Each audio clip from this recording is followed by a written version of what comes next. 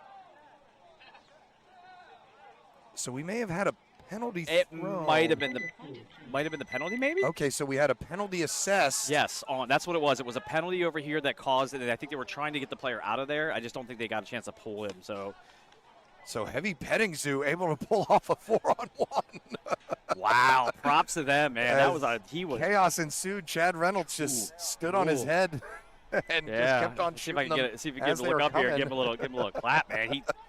I wish they were on the other side. They were, man, wheeling and dealing, baby. Wheeling and dealing. Heavy Petting Zoo's in Xball with Ripper Crew now, as Ripper Crew's trying to figure out what just happened. Screaming at each other, like, we're in Xball, we're in Xball. Well, so from what I saw, I guess let's go to the telestrator here, Alex. It was Chad Reynolds hanging out right here. Oh, whoops, wrong button. Wrong button. Yeah, hanging out right here, and I put it on the outside because that's really where he was. We had a snake player coming down here who ran all the way actually from this bunker and got shot right about here. And then their second snake player tries to come through, and he actually hopped over the center, and Reynolds shot him here. And as he's walking off, he's pointing at Reynolds saying, hey, he's got a hit on him, but he actually didn't, and the ref saw that and threw a flag. So they pulled the guy who was hanging out over here. I thought that was for the penalty, but I guess he had gotten shot, and because it was a straight-up one-on-one between Chad and the player that was on their side, and they said, hey, pull him too and then end the point automatically. Yes. So I didn't see, and you know what? I was too busy. Over here. I was too busy watching that corner as he was, and I didn't see the penalty for the talking actually. So that was good. So an interesting way to end things there. We got a little replay going. And how? Oh yeah, there's when the refs called the player out on another team, he walked off and then came back on the field and hit the buzzer. Someone got the point. Relentless. Did we watch Relentless? No, so that was going on the field too. I saw Craig mentioning something and Mewborn talking about something. I wasn't there. I'm not going to comment. I will. I think it's BS. You have the right call. I don't know. I can't say it either. Hype train going on. Woo, let's go. The refs hate Relentless. They dog them. I'm telling you. I feel like every team that loses a match. The refs don't hate anybody. Yeah, I feel like every team that loses the match. Now, what I will say is the refs may know of a certain member, and I can't speak to this if this is true of the Relentless, but there are certain players that they know that can be intense or somewhat difficult. The refs are aware of that, but they don't. I don't think they hate anybody. They want to get the job done. I gotta say this too, because I know the refs that are over there. A lot of them, this is their first time reffing over there. First time reffing, So again, I don't know if they necessarily hate anybody, from a ref perspective, but so. Potentially a Relentless fan or maybe even a Relentless player voicing their frustration. He's actually sitting down here typing as he's staring at me, very upset. Leave us alone. Oh, jump over the top there, trying to hit that guy. And so a big move up the center. And we're going to have a major penalty assessed on John Brown, who shot the player who ran past him after he got bunkered. But there will leave at least one alive here for Heavy Petting Zoo in the back of the snake. I thought it was going to go the other way. I thought he jumped and shot the guy, and he ran through and shot. Well, we're not under 60 seconds yet, so it's not an automatic swing point. And Reynolds and the Ripper Crew player are going to mutual, and Ripper Crew, I think, only have one body. Where's he going, though? I don't know. We get the 60-second call. I'm not sure if York is aware he's the last one left. So he decided to just go grab his pod. Is he out, though? Maybe he got pulled? Is he eliminated? I don't know. He's turning his gun off. And I think we have a no point as soon as he walks off the field. The refs are going to hit the button. And, yeah, Kutchi was watching him. I don't know if York knew. Yeah, I think we caught that right. He was not out. He walked off. He wasn't out. He walked off. Yeah, Kutchi just pointed to. He was still alive. I don't know what happened there. So he decided that they just wanted to eliminate him, I guess. Kutchi to look here. We were thinking the same things, and we were right. That guy was still alive. I mean. So Ripper City yelling at some people. Yeah, he was the last body left, and I guess he thought maybe one of his teammates had already hit the buzzer. Tell me you play D4 without telling me you play D4. I mean, I know they're probably a young squad, but that was, I mean, now it's, you got 40 seconds left and you're down by 3. You could have been down by 2. I'm not saying it was a definite thing, but I don't know what that was. Dan, the man checking in. He's going to go check cameras real quick so here. That was a bit odd. Odd to say the least, my friend. Yeah, I've never seen that before. Always something new, Eric, over here, you know. So. Well, like I said, he ran back to get his pod. Like I was like, okay, oh maybe he was shot and he's just gathering his belongings. But no, we confirmed with the ref. No, I never called him out. So twisted ending here, and it's a no point actually. So yeah, you got to start at the same box. But yeah, the major penalty was assessed on John Brown, who ran up to the center 50 brick there, and then had a guy run through on him, and he did turn around to give him a little love tap. I just saw he jumped the box and shot, and I was like, oh, did he get him, you know? Yeah, that's why those points can be tough. Yeah. Now, had the 60-second, the 60-second hadn't happened yet, so that's why there wasn't an automatic swing point. They got lucky on that. Yeah, because it was coming. It was like 5 more seconds, and it would have been it. Then you wouldn't have to worry about the guy walk out of the field. No need to hit the buzzer. I will say that last year I saw the greatest jump shot in the world, and it was our own John Atkins in Europe. He did this jump shot and got this guy on the 50, and it was pretty epic. I was glad I got to see it in person to verify his story. Those things rarely work, but when they do, it is one of the cooler things. Even he said the European rep was even like, that was pretty good. As Snake Runner of Heavy Pettings who gets shot, James Bauer getting clipped out as well. Here come Ripper Crew. They're pinned at the home. Oh, the home player is going to go out. Is that? Yeah, Zobrin and the 50 brick player are going to mutual, so we got ourselves a 3-on-2 here with Ripper Crew pushing that dropping another body. So I think it's just it is a 3-on-2. They have a Snake, Dorito, and Snake stand up. The last 2 remaining Heavy Petting Zoo players and Reynolds and Pope just holding fast. Whoever that is in that Maya that's towards the Snake side needs to get out of there because you're going to get pinched out real fast from that 50 Dorito. Well, they're just in stand-down mode, so that's going to be it. So Heavy Petting Zoo with a larger margin than they probably deserve, but they're going to take the win against Ripper Crew. That's right. And we'll be going into the next one here as it will be War Dogs taking on Ironclad, and Corrupt D4 will be going up against Salt. As we'll finish off that bracket of teams, and then they'll head over to Field 2, and then the other teams that we're playing over there will come on over here so that they can get some webcast exposure as we continue the D4 edition of the 2026 Killsquad Open. Eric and Josh here with you all day and all night. Hopefully not night. Live don't you put that evil on me, Ricky Bobby, all right? Live from NR Paintball in Severn, Maryland. Back in just a moment.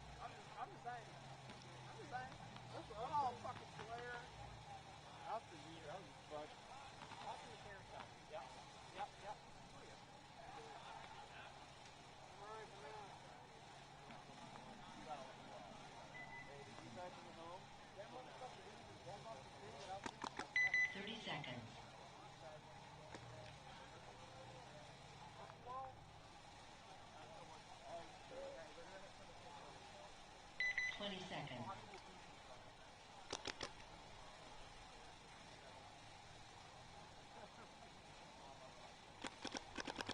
10 seconds.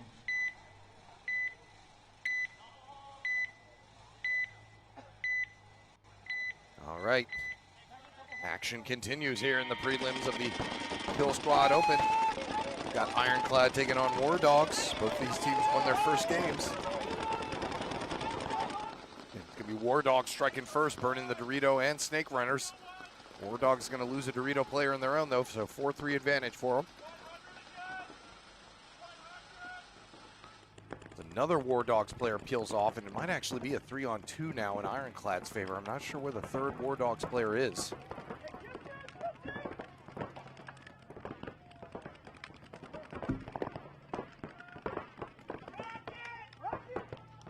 So yeah, I think it's a 3-on-2 here between Ironclad and War Dogs. Get some intel gathering, so the last player, as another player walks off for War Dogs, leaves it to just one player left here in the carbon stand-up behind the snake. The player that didn't hit the buzzer for Ripper Crew, he thought the ref called out somebody right next to him, and he thought that he had been called out too. And so that was the reason why he didn't go hit the buzzer, but he was mistaken. That's what I figured happened. I either thought that he thought one of his teammates was taking care of it, or that a ref had called him out, and it was the latter. So Ironclad trying to finish this 2-on-1 situation here with last War Dog player in the center of your screen there. Doesn't really look down too much in the snake. Toy for Ironclad is waiting patiently, but he's not going to have to wait much longer, as last player left for War Dogs gets taken out by his teammate. And it will be Ironclad on the board first.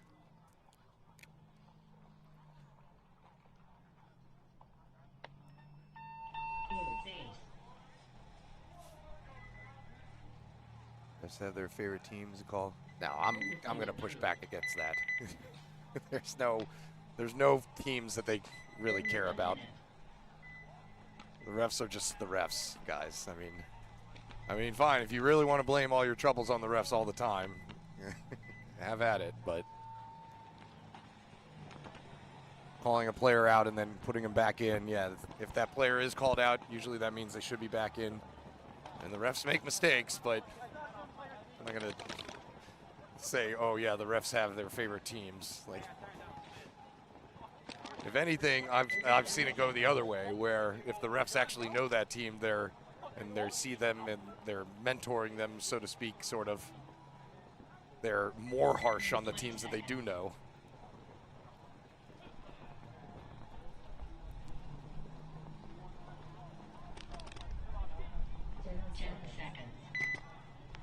All right, so going up against it, Salt lost their first one, will be taking on Corrupt D4.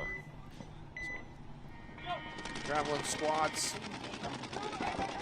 trying to either get things going or keep things going. Corrupt to have Freddie Gomez back in the snake again for them. Here comes Salt, moving and shooting up in the center. Something's got to give here. Who's going to see who first? Salt have a player in the mini wing on the Dorito side. Be left exposed if Gomez is able to get into the next knuckle. He's got company in the snake, though, as Salt have entered the snake game. The 5-on-5 ball game continues.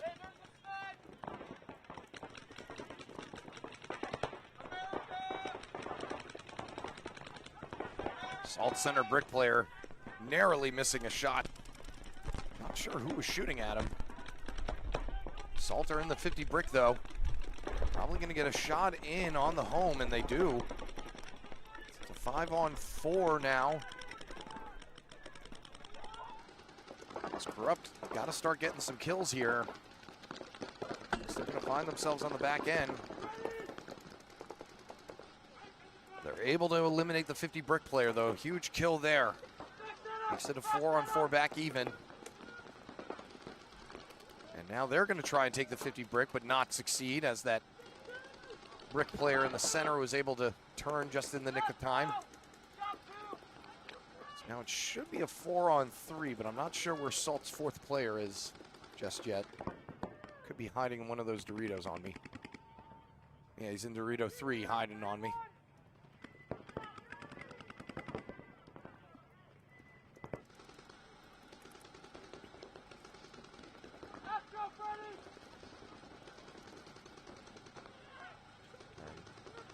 And a shot on the inside gets the brick out. A shot there by Freddie Gomez makes it a 3-on-3 straight up. Gomez trying to coordinate things here from Snake 2. Salt, Snake player, still trying to dig him out of there.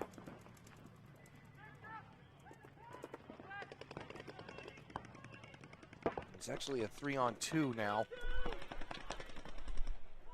Corrupt D4.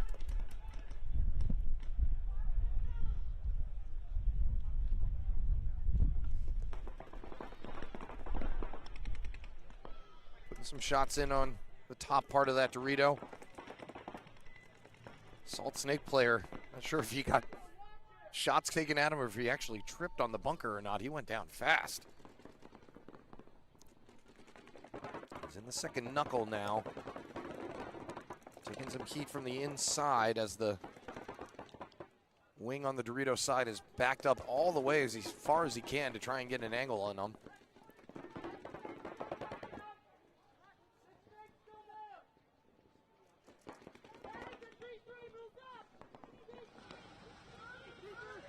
Now he's in the 50 brick. Gomez is not able to see him until he almost gets shot by him. 50 Dorito brick. Getting a little overzealous, gets shot down the wire by the Dorito corner of Corrupt. So now it's a 3-on-1. Last player left for Salt. Hanging out here, sitting low. And they're going to just concede to save him the trouble of getting blumped.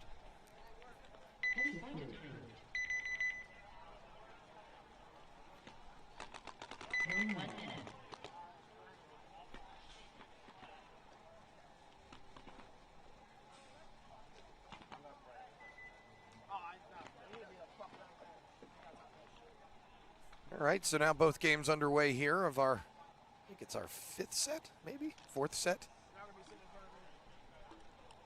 And all the teams that we've seen so far, I think it's been 8. Those teams will venture on over to Field 2 for their second half, and all the teams that were on Field 2 will be coming on over here. 30 seconds.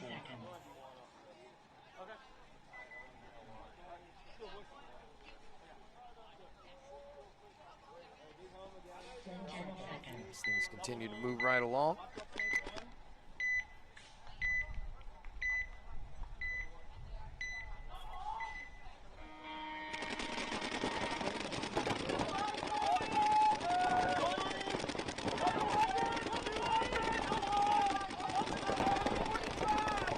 Ironclad dropped the first body.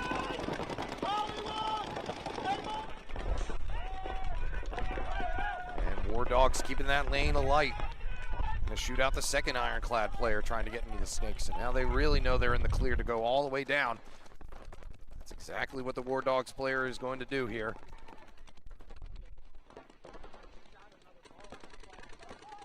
He's gonna look to the inside.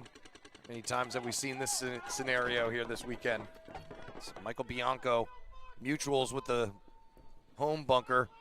A couple other War Dogs walking off though, so now it's a 2-on-1. So somebody putting in some work over there on the Dorito side or something. The War Dogs had that one in the bag. Now you've got a potentially troubling situation here if the Ironclad player, who's the last one left on the right side of your screen, is able to get the jump on somebody.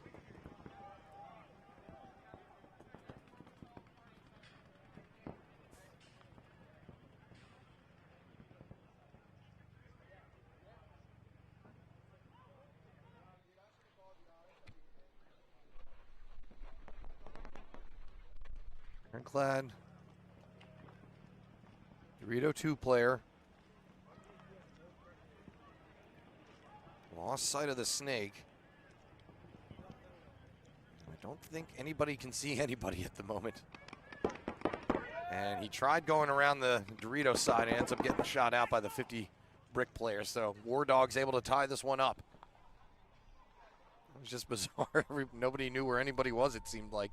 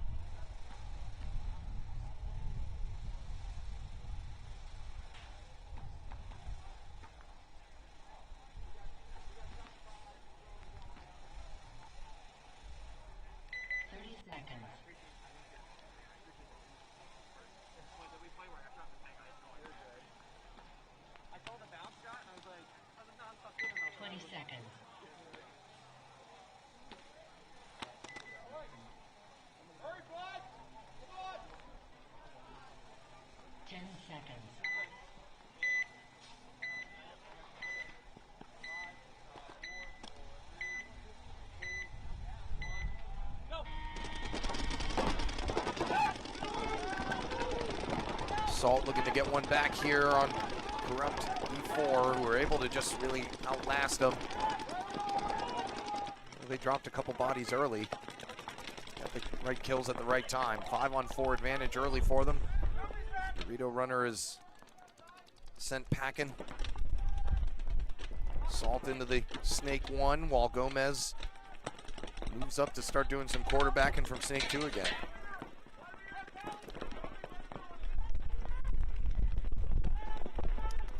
Seems to be feeling at home there. Leading from the front as a home player gets clipped out of the back center for Salt. It's at a 5-on-3. Corrupt taking a methodical approach here.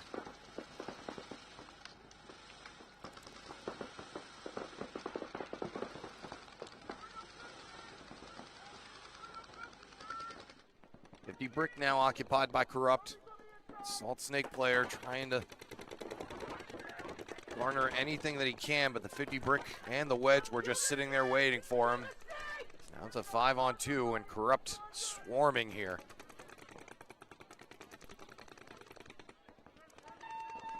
And we're going to get an early concession from Salt as they are just not able to figure out a way to get the drop on them.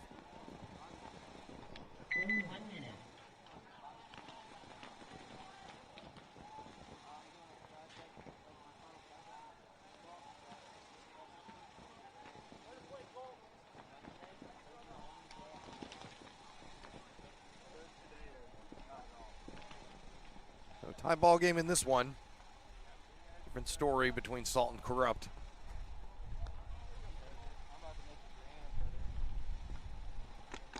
War Dogs. Almost letting one slip away from them.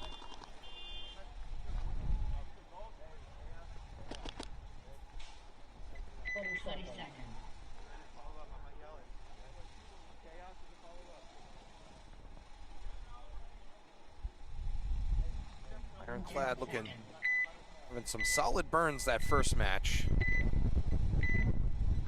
They're been able to repeat that success this go around. The Snake runner for War Dogs. Let's see if they get a piece of it.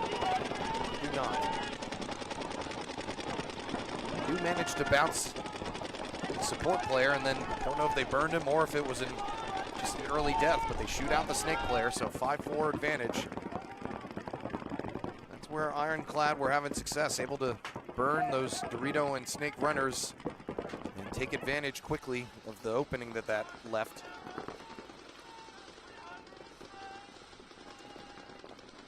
War Dogs fill the snake one, though.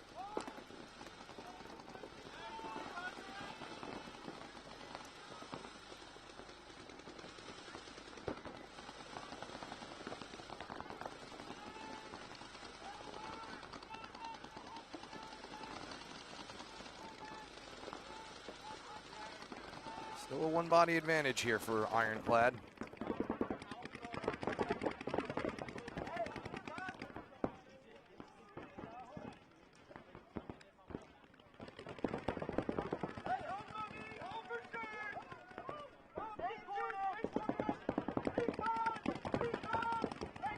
Ironclad player looking to get into that next Dorito, takes a bounce from the center can. Tough break there for War Dogs.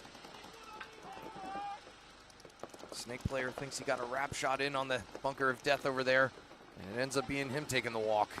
So not sure who ended up getting a piece of him. It may have been the snake down the wire as he was in that awkward propeller notch.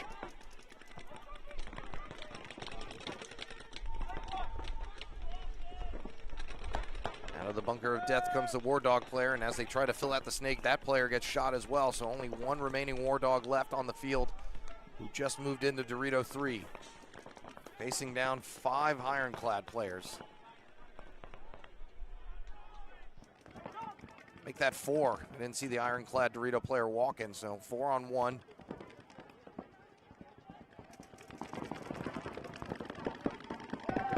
There's Poi working with the snake player in front of him, mops up what's left of the War Dog player.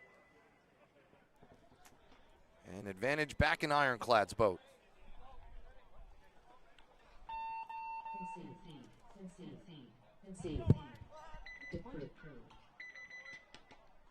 What is going on over here? I'm back. Oh, we're dropping stuff all over. Yeah, I show up here and you start throwing pens and styluses. And now you're gonna do your telestrating if you don't have your stylus. I was very excited when I left it up here yesterday, and then I happened to find it on the table. I was very excited about that. What we got going on here? 2-0. 2-0 game for Corrupt D4. Who is there a Corrupt D5 or a Corrupt D3? I'm not sure. I always wonder when teams do that. And at a 2-0 ball game between, or 2-1 game between Corrupt, or Ironclad and War Dogs. Moving right along, like I said, this is our last set of this batch of teams. About 8 teams or so, and we'll have the other teams, some other teams come on over here from Field 2. Some new faces. Yeah, so we'll see some new looks. No, we won't. Same paintball. Well, maybe, yeah. Well, you reach a point in the tournament where everybody knows exactly what needs to happen, and it's going to be a matter of who can execute. Well, especially after watching D3 all day yesterday, too, kind of seeing the bumps and bruises that happened there. Yeah, I haven't seen anything that's really been too off the wall. Seen some teams change up their routes, going from the snake, outside snake or inside snake. Thing, like I said, that's been interesting with Corrupt here is Gomez has gotten to the snake 2, and he's almost been the quarterback from snake 2. But it looks like he may have taken a shot from the inside wedge. Salt are going to lose their snake runner. So that's a big thing because of the fact that there's so much congestion in the middle of the field. Sometimes you can see around the corner, basically, and you need to be able to kind of feed that information back to your people. He's been letting them know exactly what's going on that Dorito side the whole time. They got a really good cross going here, too, with the Dorito wing kind of looking inside, and then also the snake like looking across, Gomez looking across. Right now he's down as Salt snake player is battling him inside. Yeah, he's putting a lot of paint across his nose. Looks like he wants to try and... Corruption's going to fill both back bunkers behind the snake now, so I don't know if they're trying to take the second snake, the inside option maybe, which would be kind of cool, but... Oh, the old pod. The old pod. You wasted that pod because the snake player is... So well, Gomez is going to be... Now he can go reload with it as he threw it into that bunker. Was it a full pod? Yeah, it was a full pod. And right as soon as he pops up, he took one to the hopper. Did he? And yeah. Oh, yeah, he did. Right there on the inside. Oh, yeah. No ref parallel with him at the moment. Ref needs to go check him. Yep, I feel like there's a penalty coming on this one. Well, yeah, that was a huge hit on this fucking loader. Yeah. And he was shot, so he didn't get rid of it enough, and there's the minor penalty. Yeah. And now he's looking at a, hey, who me kind of look, and he's actually kind of lucky to be getting away with just a minor. Yeah, he should have had a major on that one because, yeah. And I love how he gave the sign. He's looking at it like, what? This? It is huge. Huge. And the last two remaining Salt players going to get pulled off. So he can't have any complaints there. He's lucky he didn't get a gross major. Yeah. I mean, that happened right in front of us. I was staring at So it. the angle that I'm at, I couldn't see it, but you did. And as soon as you said he turned, I was like, oh, yeah, there it is. Okay. It's like he just took a shot. Yeah. Well, it is interesting doing this as long as I have been now, even watching the NXL webcasts. Like, I just can tell, like, oh, he got, like, without even seeing it, I'm like, oh, I can tell he got shot just by the body movements. And so to your point, I saw that with one of my guys yesterday. He got hit in the head, right? He was over in the can of death, and it was on the other side. And I saw it splat, right? And I was like, he just got hit. He came off the field and goes, where'd I get hit? And I was like, it's in your beanie. Yeah. Like it was one of those like knit beanies that it sucked in right away. But I was like, it's big as day. Like you can see, you got mohawked right down the middle. So drained into there, but yeah. But I said the same thing. I saw it splat from the backside. I'm like, yeah, he just got hit. Yeah, it's watching it from this angle. You can really tell who's getting actually shot at and whatnot. All right, so tight ball game here. It was Ironclad who were able to get the nice look. And yeah, there is a corrupt D2. Yeah, that's where I thought I had seen their game before. Yeah, they took third in Tampa. Got it. So, okay, good. Yeah, that's where I thought I had seen that before as well, and that's why I was looking, but I couldn't get any real history on the actual corrupt D4 team. So, we'll see. Lower division. Love to see sister team. I'd love to see camps like that, where they're building players up. It's the best way to one, build your own squad, and two, do the thing that we always talk about, that's build the sport. All right, so now it's Ironclad who are having a conga line to the hits here as War Dogs are in the 50 Dorito and now in the Snake and given the green light to go ahead. They 4 up or 5 up? They're 5 up, yeah. They got 3 5 on 2 here. So War Dogs looking to tie this one back up. Keeping Ironclad honest here. 5-2. Where's it? Oh, the other body's in the corner, or? Well, nope. Now it might be a 5-on-1. Yeah, now it's a 5-on-done because he got his hand up. Like, yeah, please let me out.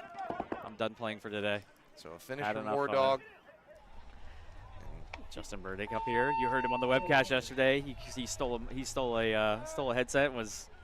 He knows not to do that again. I know. Listen, I can't stop him. He's like. How dare he? He's like 40 feet tall. Like, what am I supposed to do? Like. So that one all tied up. Meanwhile, Corrupt D4 thinking they got a max potential in their sight. And I think they maxed their first game too. Is this yeah, I was gonna say we haven't had a ton of maxes on this field, right? No, I mean, so it'll be interesting to see. I do believe it was them that who maxed out their first game, but let me check on that. Corruption D4 on this side. Corruption D4 on this side, and yep. Nice, we got some scouting going on.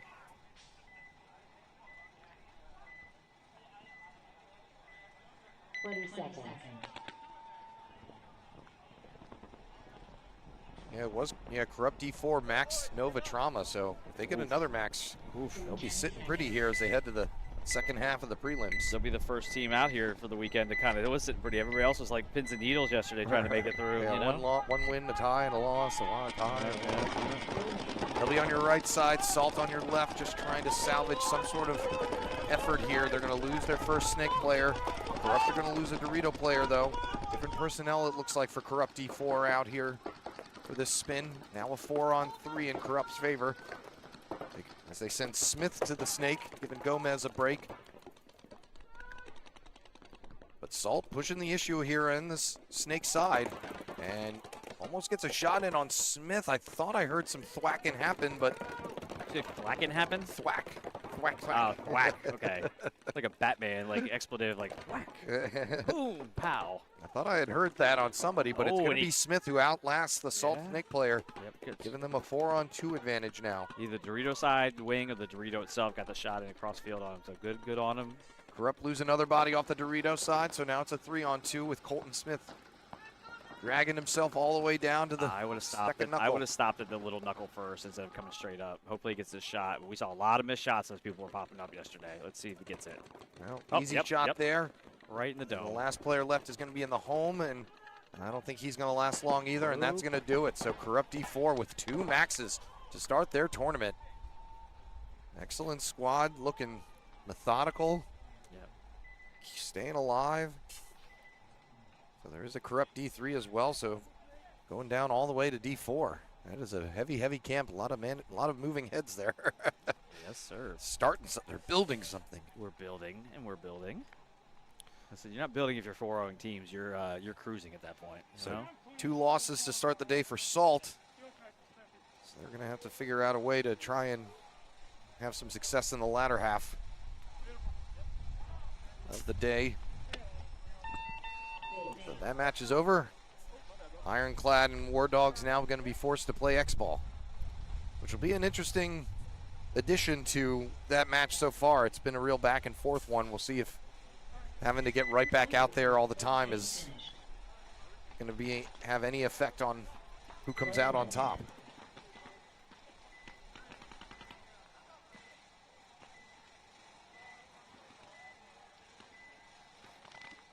Not much time left in this other one either. 2 minutes and 20 seconds.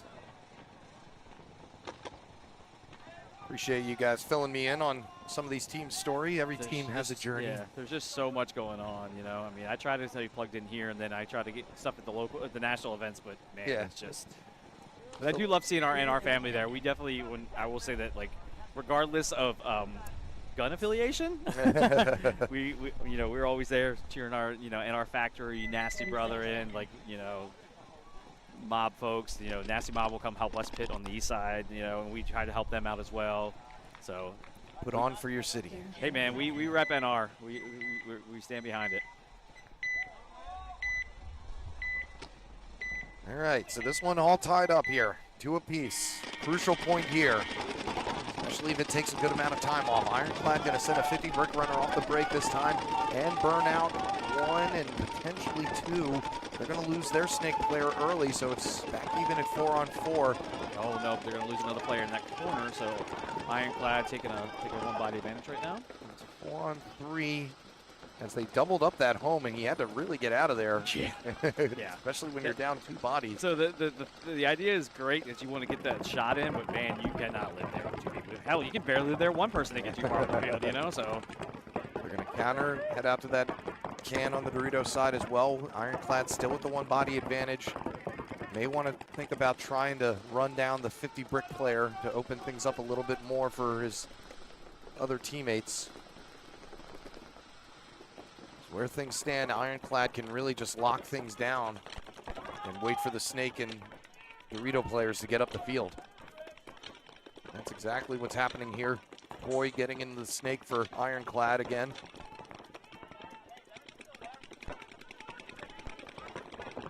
Looking to get a shot across the field on the Dorito corner. Ironclad players doing a really good job of staying disciplined in that brick, trying to hold it down. Now we get the 1-minute call, and it may be prudent for War Dogs to more just hope for a tie here instead of letting 1 more body come off. Trying to get a bounce shot in on Toy. Nice snapshot there. May have taken 1 to the chest. Did the War Dog stand-up player? Either way, he is feeling the heat right now. Oh yeah, he's living tight now. He was living. And he does shoot him from the inside just as he loses his center brick player. So it's a 3-on-2 now. Nice battle skills there by Toy. Gets him down into their side of the Snake. He takes out the home bunker, but he takes a shot from the can across the way. Now no, that actually bounced off the propeller and got him. Actually, did it? Okay. Yeah, because he was using the stand up here, and it came off the propeller and got him actually. And so the War Dog player running him down gets it, or getting run down gets the player who was coming to get him. So now it's a straight up 1-on-1. Oh no, he's out. And he is out, but only 5 seconds left to play. Ironclad player has to hurry. I don't think he's going to get it, and he is not. Unfortunate for Ironclad. That's a rough one. Have to deal with just the tie. So that's a rough. That should have been a win for Ironclad. You know, I'm actually, but I'm satisfied with that. That's a tie is well deserved from both squads on that one. They really went back and forth, and they were both evenly matched teams, very similar in their execution and game planning and everything like that. So. Are you one of those guys that, like, I just hope both teams have a good time? Yeah, I always hope that. You know, I want everyone to feel like this is a great place. I am too. If anybody knows me, I'm All right, so like I said, that's going to end it for that batch of teams. We're going to see some new ones out here as we get things started in the second half of the prelims. Coming up next, we're going to have Mud Dogs going up against Nasty Mob D4, and then MB55 going up against Bomb Squad. So don't go anywhere as we continue the Killsquad Open, first inaugural event of the 2026 NRXL season, live from NR Paintball in Severn, Maryland. Back in just a moment.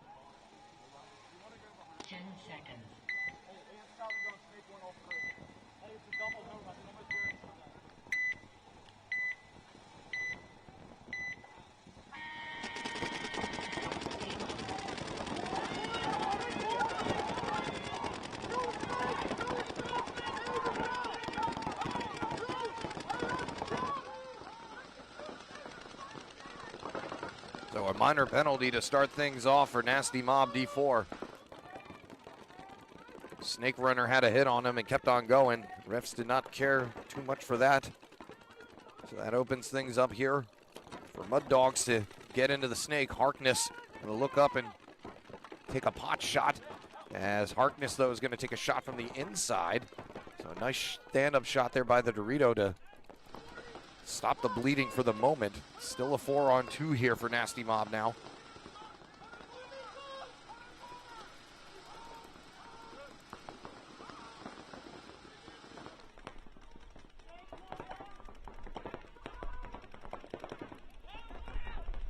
As Mud Dogs look to figure out what the best way is to finish things off here. That's Leafy checking in. Getting that big tall body in the snake. Not sure if Bobby Boucher is playing today or not.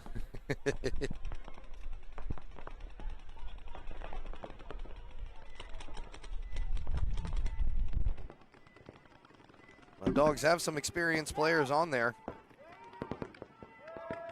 Leafy is definitely one of them, but Nasty Mob going to lose another body, but take another body. So 4-on-1, excuse me. I thought that the Nasty Mob player thought that they had shot somebody, but they did not. And that's going to make quick work, and then we'll get a concession. Kind of Surprised Nasty Mob took that long to concede on that one. Once they saw Leafy had gotten all the way down to that side of the field.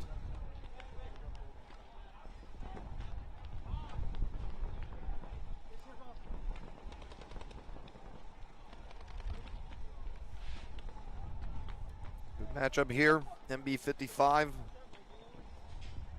going up against New Jersey Bomb Squad. Seen a Bomb Squad team dip in and out of the different NRXL divisions every so often. Bomb Squad still a thing up there. MB55, a lot of new faces I never called before.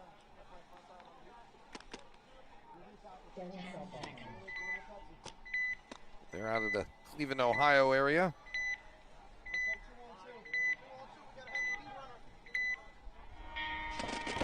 Played in Tampa as well. So a young team here. Getting their feet wet as we're going to have a minor penalty assessed on New Jersey Bomb Squad center brick runner. He's got shot and not made an effort to get out. So MB55 striking first here. 5-3 advantage. Bomb Squad in the snake though with Vasquez. Support player in behind him. 55 breaking out to even things out a little more on the Dorito side. Not sure where that fifth body is for MB55 at the moment. May actually just be a 4-on-3.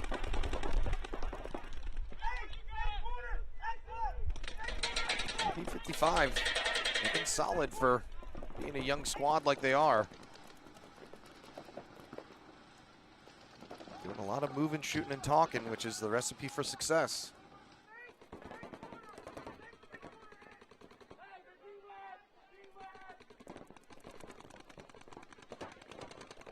Vasquez is staying plastered on the inside, waiting for a Dorito runner to get into his gun lane.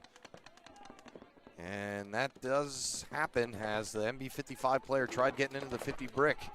Gets taken out, and a wedge player getting taken out as well. Big move down the snake wire. Takes out the snake player with him. Makes it a 2-on-1 now. As the last remaining MB55 player in the carbon stand-up behind the snake. How many times have I said that this weekend?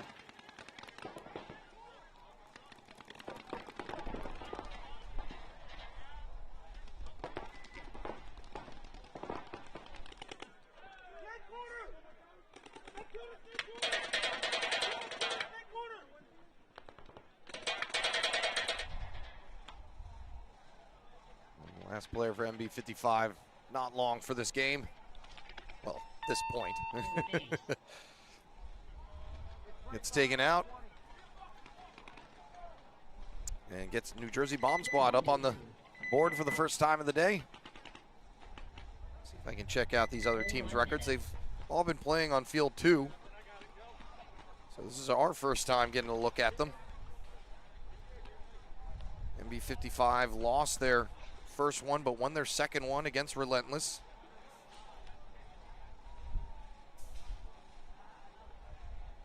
And New Jersey Bomb Squad, in the meantime, it's like they tied Relentless and then beat Nova Secrecy. So they're sitting at a tie and a win.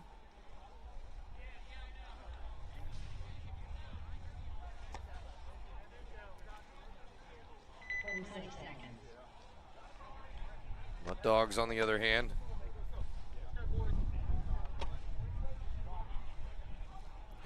got maxed by Sharks and almost maxed by Nova Outcasts. So they got to get something started against Nasty Mob. Handled them pretty well that time. All right, Nasty Mob and Mud Dogs. The SC LSU Mud Dogs. I already made the Bobby Boucher joke. Yeah, it's okay, I missed it then. Going to the Bourbon Bowl. Nasty's able to shoot out the snake runner of Mud Dogs, who frustratingly is walking out. Has not been a easy morning for Mud Dogs as they lose another 2 players. So it's a 5-on-2 now in favor of Nasty Mob, who are looking to get one back on Mud Dogs. Another player taking the walk. Oh, he shot him in the hand. He has his hand out. Slap hands. Their white flags are no match for our guns. You've been to France. I should say that Gerard's going to come over here and beat my, you know what, our French rep. Anybody goes to Europe knows Gerard. He owns Paintball Garage. If you ever get a chance and you want to follow somebody funny on social media, he's got some pretty good ones. So Mud Dogs were looking good that first point, and then looking at their record right now and checking in on this last one, I can see that there are some weaknesses there. Seem to be having some trouble getting acclimated with everything. Getting it going. Nasty Mob able to get one back on him.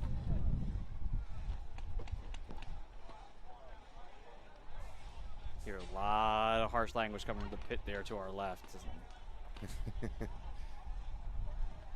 And Mud Dogs trying to figure out what's going on. And we thought that Richie was coaching War Dogs, but it turns out it was Mud Dogs. Mud Dogs. And sure, he's trying to figure out exactly what they can do better. So we got NJ Bomb Squad, MB55, NJ Bomb Squad, a 1-0 lead. Lots of time left, 7:54 on the clock.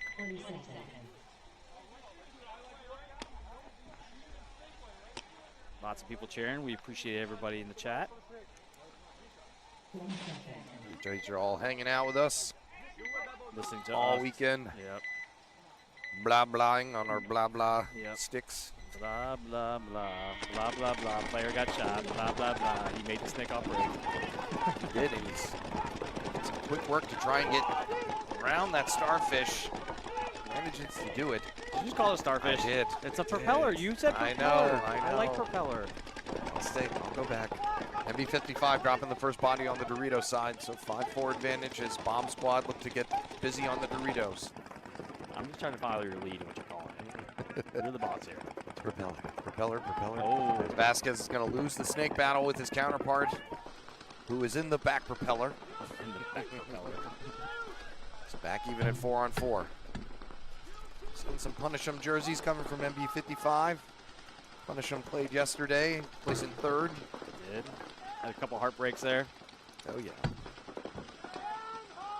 MB55 from the same general area out in the Ohio, Western Pennsylvania vein. Tell you, if you're living in that area, it's not a far drive here. You got lots of options because there's a couple of tournament series going on up there, and you know you're going to have the Ohio series come in for NXL. MSXL goes up there every so often, I believe. And Dover's not far of a drive. So yeah. Phil out there for Bomb Squad. Bomb Squad. Is that Bomb Squad or is it? Yeah. Yeah. Filling back now. Or yes, yes, MB55, isn't it? No. Nope. MB55 is on the right. Bomb Squad on our left. I do that to myself before every point. Yep, and I'm confused. I screwed it up one time last time. And a nice move there from the snake player. That's another kill for MB55. Makes it a 4-on-3, and he's in their kitchen. That style is pretty good too. Instead of stopping, knowing that where you got the players at, just go ahead and make the jump and get into that move. And we're gonna have a snake battle here though, as Bomb Squad now crawling into the propeller. Shadows gives him away, so the MB55 player able to back off. Close quarter combat here in the moment. Yeah. Player decided not to fight that fight, but he takes out the Doritos. Good cross shot. Good job. Nice, curious snake player who's looking all over the place. How it is. The snake player, all the angles. They want to fight down the snake every time, as opposed to understanding that those cross-field shots are there. Take them first. Easy kills. Well, he's also just not getting lackadaisical and staying one side or the other. He's wheeling and dealing. That's for damn sure. But that Dorito side needs to push up now. See, yeah. Maybe gone a little bit too far. Well, he does take him with him, so a nice, still a good effort there by the snake player. Now it's going to be a 2-on-1. Dorito player. 5, yeah. Going all the way to the 50 Dorito and taking out the last Bomb Squad player. And ooh, taking a few extra that were definitely intentional. You're saying that was not accidental. And that was on Jameer Bailey, who took 3 to the chest on his way to the sidelines. Not pleased with that. No. So we'll see if Bomb Squad have a response. As of right now, things are all tied up. What kind of bomb squad are they? The kind that throw bombs or the kind that disarm them, you know? I So. don't know. Yeah, that's a good question. Well, I asked because, I mean, if they're going to have an answer to this, they could really come with the heavy ordnance. Hey, they do both. Yeah, they do both. Doctors make the best poisoners or whatever the saying is. Is that a saying? I've never I heard don't know. There is some sort of saying that brings across that point, but I can't recall it right now. It's very Hannibal Lecter, like Doctor, you know, Never. the serial killer. Dr. Hannibal Lecter. People keep offering me microfibers to clean the glasses. I'm like, no, I'm keeping it. Badge It of honor, baby. looks sick. Yeah. Do we do that? Is that the next Clean it off my generation of son, like yeah. the pit vipers? We design ones It's that like have splatters on them. Yeah, like torn jeans. Yeah. Or like the bleached ones, faded. Yeah, you know? faded jeans. Yeah. Acid wash. Why not splattered, dirty sunglasses? Depends what that splatter is on the sunglasses there. Leafy gonna take a big jump out to the Dorito side after losing his Dorito runner. Nasty Mob though have gotten into the snake, as have Mud Dogs. Mud Dogs pushing up the center as well.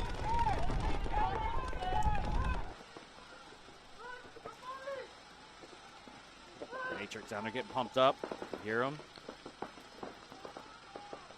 Both teams chattering back and forth. Haven't heard any formulation plans as of yet. Mostly just position calling.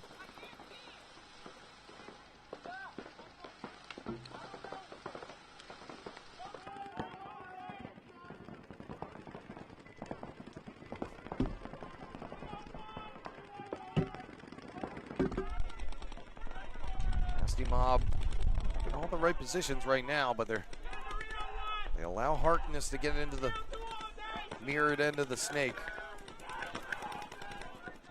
David Harkness over here.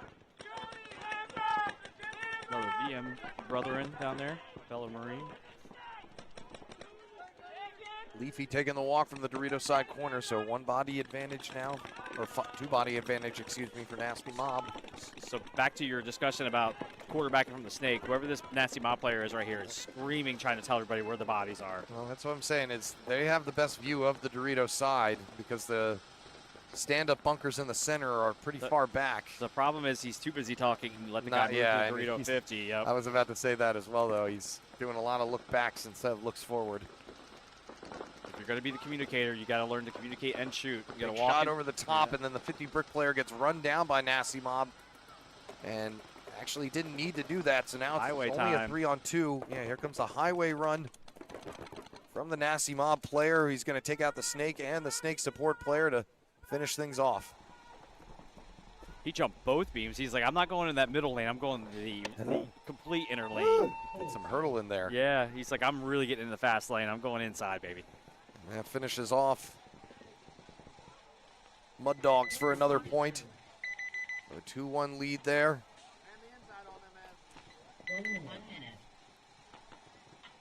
All right, so 1-1, MB55, Bomb Squad. Well, the teams that we saw earlier will be playing on field 2 right now. Coming up next, we're going to get our first looks at Sharks. Baby Coached Shark. by Henry Sense today. They'll be taking on War Dogs. I can tell you the Or, Sharks. excuse me, Irregulars team 2. Tell you, Sharks been putting a lot of work in because we've been practicing against them. So Yeah, they have vastly improved. Yeah. And they are from the beginning of where I've seen them. They were playing D5 5-man for the longest time. Oh, yeah. And then we're going to have Relentless come out here going up against Nova Secrecy.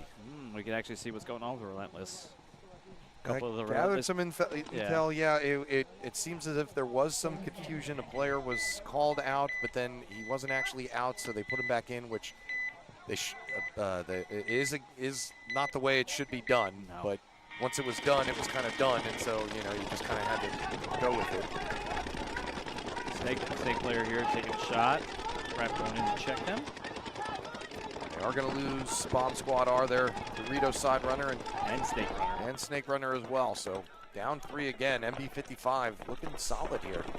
It's another young squad that's been putting in the work in the D5 division and now are making the jump, but certainly not looking like a D5 team. No. I mean, not even just because they're winning, but just because they're Just the way that they're just doing the movement. it. Yeah, I was kind of looking at that too, like watching the guys move and go, okay, that's not typical D4, D5 movement. Yeah. They're moving pretty smooth. So and sometimes that's the difference between like the way you watch the pros move and how smooth they are moving into bunkers and stuff like that. That's what I'm seeing right now at MB55. So kudos to that. Daniel Morgan in the snake now for MB55, taking time off as a spy for the Revolutionary War. What? It's a history buff joke. Oh, okay. I didn't hear Daniel Morgan. Oh, was, okay. I didn't hear his yeah. name. I was, yeah, okay, got it. He was a, I thought I was like, whoa, what? He's a spy? Like, yeah, why are we a broadcasting general that? during the Revolutionary Yeah, War. I'm tracking that one now. No, Yeah, I did not just burn him. No. Well, you know, funny, my mind goes there right away. Like, dude, Eric, you blowing secrets up here or what? Yeah, so. Nice wrap shot on the home from Morgan there, and they're also on their side of the Dorito. Jameer Bailey was the last one left, and so they're going to go ahead and concede for him as he walks off shaking his head. Bomb Squad with no answers right now. Nasty Mob, Mud Dogs, 2-1 right now in favor of Mob. 5 minutes left on the clock.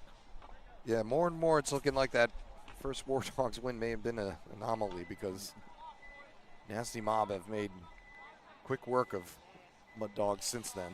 Well, I also wondered, Mob's got a ton of like people they brought on for this one. You could see there's some jerseys being kind of passed around and stuff like that. I'm just wondering if they had to need a little bit of gelling to get started because I don't think this is the team that's been practicing with them as coming out here and playing with Mob and seeing the guys. Yeah, they put the word out that they were looking for some more players to help fill this squad. Nasty Mob yesterday had a rough day in the D3 division. 10 seconds. Giving a chin strap warning. Dude, we lost a player on a semi-pro match without a buckle, and it was terrible. Gonna buckle it. Gotta buckle your seatbelt, folks. Strap in. I'm strapping on. Grant getting a little bit quicker to work here in the snake. Mob sending somebody to the inside snake off the break. They also have D3 right now, too, and he's there very safe. He's shooting his own player. Oh, no. He saw his player Yeah, get you hit. did. He tried to get him out. There. Yep, well, what are you going to do? Seen that trick work a couple times just to try and get them to feel it, but not going to be able to do it in time, so a minor penalty assessed on Nasty Mob. The Mob player's having gun issues, went to shoot, and the loader jammed on him. So Brandt taken out, getting it from both sides. Well, really only one side, from the inside snake and the Dorito. And I think they're going to lose their stand-up snake player as well, so it's a 4-on-2, Mako Mesa. Oh, big run here for Bomb Squad. Or excuse me, Mud Dogs. Mud Dog yeah. down the center. Take He one. bunkers out that Dorito player. Snake player is still alive for Mob. And actually that snake stand-up player, he was still alive as well. That's Anthony Taylor, and he had to try to dive to get out of the way of Mako Mesa, but Mesa able to put the hurt on him. Now we down to 2-on-1 here. 3-on-1. 3-on-1. Yeah, I was gonna say, I heard another shooter. He's waiting. Just a matter He's of having time a gun for issue. He's Mako. having a gun issue too. That's the other problem. Well, and I'm gonna stand back here. Oh, again where are my because glasses? Last I'm time it putting mine happened. on, Yeah, yep. last time we had this Glasses on. situation, I ended up with a Yep, glasses face on full here. of I'm paint. gonna stand next to Alex a little closer. Please don't mind me. Getting out of the Mako's line of trying fire. to find that last body. The snake player's hoping that he can. Oh, get him was that a second team guess. kill? A team kill by Neil LaBelle. Oh, Shoots man. down Mako Mesa, and Oh, he man. doesn't know that that snake player is still alive in there. Oh, he gets a sneaky kill, but he stands up. Oh, What he are you doing? missed him. Oh, he missed him. The shenanigans were afoot. I wanted Neil to get his I did comeuppance for too. killing Mako. I did. Oh, that's unfortunate. So Mud Dog's able to bring one back. and 2-2 tie ball things game, up. yeah. Well, it wasn't pretty, but it was entertaining. I wanted him to get him. Justin Burdick's up here kind of scouting. He's just shaking his clip- oh, you head. did Just clip that shaking out. his head. Here we go. Right there, I thought he had him. I think it's because he went behind Mako. He did. And so that's the only thing that saved him, because otherwise he wasn't going to be able to shoot him. But he had to run around Mako to get to the buzzer. I would like to say he did it on purpose, but it was not. It was just a coincidence.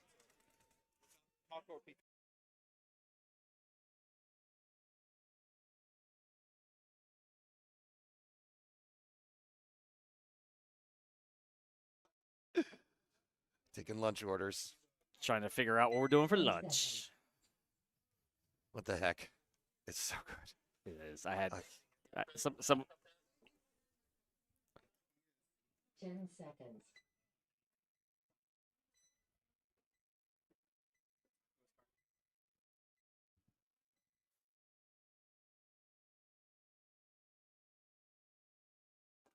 All right, same thing as yesterday. Let's run back those carnita, those pork quesadillas. Got it. And the man taking care of his crew up here, we very much appreciate it. Bomb Squad in search of answers here. MB55 been playing some solid ball so far. Snake player. You know how it is. Morgan getting shot again. You don't take care of your people. We'll start bad mouthing you up here. That's the only thing we have. It's the only weapon we have.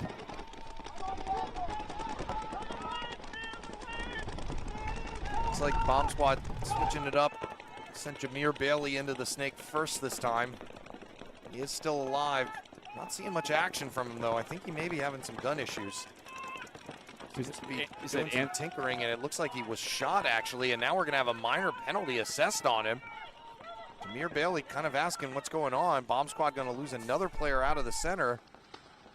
And Bailey is gonna wanna head to the start box here, so we're gonna have another minor penalty assessed on Bomb Squad for staying out here talking on the field. Jameer Bailey trying to do some arguing, but it's just getting him in deeper and deeper water for his team. As another player is pulled out. To get this player out, though. And the last player left now for Bomb Squad on the Dorito side. Oh, he gets hit in a loader just at the end. He shot another body from the Dorito side, but then he takes one in the loader. So MB55 is going to pull this one out. And Jameer Bailey in the pits. It's hot. Now, what I think may have happened is he had an old hit on him. Whose fault is that? And I think that that's where his frustration is being vented. But, I mean, whose the ref fault is doesn't that? know what is old and what is not. Yeah, whose fault is that? Because he was like, nobody shot me, but he could have had it. The ref's not going to just throw a flag just to throw the flag. Well, I got to tell you, too, there was a couple friendly fire incidents that came off the box yesterday we saw. So, yeah, I mean, that could have been knows? a factor as well. Hey, man, it happens. It even happens in the pros. I see it happen every once in a while there where it's just a, you know, coming off the box, you're swinging the gun, pull the trigger by accident, shoot your teammate. We saw some friendly fire action in the last match between these two who are all tied up now. Hey, Nam, you have that same problem too? Dude, I think about Alex all the time, you know? So, big shout out DJ Nam out there. Friend of ours. Here we go now, all tied up, nasty mob. Seemed like they had war dogs against the ropes, but let them get back against them. Mud dogs. Too many dogs, too many Novas, too many freaking killers and bombs and all that. So if I put another team in ever again, it's going to be the Nova Dogs. The Nova Dogs. Nova Dogs. Yeah. Kind of like the Diamond Dogs. Corruption. Northern Virginia. Nova Corruption Dog. Nova Dog Corruption. Big runs coming up the center from Nasty Mob. He gets hit on the way in there, though, so now it's down to 3 bodies. Mud Dogs looking like they want to come out ahead here. Hell 5 yeah, on 3. They do.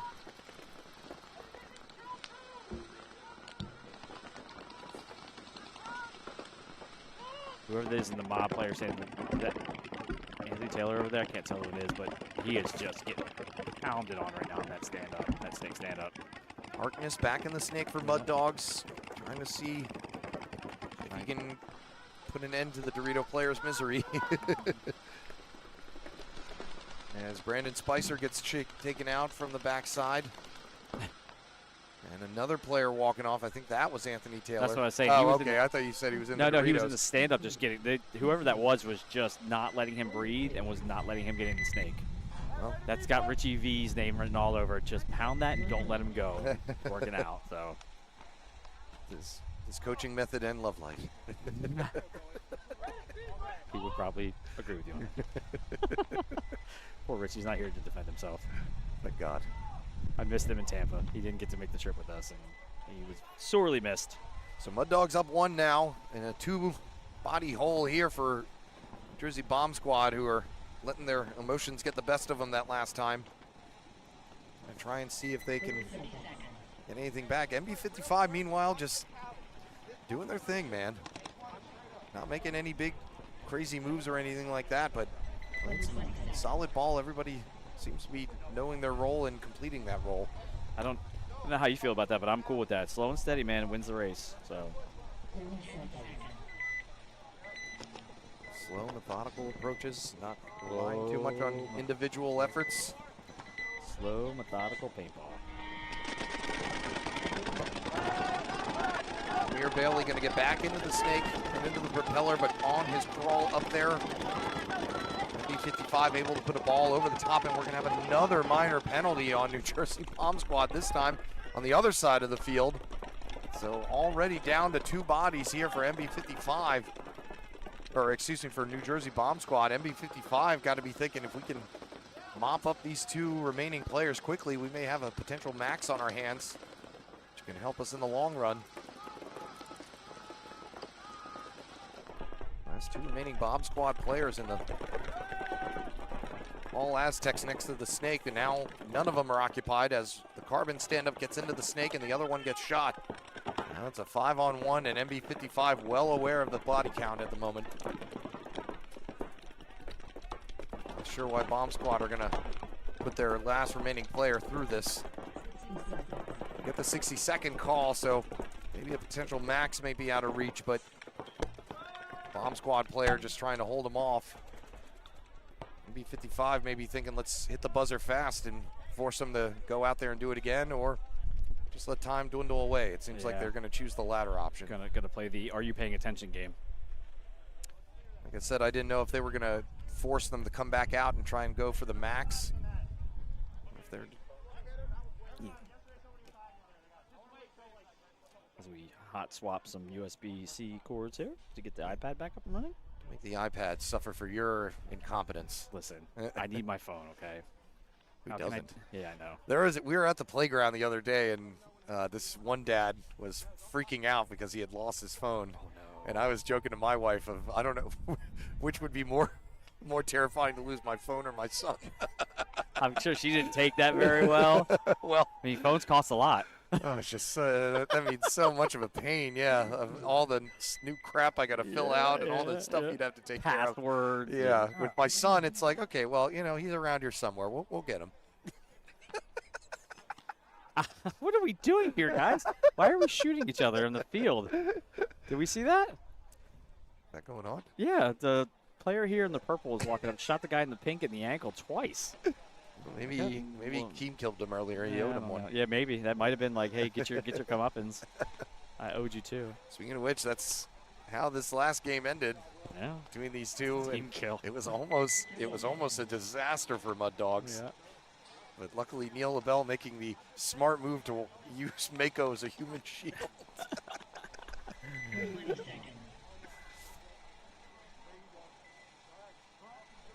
They are friends. What are we talking about? We're the two. Oh, that's me. That.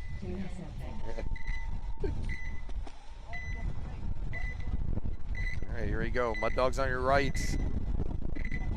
Nasty Mob on your left. Mud Dogs with a 1-point lead. 2 minutes to play. Nasty Mob got to get going. They're able to burn one off the break and shoot another. Now a 5-on-3. Paul Pickett calling him a snake. That's exactly what I was thinking. It says Pickett, but that's not a Pickett. That does not look like Paul Pickett. That is not a Pickett. But he gets himself 2 kills, so Yeah, Paul he Pickett does. will Yep. take credit for him, as Leafy is the last one left now. Gonna win that battle with the snake, but War Dog's gonna go ahead and just concede to try and make the next point a real one. 1:30 in the clock, so. And Richie was thinking, hey, if we're gonna have to battle for What are we 1 doing? point, let's. What are we doing this Up one it with a again. 3-second? A 3-second point? What the? Well, it may just be going back to it, and then Got they're it. just Got gonna it. run Got it it. through. I just saw it run. Yeah. Okay. I saw it pop up. I'm like, what? So they're technically kind of in Xball here. They're gonna have to hop right back out.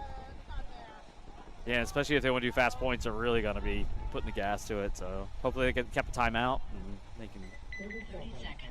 Coming up, we're going to have Sharks going up against the Regulars 2. Speaking of Sharks, you see who's in the booth up here with us. We got Henry Sent, Yeah. who's coaching them. Then Relentless going up against Nova Secrecy, being coached by Kenny Frank today. The stoic And Henry the Regulars, Team 2, probably have some players yesterday played on Team 1 and suffered the ultimate heartbreak of heartbreak, having a dirty hang knock them out of the finals. So looking to see if they're able to get some good moods feeling back. They're 0-2 right now, and they got maxed by Nova Outcasts and Nasty Mob, so hasn't been a good run so far for a regulars team 2. They played yesterday, right? Yeah, because we put regular. Well, they have 2 regulators. teams. Yeah, regular and irregular. A regular, yeah. Maybe we'll make the Nova Dog Regulators. And Relentless, also known as the dog catcher, will be out here with a tie and a loss so far to MB55, so having a rough start to their day as well. Apparently there's some controversy surrounding that. Controversy? Nova Secrecy, though, lost their first one to Bomb Squad and then got maxed by Youngstown Dimension. So Kenny Frank gonna have to get the guy, get that team in line here as they look to gear up against Relentless.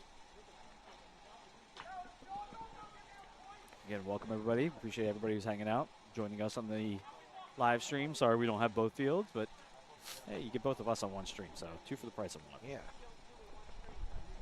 That's Mob's coming out. That's why I came out here and smashed all the cameras last night. I want Josh in the booth. I was wondering who that was. I thought it was just a really, really rambunctious raccoon last night. So not far off. That'd be a great team name too, Rambunctious Raccoons. Oh God, just stop. My wife and I have a running list of like cool band names. So like whenever somebody says something like that, yeah, we put it. I have band a list. Band name. Yeah, or a song title. Especially as a kid that grew up in the '90s and the 2000s, you know, and every band was Panic at the Disco, or you know, like it was a sentence for their name. So.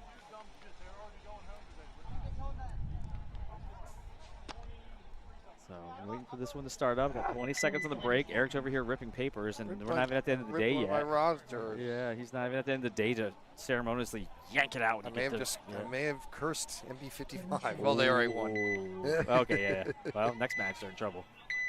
Here we go, jumping back in. Mud Dogs and Nasty All right, Mob D4. Crucial point here, about 90 seconds to play. Nasty Mob player is going for the rope, man. He really came off that box, like exploded off the box. That's good. Oh, Dogs player hit first, and the flags are flying, people. The refs have given a long enough leash, so it's going to be... Given a long enough leash to the Mud Dogs. Going to pull them out of the mud now. Yeah. So, yeah, we're going to get a quick concession by Richie V, which is probably smart because there was another player walking off. And so now they got to... Mob is being smart about, like, don't get off the field. Just go down there and get ready. Stay down. Yep. He only shot 5 shots, so. Dan the man. Dan apologizing to my support. Sphincter. Can we not? Because then I got to look at the propeller after that. It's just like, I sent him a text last night. This is your fault. While in the bathroom. I was. I know. Love it. Love it, love it, love it. Man, it's getting warm out there. I'll tell you this. You walk back up here, it's cold. You go out in the sun, it is absolutely gorgeous. Well, the heater was doing a pretty good job of keeping us warm up here because there wasn't as much wind. But yeah, that's why I had to move over. I was over on the other side of the booth here, and it just got a little too windy over there.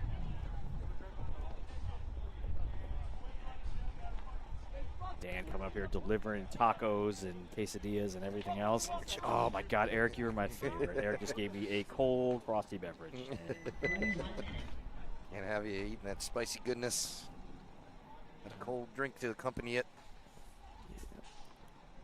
Ref's trying to get some water, getting ahead of the hydration. That or Kutchy took a shot in the mouth. He's trying to clear it out. Brian got massacred yesterday in the mouth. I saw that actually. Yeah, that looked rough. That looks rough.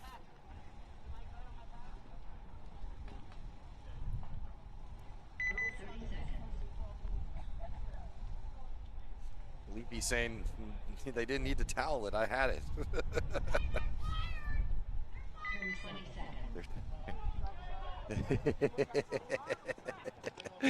Coach MK trying to get in the heads of the War Dog players. Here we go.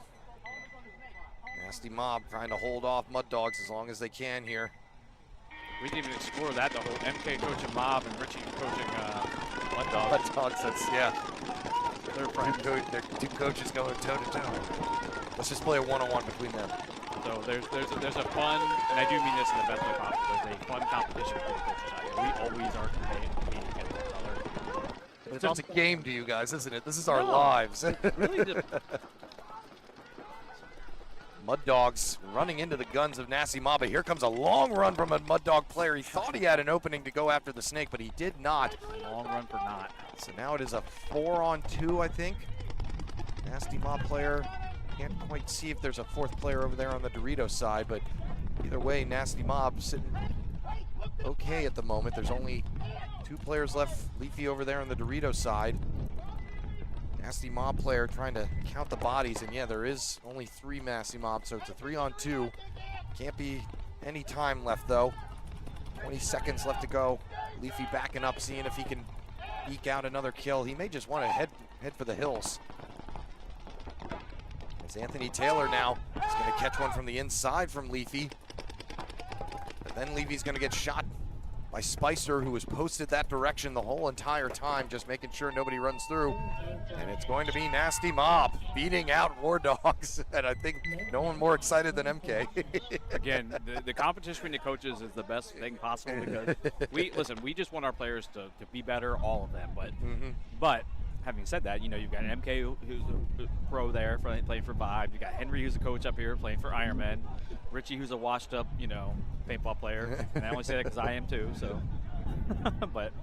So coming up next, we're going to have Sharks going up against a regulars team 2. Relentless taking on Nova Secrecy. Speaking of Henry, you know, we're coaching. Going to be coaching there, so plenty of action coming your way here. Continuing the D4 edition of the 2026 Kill Squad Open. Eric and Josh be right back after eating some very, very delicious food. Don't go anywhere.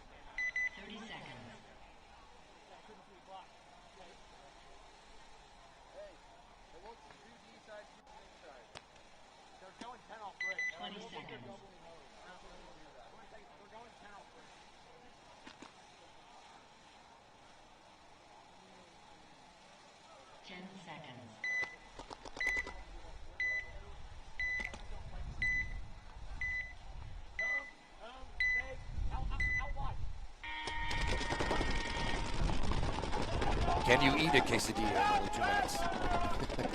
The answer is I could not. And we're going to have a minor penalty assessed on the Sharks as they lose 2. And now that's going to be another one to add. So it's a 4-on-2 advantage here. Off the break for Irregulars Team 2. They lost 1 as well, trying to run out to the Snake side. Sharks now in defense mode after a costly penalty from their Snake player.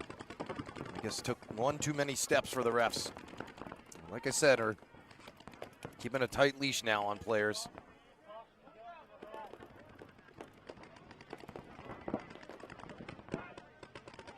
Gleason trying to work with his teammate behind him, but just saw that he got shot, so now it's a 3-on-2. Shark Snake player doing a good job holding his own. Almost got a shot in on the wedge player in front of the Doritos. Regulars Team 2. Gonna lose another body from the wedge battling with the Doritos, so just like that, it's turned into a 2-on-2 drill. The Dorito 2 player for Irregulars takes the walk, so from a 4-on-2 to a 2-on-1 in favor of Sharks. So 2 Sharks players putting in the work here to recover from that rough start to the point. Shot down the wire, gets a bounce on the Snake player. Gleason still all by himself over here for Irregulars. Hopeful that he can pull something off, but right now he's in pure defense mode.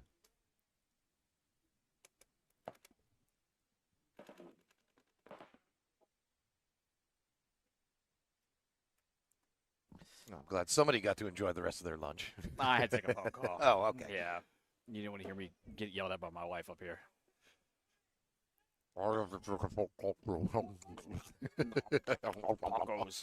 Oh, and Gleason trying to take another notch, and that is going to do it. Sharks fully pulling off the 4-on-2 and forcing Irregulars Team 2 to concede. If you're a coach right now and they just pulled off that 4-on-2, you're doing something right. So good on Henry and good on them. Well, so it was a penalty to start things, and what the Sharks player, I think that was Bonk, who made the move from the bunker of death back-to-back center and then came all the way over into the Snake 1 to spread the field more, and that really helped them improve their situation and improve it enough that they actually ended up winning the point. So excellent job there by Jason Bonk. Or Jordan Book, excuse me. I don't know why I thought it was Bonk. Yeah.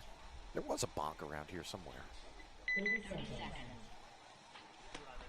excellent play there. Nova Secrecy and Relentless. Get to finally see Relentless on this side of the field. Been seeing a lot of brothers and sisters playing together on a team, which is a cool thing. I just can't imagine playing with my brother.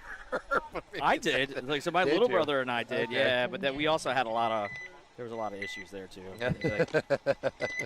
Well, you know, I don't mean just the fighting-wise, but it can certainly, I'm sure, complicate things sometimes. I mean, but yes, you see them in the pros still. Hey, Edwards, Jason Edwards and Jacob Edwards. Yeah, I mean, the Jackson brothers. Yes, they played well together. Yeah. Something to think about. Well, you got the Lennon brothers too. I mean, you got Yeah, they're played with War down in Tampa. Didn't see them for the. We played them actually. Yeah, we did. Yeah, okay. I thought they were going to be here. I kept saying we were going to see you guys in a couple weeks. Now I know why they were looking at me like I had something growing on my forehead. Because I'm coming over, guys. Yeah. So 4-2 early advantage here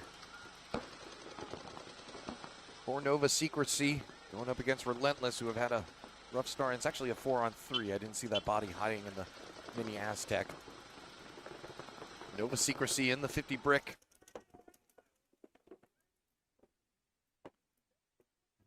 Relentless Snake 1 player just trying to keep an eye on his mirror. He's going to turn to the inside and get some shots in on the Nova Secrecy 50 player, which can be a tricky shot to pull off, but he's going to get it. I think that was Arterial. Yeah, that is. That's Arterial out there. Played yesterday with you guys. Yes, yes. Allen going to take the walk, though, for Nova Secrecy this time. Yep, so it's a 3-on-2. So Scott Skowski's out there as well. It's a 3-on-3. You know how Alan is. He's the eternal free agent. However, I think we locked him up. He's playing with us now. So that's cool. Good luck. You can have him in the days we don't need him. You're going to get him to actually wear a different jersey. we just didn't get it done. Look, again, we didn't get our jerseys in time. So, and I felt bad because I could have brought him one of mine. I didn't even think about that. So 3-on-2 now as Secrecy strike another blow in the Snake side. Relentless down to their last two bodies. One in the Snake one and one in the Dorito one. If you're going to be somewhere, that's the best place to be. Yeah, maybe. May want to try and get up to the Snake, too, so he can keep a better lid on the Doritos. Like he's going to take a shot right now. Got Sikowski crossfield, got that shot in on him. Hanging out a little too long, Messingale, excuse me. And Nova Secrecy pumped up.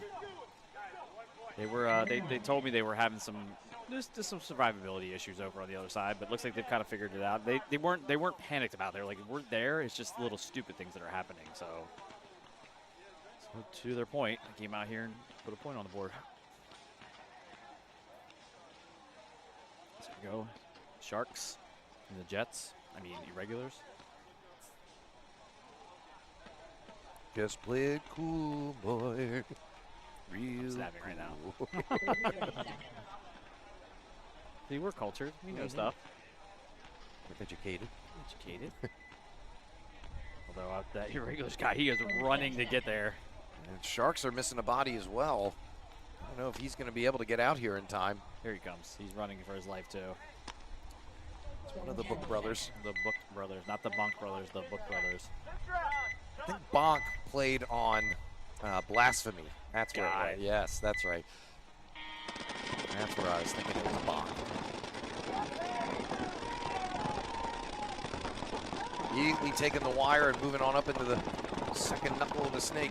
Sharks going to lose a home player to double that home just a little too long.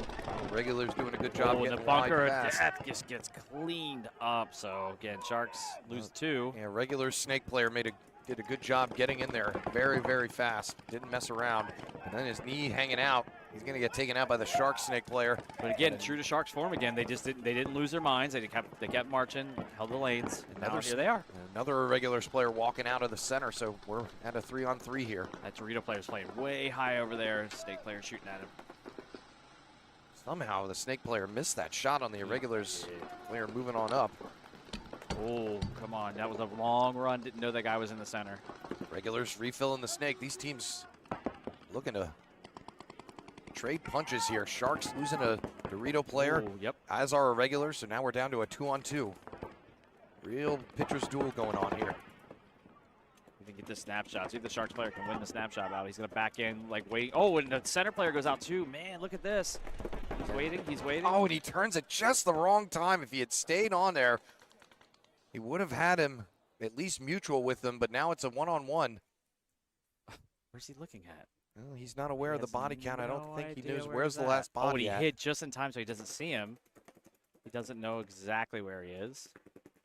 Sharks' last remaining player going to have to tuck in tight, and now he's moved up, and he's going to run around and get a shot in on him. Just lost him. Just lost him behind the carbon bunker. That is going to do it. So oh, he's like, please let that be the last person. The Irregulator's like, come check me. And he's like, oh, wait, I'm the only There's one. nobody here. Yeah. Ref, can you check me?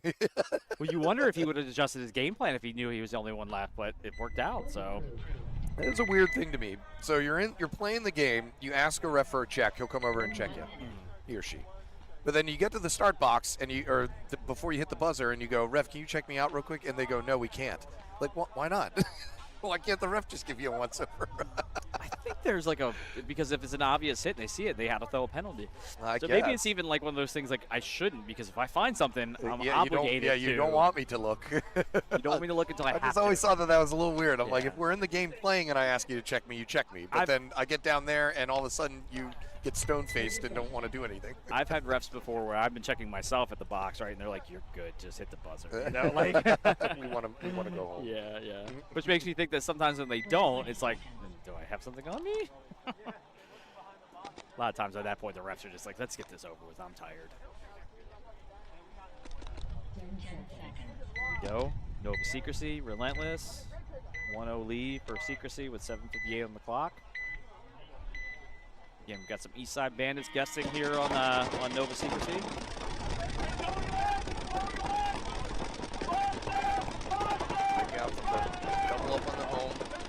Snake taken by both teams. Alan Ontario's in the bunker of death. He needs to get out of there. He knows that the bunker of death, because we were calling it that yesterday. He knows he's got to release soon. He's trying to get to the wing so he and Scott can take the Dorito side. Or no, Scott to the home, actually. I see now. Okay. Relentless up in the center brick. Looking Snake way, but gonna have a cup of coffee with the Dorito side real quick. As they move out as the Nova Secret or Relentless player makes them bump to Dorito 1. Secrecy makes them up to Dorito 2 in the counter. Should they shoot the Snake though? So again, Relentless is going to lose. They shot each other. Yeah, I think they were both Snake players mutual. Yeah, I think you're right. They dap up going through. A little sign of respect. But Relentless is going to use another player. Yep. So one body advantage right now for Secrecy.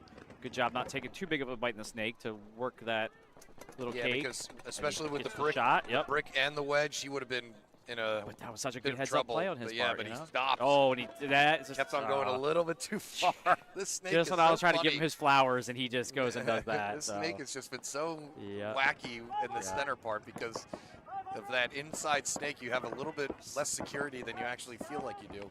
Zakowski is just pumping that Dorito side, not letting them breathe, let Alan go get jiggy. He's trying to find the lane right now. You can see Alan's got a very interesting style to him because he probes like that. I've seen it playing behind him, actually. You can kind of always see in the back of his head, like, okay, I'm looking, I'm going. You know, yeah, he's not going to hesitate. No. So once he sees an opening, he'll take it. So Alan's interesting. He's a transplant here from Florida. He used to play a lot down in Florida. That's why he's got so much experience and stuff. Last two remaining Relentless players in the Dorito 2 and the Dorito side wedge. Scott Zakowski making a move out to the Snake here. He's going to try to push up. Old Big Z. Probably just a matter of time before Ontario figures out a way to go bunker one of them. That's what my guys call. They call him Big Z. I'm not quite sure if they know if they know that the wedge is occupied. The wedge is just staying posted, but now Alan sees that move to the Dorito, and he's going to occupy it, but get shot by the Dorito behind him. But not before Scott, gets the move from the Snake. So he's actually looking at the Dorito player right now. Ref goes in. Scott calls the call. I think he's lost him, but he said last known position was the Dorito. He's doing a little recon by fire as he shoots the center just to see if he gets somebody to move. I don't know. What'd you do with him? Yeah, where'd who go? So Scott's looking down the tape, making sure he's not overexposed. He's playing very smart. Lots of time on the clock, too. They're 1-0. They don't need to rush. They're winning this game right now. That Dorito player, though, he's playing sloppy. He needs to tighten up just a little bit. Yeah, to be honest, I probably would have toweled this a minute ago or so for Relentless. But I guess he makes the move to the Dorito 50. They're relying on his sneakiness here. He's in the 50 brick. Almost gets a shot. Called him. Did see him. Got him. Going to stand up over the top. Oof, a couple extra. Put it down. You were still moving. You had your gun up. Like, it wasn't like, listen, I understand the overshooting, but like, you were still in the shooting position when he let those fly. So I will defend my boy. There's a breath. There's a 1/1000 count in everyone's head when those streams go at you. Just because you were done playing doesn't mean everybody else is done playing. So doesn't work that way. But again, they take a 2-0 lead. So good on Nova Secrecy here, taking a 2-0 lead. Moving back to the other game, 1-1, Sharks versus the Irregulars. Sharks had a little bit of a stumble in the last one. See if they can come back and take another point on the board. Got some cheering going on for Irregulars as they check in at the fans here. And I'm rooting for them. I'm rooting for the Sharks, actually. I want the Sharks. Because I've seen them put the work in, you know? Felt so bad yesterday? Yeah. They need something. That was a rough go. Nobody liked that. Not even the ref who had to make that call. Yeah, we saw their body language. Like the refs were like, that is a damn shame. Hey, say what you will about our refs. They're also fans of the sport, too. They wouldn't be out here if they weren't. That double to home, man. The people are getting savvy to it now. They're putting it right up the pike. So 2 gone here for Irregular. So Sharks came out swinging this time. They lose their snake runner, though, so 4 on 3. Oh, they lose that 3 on 3. They lose their home. So 3 on 3. Irregular's not going down without a fight. Crawling on up into the snake. Oh, it doesn't make it. The bunker of death. I don't know if that was the bunker of death because that was Book looking to move up. I think it may have been the can behind him putting balls even further away. Another Irregular walking off, and so now down to 1 body in the carbon stand-up. He's going to hop into the snake 1 to hide and maybe try and sneak another kill off. If he can pull one more off, especially on this snake side, he could potentially flip the field, but the There's regulars the aren't going to give concession. them a chance. Yep. They're going to just go ahead and concede it. There's the concession. It's going to give Sharks the 2-1 lead with 5 minutes to play. Yes, sir. So 2-0 Nova Secrecy, 4:44 left in the clock. Fo. Dan some props for bringing tacos to us because they were amazing. Chef's kiss. Eric's still enjoying his. He won't be enjoying them later, but he's enjoying them now. And I love making fun of him while he's got a mouthful of food. He can't defend himself. The IBS is worth it. I will say, as somebody who's on a GLP-1 right now, that is something that has it changed my digestion and it's really good actually. Oh, So okay, that's better. another. Maybe I should go on one just for that reason. They had to find the right one for me. I didn't know they were kind of different, so I was like, oh, okay. The taco truck for quesadillas. If you guys are up here, highly recommend it.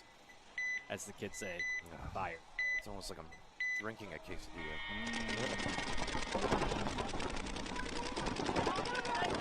Relentless in a bit of trouble here. Trying to figure made out a big jump to the D3, and he made it clean. Is he clean? He's getting checked. Oh yeah, now he's in the D50. Oh, did he take another bounce?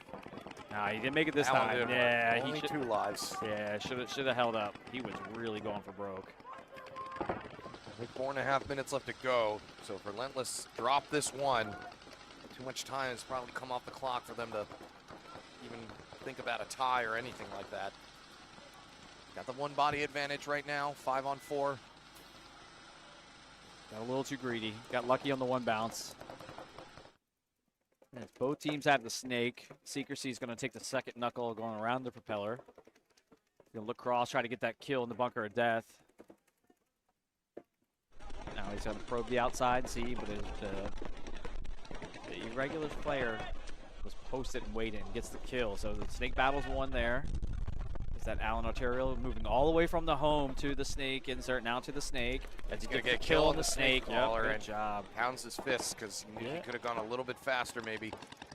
Killed the snake. 3 on 2, I think, yep, in he's favor calling, of Secrecy. And he knows the guy's in the bunker of death. So if Alan gets savvy here and just decides to crawl, he just needs to go. Yeah, we're going to get a concession from Relentless. 3-0 right now for Nova Secrecy. Good job, guys. Just holding him down. Not letting him breathe there, so Relentless feeling the pinch at the moment.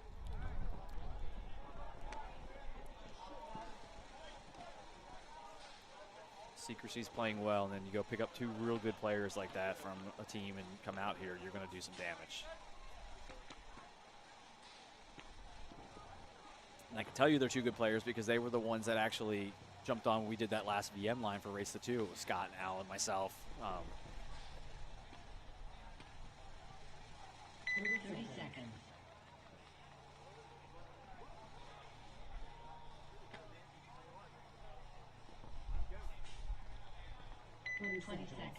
Timeout. Oh, a little timeout? Ridiculous. Yep.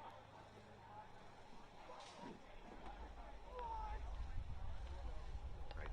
Timeout called, I think likely by regulars as they're taking their time getting down there. Trying to figure out what's going on. Sharks are ready. They're feeling it. Blood in the water, and the Sharks are circling. Well, they dropped the last one. So the regulars giving them a game here.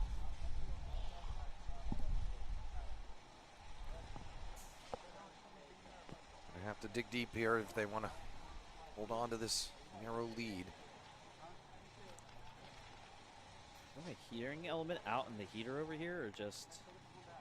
Oh no, it's got a 1, 2, 3 setting. No, it's somebody turned it to 2. I just happened to look down and see one side's out. And I was like, oh, is there a problem? And then looked at the top, and there's yeah, I know. It feels good in here actually. Although the wind's still blowing out there, so when you step out, like now we're kind of insulated from the wind. You go down the highway down here, and it's like we feel the wind go right through there. 10 seconds. I don't care. I'm fat and happy now. Only place to be. Was the stay up here all day? What did the shirt say? Just feed me tacos and tell me I'm pretty. I love tacos. Easiest way to buy lunch. Yep. Regulars making the snake off the break. a little bit of a pocket play here. It works for them as they shoot 3-4. Their regulars They're almost streaming in on that succession. Dorito side. They're in Dorito 1 into Dorito wing. The Sharks are, so. I don't know whose stream that was, but the last player left for regulars too, sitting in the bunker of death, so not a good place to be. No, he's trying to goon hand the other side because he's this time in the wheel and deal. Big run from the center Yeah, here. Everybody wants a piece of the last player. Yeah. And the regulars. Ooh, with he some got a lot on the way mercifully, out. and he's Bro, like, I don't understand why these guys are getting mad. You went straight back out of the bunker. No one can see you go out. Yeah, they're gonna shoot, man. It's a 5-on-1. What do you want? Don't be mad at them. Be mad at your coach for not conceding faster. Yeah, it probably should have been a concession when you see 4 people As a walking yeah. to the box on you. Yeah. Here comes the Batman and Robin, as we call them, Scott and Alan. Scott's always been Batman, so then all of a sudden Alan became Robin, which is hilarious.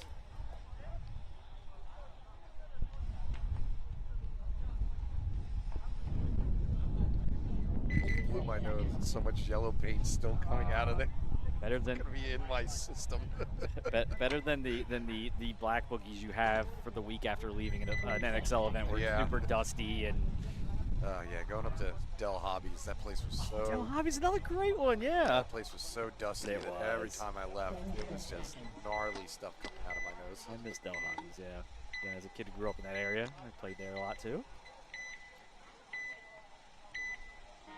There we go. Now, Nova Outcasts, they may have a chance at. oh, and he lost the snake battle. Out here. Yep, so Alan's got to fill out from the home to the tower. Alan Pauly thanking him for giving him a reason to move. Yep. He has time to live tight from there with Scott. Scott's got one assignment. Keep them out of the Doritos, and he's doing a really good job of it. Blanco for Relentless in the snake, looking across the way, can probably see a bit of that Dorito corner. Man, the guy who's in the bunker of death for secrecy is a tall drink of water. He is standing up and like. That is a huge advantage. Hell 'cause yeah, he's it probably is. able to put a lot of paint Oh, down. penalty and now coming a over minor here, yeah. penalty on Relentless. Oh, a and major. major penalty. Oh, and we're going to have some. Oh, he's pushing him off the altercation, and field. That's going to end the game. Oh, nope, go. And Go. Relentless, who have already been venting their frustration, not happy with the penalty called, and I think that player's day is going to be done. Physical contact means you go home. As he has shoved a couple of refs on his way off of the field. So I know you get frustrated. Like I said, I know paintball is a passionate game, but come on, geez, it's just paintball, guys. No reason to be physically harming somebody. Yeah. So Craig up here, very interested in starting to see what's going on. As he, yeah, can't see, I mean- he can't see from underneath. He's up here trying to. I mean, there's just I don't Okay, care here we how go. I've been. Oh, we got replay. Yeah, I have been absolutely. Oh, no, in real life, IRL. Yeah, here we go. I have been absolutely livid at refs before, but there is have too. absolutely no excuse to put your hands Yeah. on somebody. Nope. But it's just pretty ridiculous, Yep. actually. If you His ask day me. is over. Yeah, and that stuff is being taken more and more seriously. It has to. I will tell you that in the semi-pro, that's why they were so quick to put people in player jail, because it was getting a little really froggy out there on the semi-pro side, and the league finally said, we're done. So they really just, anytime something was like that, even sniffs of it, we're going to call people. So. Yeah. So Relentless is, at least that player is likely done, but for Nova Secrecy, a good max win there. As they'll be taking that, and I think that they had a loss and a win earlier, so they'll be 2-1 so far. But that game is over with. Trying to see. Still some.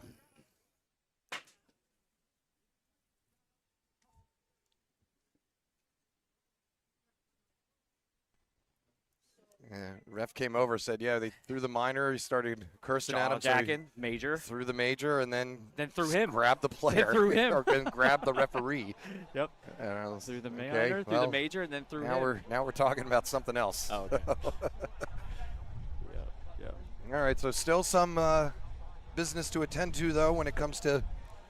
Hey, we may catch up a little bit because it may be a 4-0 in this one, and then we're going to be ahead of schedule. You Well, know? no, that's the last game. So that was a 4-0. Okay. This one a little bit closer, but. No, I'm going to say, oh, yeah, you're right. Yeah, Sorry, I didn't Sharks see and the score. regulars. Did not bad. Yeah. Excuse me. I'm Yeah. not really. It's a funny visual there. Dave's not here, do man. a joke off, Mike. Yep. Dave's not here. So, yeah, they're switch over as soon as they get all this settled in. The refs coming together to say, all right, let's everybody settle down. Like I said, it's just paintball, guys. There's no reason to put your hands on somebody over this stuff.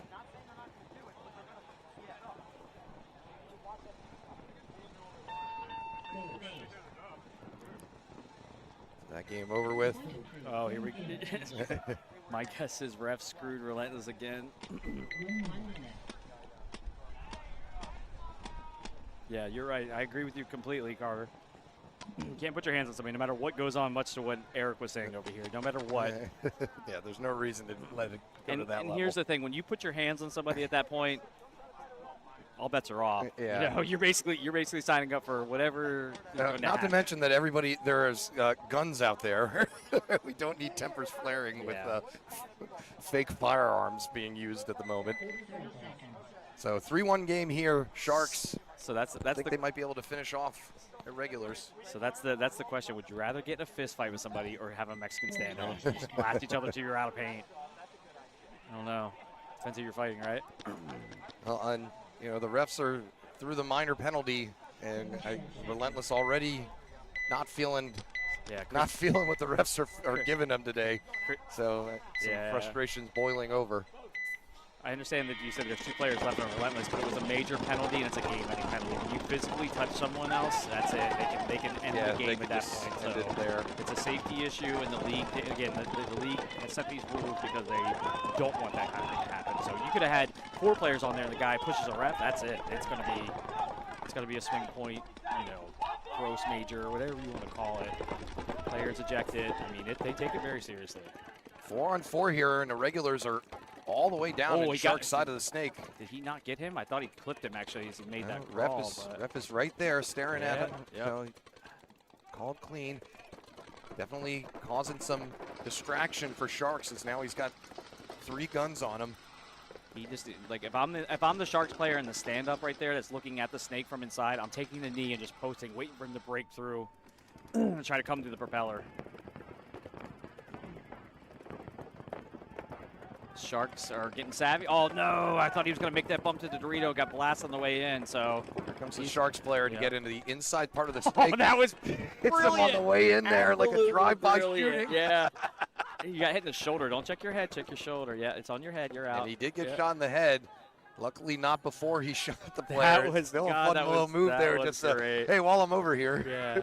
Sharks lose a Dorito player, though, as well, so they're down to 2 bodies. I think it's just a straight 2-on-2 now. The regulars have the field spread out, though, which is good. Actually, it's a 3-on-2. Oh, yeah. Regulars have a player in that Dorito 1. Where's the other? Am I missing somebody here? I got one in the snake.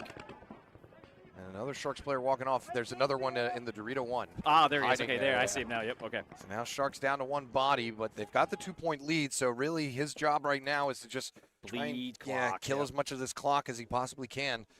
2.5 minutes to go. Wants to give his team the best chance to hold off the oncoming onslaught of irregulars. And they're an Xball as well, so if you can make it a long point and make them have to go right back out there, take a little bit of oomph out of their speed, that could help out. I'm yelling at my guys. Oh, there's a penalty over here. Good job. Oh, my gosh, and now it's a one-on-one in the snake as a minor penalty assessed on irregulars on the Dorito side. Turns this into a snake snap battle. I wouldn't even snap battle with him. I would just hold because you know you're in the lead. It's just hop in that propeller and hop in the back of that propeller and just wait for him. Yeah, don't give him a chance to get a point here, get back in this game, especially with 2 minutes left. It's a long time now in this kind of situation. As I think the irregulars player trying to figure out if there's anybody else cross field or who else if his teammates are there. I think he's just realizing now he's all alone. Battle going on the left side of your screen, right side now. You can see directly in line the view that the snake view has. Oh, but his knee hanging out just a little too much. So now the snake player shoots him, but is he aware that he's the last one left? He's going to have to get down the field quickly to preserve as much time as he possibly can. Down to 80 seconds here. He still thinks there's a Dorito side. Doesn't know what happened there. Yeah, and that's not entirely his fault. No, those I'm not. Doritos are hiding. This is not an indictment, man. This is completely. Well, check it off, but definitely be quick about it because you know the time is of the essence here. We saw that happen yesterday a couple times where just the time ran out. They were getting close to either tying a game or winning a game and just didn't have enough seconds on the clock. At this point, you got to streak. You got to run. So for our purposes, that's a good thing there, because now we get to watch another 60-second point where a team has to bring it and going for the tie. Uh-oh, got a replay. Here we go. Check out see how much of the clip we got with the one-handed Yes.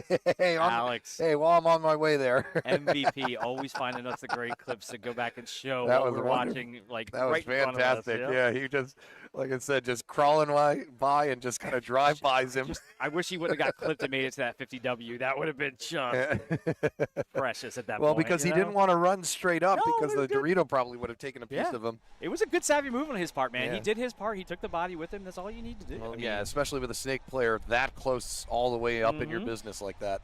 Yep. You gotta Anything do after something. you take that guy out is just bonus points, Yeah. you know? If you look cool like that doing it. That's a clip he's going to be cherishing for a while. He does something else cool.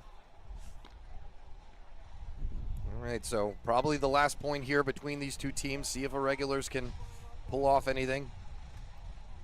And coming up next, it's going to be Nova Outcasts. We get our first look at them. I've been dying to see how they come out.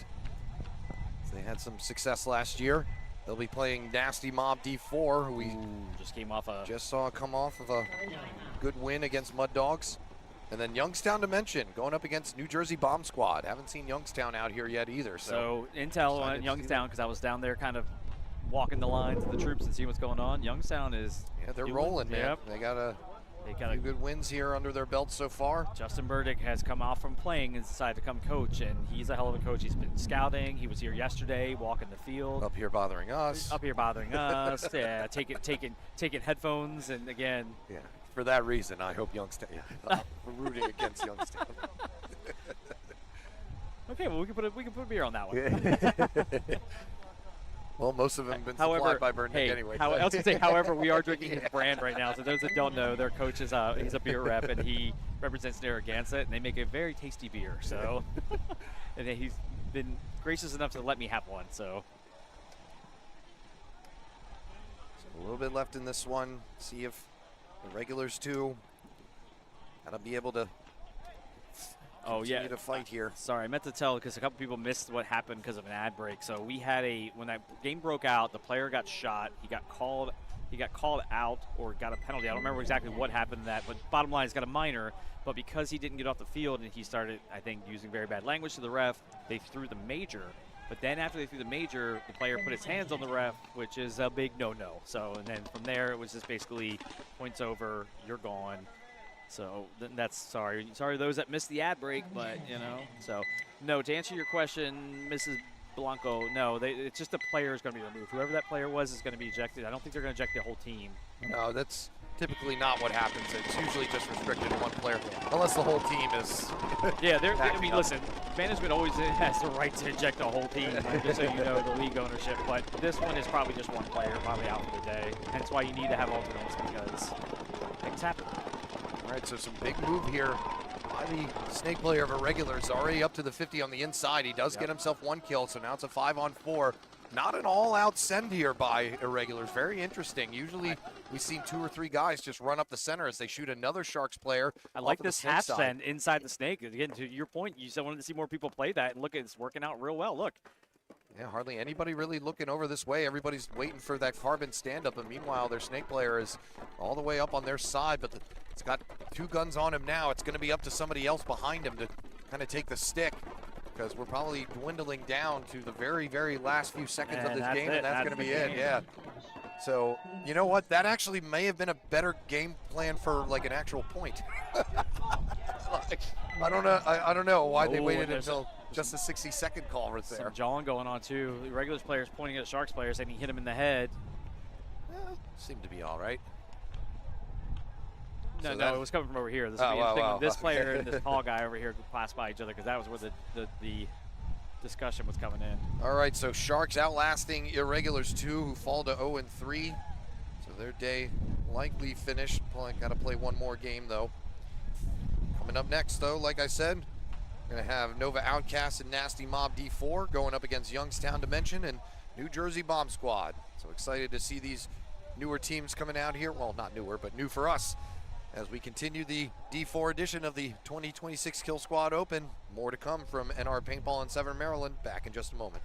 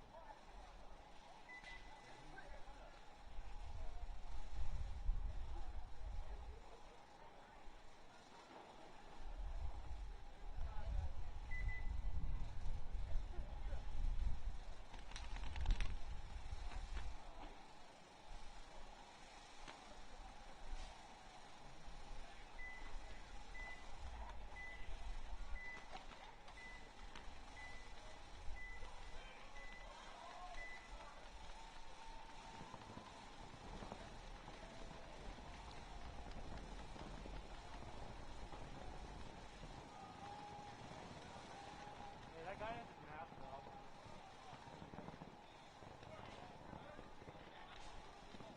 2 minutes. Warning, live field goggles on.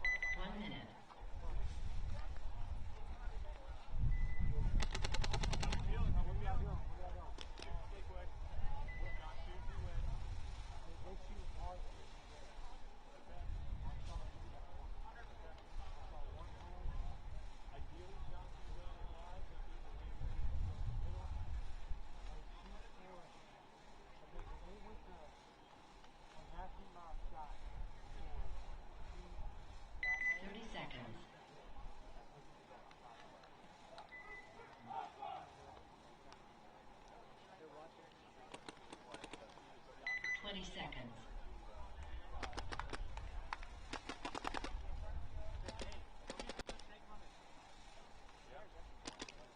10 seconds.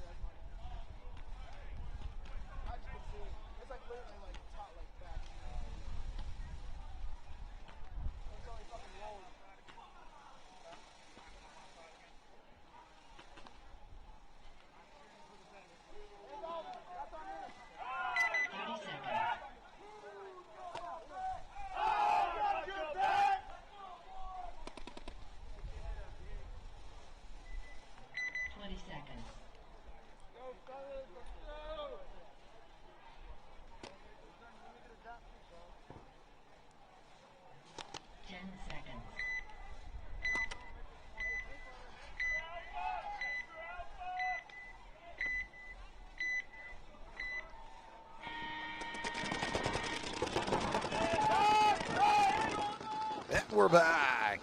Did we miss anything? Yes, we did. That first game, we'll get you updated on that. Somebody comment on your Daniel Morgan joke. Little did you know he's actually related to him. If that's true, that's pretty dope. That would be really, really cool. I know all about Daniel Morgan. My mom used to work at they're trying to create a new school in Washington, D.C. for future CIA officers. And it was called the Daniel Morgan Academy. It's since folded in because the owner was seen to be a liar. Imagine that spy game, somebody's lying? No well, he was lying about being a former member of the CIA, which also happens a lot. Yes. We're going to get a concession as Bomb Squad was in their kitchen. It was only a 3-on-2, though, because Jameer Bailey was actually in the process of getting called out, but a quick concession there from Youngstown Dimension. You're going to have to reset here. Yeah, that was a chaotic first one. Yes, it was. We're too distracted talking about Daniel Morgan.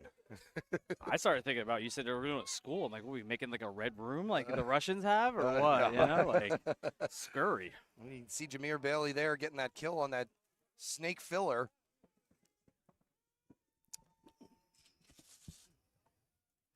Why do the refs keep...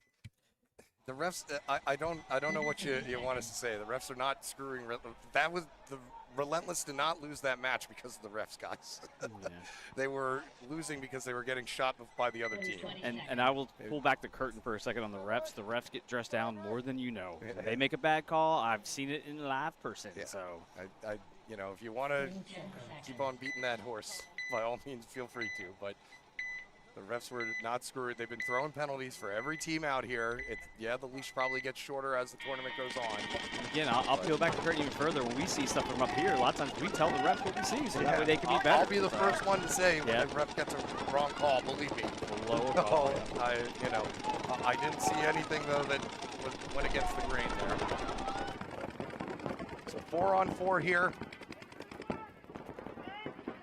As Nova Outcasts dropped the first one to Nasty Mob D4. So Nova Outcasts were the series winners last year. That's right. And looking to see how they come out here. They have had a good run so far, beating out Mud Dogs in a regulars team too, but still have Nasty Mob and Sharks to contend with. That's why we got some Sharks watching them from the sidelines right now to scout a little bit. Oh yeah, they're very well informed, so the total package. Nasty Mob holding their own at the moment. The Outcasts.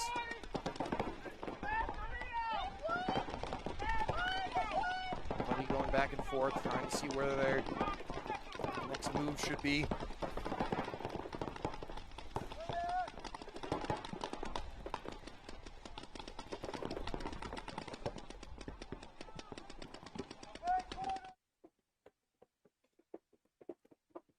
Settling in now. It was a short first one. My personal chats are blowing up going, what the hell happened over there? Yeah, and it was all on camera. Yep. So they can go back and take a look at that if they want. But I can tell you the decision was officially made that that player is going to be in paintball jail for at least the rest of the day. I don't think they're going to do any banning or anything like that, but there does need to be consequences for doing something like that. Yes, you have to address it. Doesn't need to be like a permaban. You don't ever get to touch a paintball again, but those things have to be handled accordingly. Still 4-on-4 here as the game settles in. I was going to say, pace of play definitely settled down. There was it's probably good for everybody. And he makes that little creep up. See, this is the problem when it slows down. People think the lanes are open and they go creeping out and get shot. So there's a nice switch over shot by the Nasty Mob home player. So now forcing to fill in our Nova Outcast to that Dorito 3 in a 4-on-3 situation now.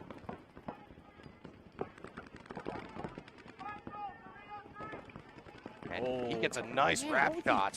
What was he? Not sure. It was almost as if he was like posted on the inside from the outside kind of deal. That was a completely just lackadaisical, I'm watching what's going on the other side of the field, as opposed to the Brick player wraps and gets a kill out of the Nasty player's home. Nasty home. So now it's a 3-on-2. Advantage going to Nova Outcast. Last two players remaining for Nasty Mob sitting here in the Snake 1 and stand up behind it. Another player for Mob going to go out, so just leaving the Snake player.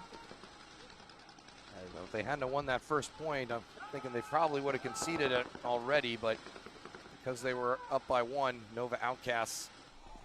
I think I would have, because that was a lot of time being bled off that clock. They only got like 5:38 left, so I would have probably conceded quickly, reset.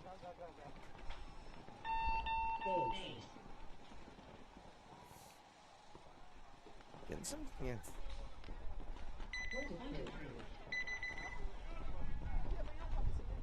1-1.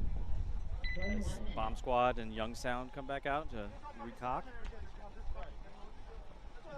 Definitely wasn't the Youngstown I heard was going on in the other field. I didn't get a chance to watch them, but well, they had a rough start to the to the point. Got at least one former teammate on Youngstown, actually. Ricky Havlati, he and I go back way back. He is a former Jarhead too. It's weird that we all were down North Carolina and now we're all spread to the wind. We find ourselves here at this little paintball field right outside Baltimore.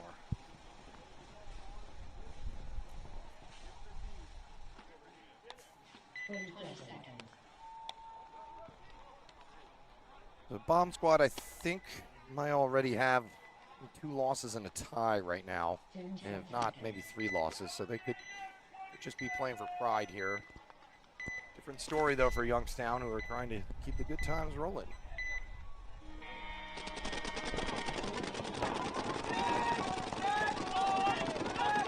Rough dive out there for the poor pod runner from the last game's getting stuck running the back line right now, poor thing. With a giant bag of pods on their back. Well, at least he got some shielding protected. Yeah, it's like hitting at the guy picking the golf balls up at the driving range. Jameer Bailey had a hit on the inside of his pack, as well as the Dorito side runner for New Jersey Bomb Squad. So 5-3 advantage now for Youngstown. And a quick jolt back inside for Youngstown Snake player, who was looking to get on the move, but has to hide back behind the propeller. Good comms coming from Youngstown. That's good job, good job. Yep, definitely, they definitely settled down and got back to where they need to kind of get control of the game.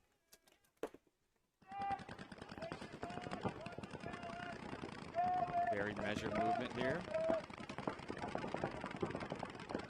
Sure, that's Ricky over there on the Dorito side doing some work. As he makes the move to Dorito 3, he's probing, looking for the move to the 50. That's Chris Cutler, team captain. Snake. Man in the bunker of death, trying to keep the Snake player from moving around. And now another one coming off for Bomb Squad out of the back center. So 5-on-2, Youngstown looking a lot more methodical here. Yep. In their Dorito, they're going to bunker out the wedge, checking that propeller, and going to give him a couple shots to the back before running in and tapping that buzzer. So Youngstown with an effort that we more or less expected. Didn't get to see that first one because I was going to say that was more of what I was being told was happening. So, granted, it was biased because it was Justin, but this is what I was told was been happening all the time. So.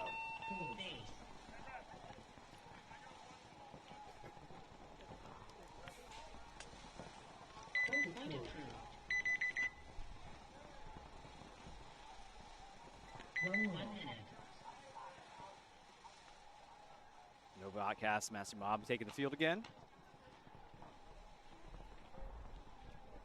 1-1 ball game with 5:32 left on the clock. Lots of clock here for a tie game, but those points are kind of, that second point kind of bled for a little while. Yeah, that was a long one. Haven't had a lot of long points out here. No, and that's what, except for the first point of the day. Other than that, everything else has not been super fast or anything, but pretty standard.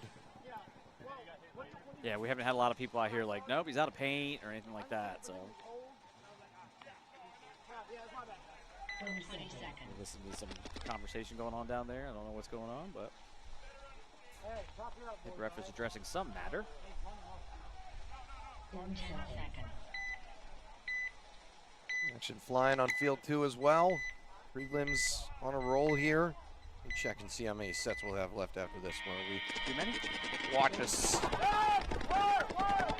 Break out. Mob's going to double up at home, but they're going to, which is good because they shot the Snake player, Snake runner. They're going to lose a Snake side player of their own, though. So 4-on-4. They do have control of the Snake. He is in Snake 2. don't know if I'll be looking down the tape right now. I'm trying to look across to find those kills up. He calls back kill 1 again, talking about the quarterbacking from the snake here as he starts to yell kill 1. Mouse back there at the home. Rolling that gun. Just came off of playing in Tampa. Sorry, we have some technical difficulties, guys. We're going to get a camera. As the Irregulars player here took a bounce to the head, got called clean from the home or from the box judge. All tied up on the scoreboard and all tied up on the body counts. Pretty much mirrored field presence as well. Mob is doing a really good job of communicating the calls right now. They're coming from the snake to the tower and then going across.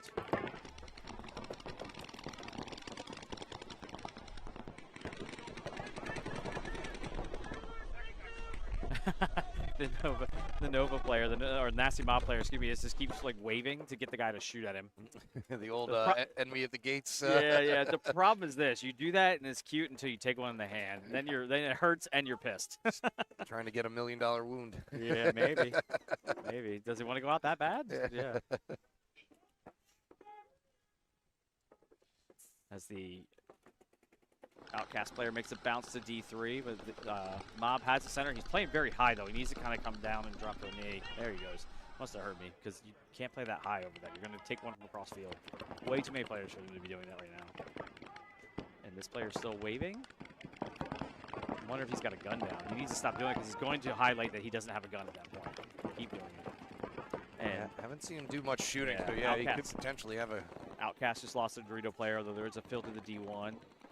It's a 4-on-3 now. Nasty Mob looking to see where they can strike next. 3:17 on the clock, yeah. So I think they also understand that they're in control of this game, maybe bleeding the clock a little bit. Ooh, look at this, the mouse inside the snake. Now we got double snake going on for Nasty Mob. I think at first we've seen that in a long time. Probably, yeah. Just right next to each other as the center brick player gets shot out, I think, by the Dorito player working him. So now it's a 4-on-2. The regulars are going to want to Fake Pickett is going to run inside the middle lane here, trying to walk down. Pickett. Ran too far to the inside. Yeah, if he would have just kept on going, he probably could have avoided that stream. So now it's a 3-on-2 and now a 2-on-2. Nasty Mob dropping the ball here on the closeout, and both guns are fixated on the Dorito right now. It's not a good look. You need to make sure to keep that snake. Oh no, and it's just going to be mouse left after all that work. 1-on-1. Now it's a 1-on-1 here in the snake. Or is the 50 brick player still alive? Oh, get a concession. Now it wasn't conceded from Nova Outcast, so because I hear cheering over there on the Mob side. Interesting, I guess because it was a 2-on-1, but he had just shot. It wasn't a 2-on-1, it was a 1-on-1. Well, no, he was still alive on the far side for Nasty Mob. Oh, okay. So I thought he was still alive, no, but he had just shot Mouse while she tried to get over to the first one. And so the Outcast player would have been a 1-on-1. Now, I don't have a view over there. He may have been out of paint because he's picking up a lot of pods, and I don't see any on his back. Ah, so I just said we had the first person. We haven't had old people running out of paint, and I cursed them, so. Yeah, that could have been a factor in, hey, we're going to lose this one anyway. We've lost enough time. So that's an interesting thing with the drones. Yes, they're not for refereeing the drones, but the drones are being used a lot. We use them here as well as in the NXL. The issue with drones, as anybody knows, is one, there's always a zoning issue because you can't just fly willy-nilly drones. There's a delay, and also they fall in the sky sometimes to get shot. So, so if you know paintball players. Well, and if you're going to pay somebody to operate a drone, why not just pay them to stand out there and watch, watch the game? Yeah, and the drone doesn't take away the objectivity of it either, so, the subjectivity.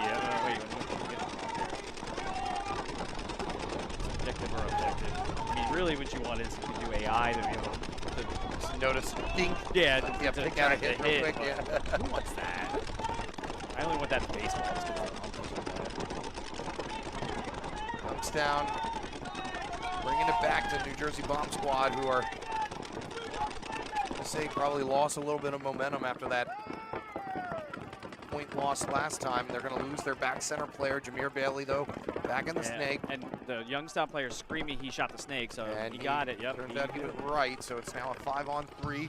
So, again, a little bit of a proof of concept there that bunker at depth is really good for keeping people out of the snake, and that's about it. And it's also really good for dying. Cudler just gets shot out of there, so now it's a 4-on-3. It's really good for shooting people out of the snake and dying. And to get a free kill across field, a couple free kills across field. He takes out the little Dorito. Corey Burns in for Youngstown, wrapping that mini cake. Did he not get hit? How did he not get hit on that? I'm pretty sure he got blasted. Not sure if he's shooting at the right Dorito. He's shooting at the little Dorito first. Yeah. But he hit him. I thought he hit him, actually. Oh, so there is somebody actually in there. Yes, there is. He backed in because he just took a wall of paint. Bomb Squad player coming out of the snake. Now he's got him out, and Bomb Squad probably going to be forced to concede again here as it's a 4-on-1, and Burns in his parallel with him.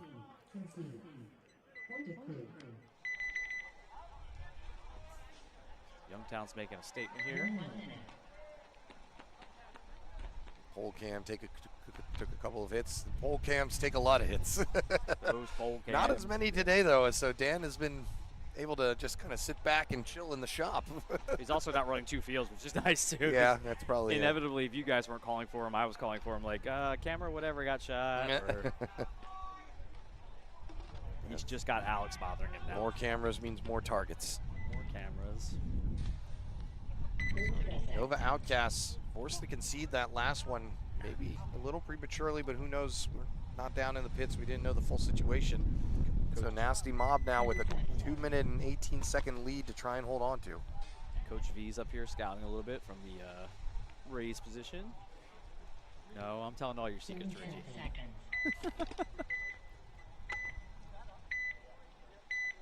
Nobody ever asks us our opinion. We're the ones watching all these games. I'm open for business. Not worth a damn. I'm open for business. You are. You got a decent opinion. I don't. My opinion's I'll tell you exactly exactly how I feel about it. No, that's not what I was asking. No, so Nasty Mob's going to take the first loss here, the first kill, I mean. Going to come out of the can. Looks like the home is taking some extra heat, too. I saw a couple things spray over there. I think he realizes he's got to get out of there doubled up with Mouse. Outcast drop a body from the Dorito side, so 4-on-4.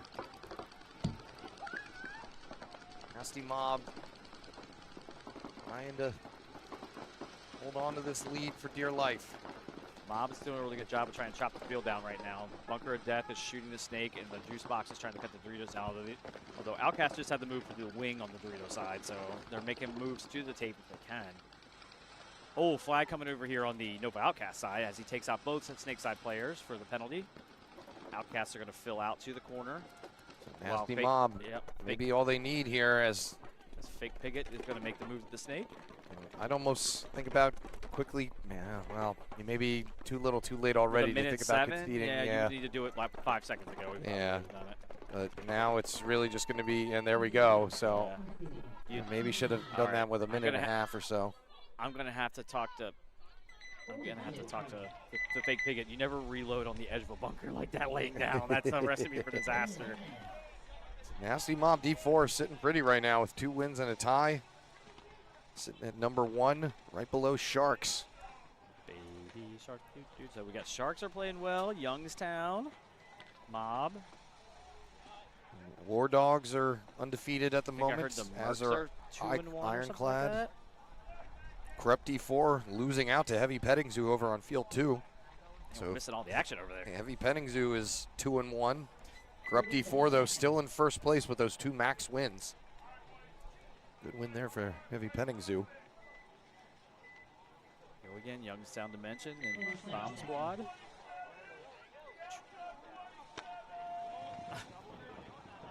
I have a feeling Justin's screaming Delta 27. It means absolutely nothing. He's just yelling it to yell.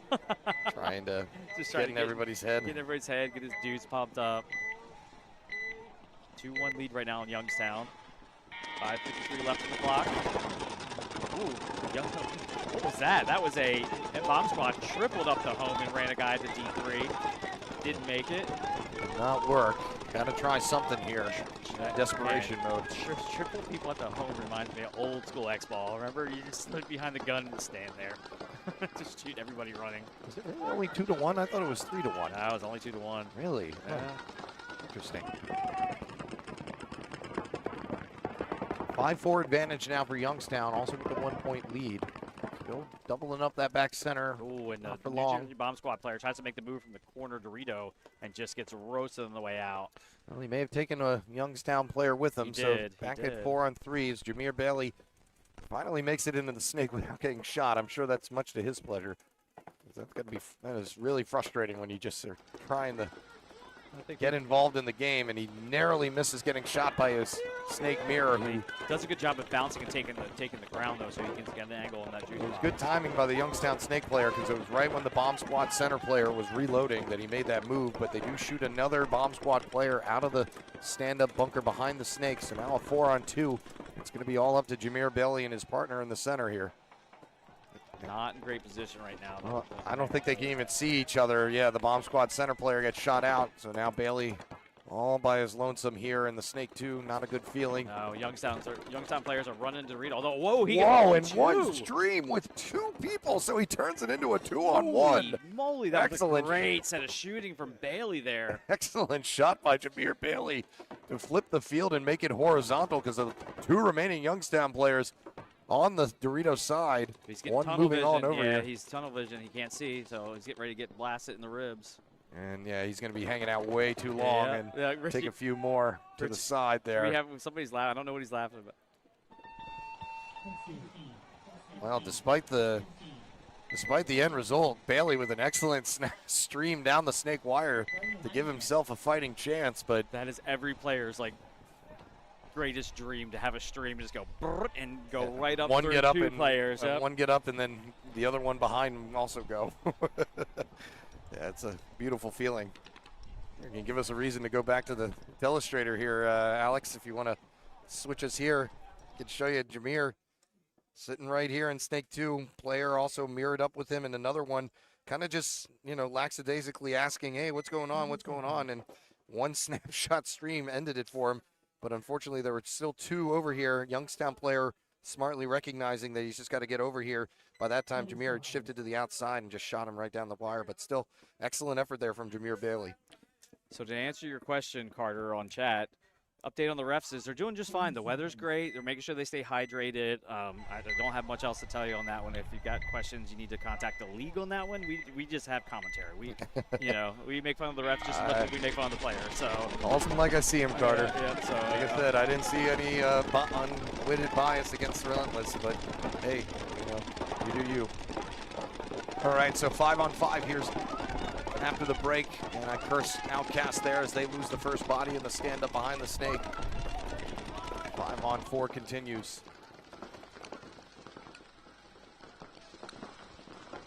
Nasty Mob shooting out the Outcast snake player and giving him a few extra on his way out. 3-1 lead here with 30 seconds left to go now, and we're going to have a major penalty assessed on Nasty Mob, and that is going to be an automatic swing point. So that is going to be a 1-point game now for Outcast. Yeah, with 26 seconds left to go. Snake player asking the ref what exactly was the problem, but it turns out he had a hit on him and he had already shot 2 people. So to your point of everybody talking about favoritism, for those that are uninformed, Nasty Mob is the home team here. And he's got a major penalty and a game and potentially a game swinging. Yeah. So never, understand that. There's your favoritism. Yeah, there's not a lot of favoritism going on out here. Believe me, I've gotten bad calls. I've been, been the subject of them. I've had them on the other side. It happens. It's part of paintball. We can't be. We love if we had instant replay, but again, for those that don't know, this is a Twitch stream. It's not an official stream. We can't go back and look at the replay. We're not that fancy. We do this to basically provide a service to folks so they can see their loved ones play if they can't come to the field or they're not in an area they can see it. And the other thing is to let our other paintball players do because they love watching this. So. All right, now Bomb Squad and Youngstown have to get right back into it. 3-1 game here. Bomb Squad, not much time to work with. 3.5 minutes to play. And to the point of red flags have been flying all day. If you have been watching the stream at all, they've been all over the field. Definitely been a shorter leash. Way more red flags today than yesterday. It is always at the ref's discretion. We joke, saying shorter leash, but at a certain point, they do make the decision. There is sometimes a grand decision of, we got to be quicker about our decision making. Bomb Squad losing 2 right from the back now. And Youngstown keeps screaming down that snake and just looking for packs and backs all day. It's a 5-on-1, I think. The last player left for Bomb Squad sitting alone in that back center. And he is going to be the final goodbye as Young get a forced concession. Bomb Squad on the verge of getting maxed here as Youngstown continue to roll. Yes. So we're back to our 22nd point here between Nasty Mob and Nova Outcast. And which is crazy because the game was virtually in Nasty Mob's hand. There was only 1 or 2 Nova Outcast players left, and now, granted, it's not that much time, but anything can happen. Another major could happen. You never know what's going to go on. So they put themselves in this situation that's snatching victory out of the jaws of defeat. Not favorable. 30 seconds.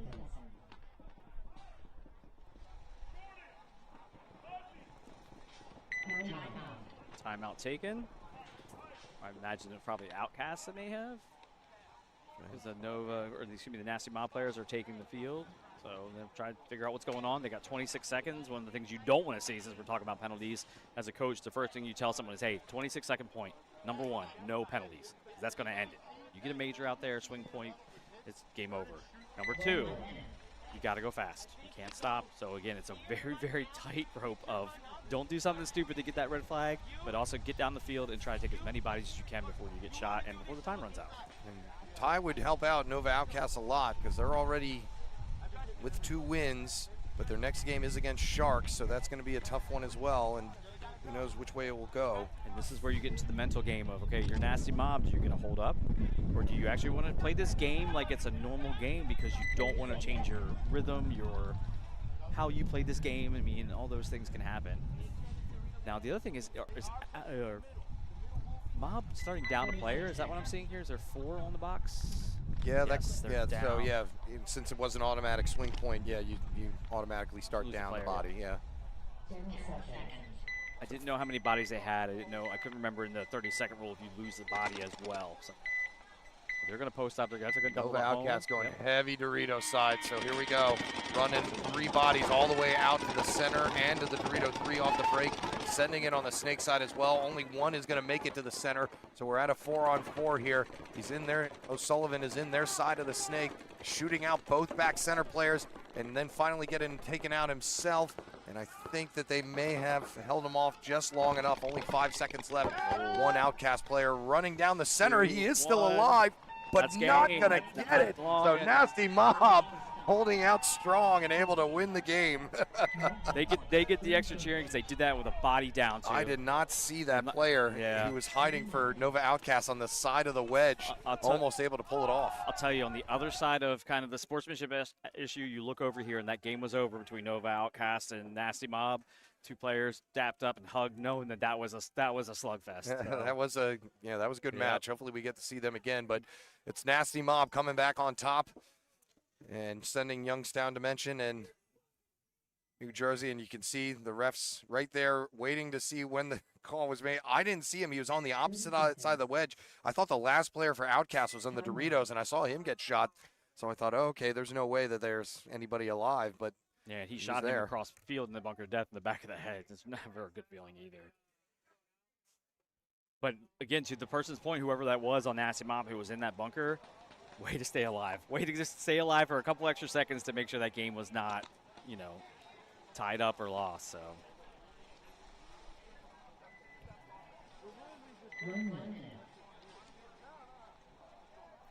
53. No, there was only 26 seconds there, Beal. I saw when the flag went, they immediately did stop it. He was right next to the head ref, so there wasn't any long chain of communication or anything.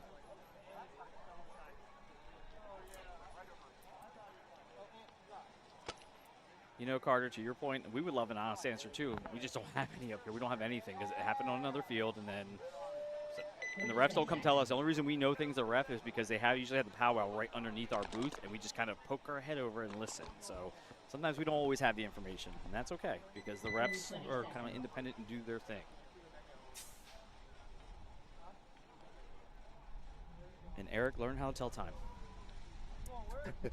Not you, the other Eric. Like I said, I mean, you know how sometimes the flag flies and a ref's got to run over and say, hey, kill it, kill it, kill it. But no, he was right next to the head ref. I'm talking to Eric. He was on the chat. He said something at the time, and you said, no, I'm pretty sure. I don't know what time it was. I was too busy to field your game. So Youngstown's going to lose their first player here. Youngstown from inside of the snake.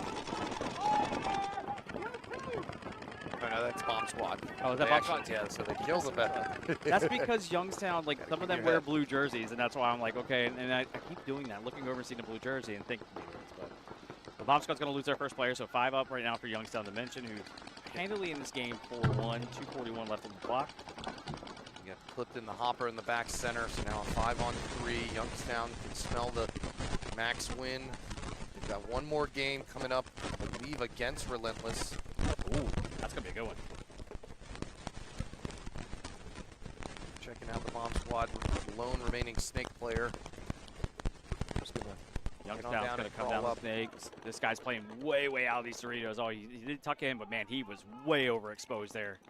Snake's going to chop him up as soon as he can see him. He's going to take the can. Oh, great move there from the Bomb Squad player. Yeah, Vasquez able to shoot the first snake player, but not able to do much else. But he saved them because, I mean, he was getting ready to feast over here, the Youngstown player that was in the snake. He really was going to just... Yeah, and it's a 4. It went from a 4-on-2 now to a 3-on-2 as Jameer Bailey's able to wrap and get a shot in on the home player. Ricky Havalti for Youngstown just went and took the 50 Doritos, trying to control them.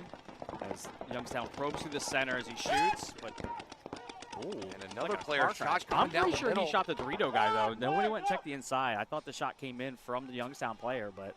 And now it's 1-on-1 between... No, 2-on-1. No, Youngstown got clipped out. I thought I heard somebody in the snake yelling Dorito only. Sorry, that's my bad. No, it's Cutler and Bailey now in a 1-on-1 here, going from Dorito to Brick. Bailey just trying to keep hopes alive here. It's the other field I'm hearing. Man, somebody's got a good voice over there. They're going to back up. Tactical retreat, and we can actually talk loud for this 1-on-1 because they're all the way over there on the Dorito side. Usually a 1-on-1 happens and they're coming over here on the snake, and I have to kind of do my golf moves. Cutler getting even closer. Okay, back Dorito up, side. that didn't work, so let's he knows get close. Jameer is on that side, and I think they're just going to other? mutual one another, and so we'll have a no point. Jazz hands. And jazz hands are no out, point. and so a no point. We do it all again. 41 seconds left to go.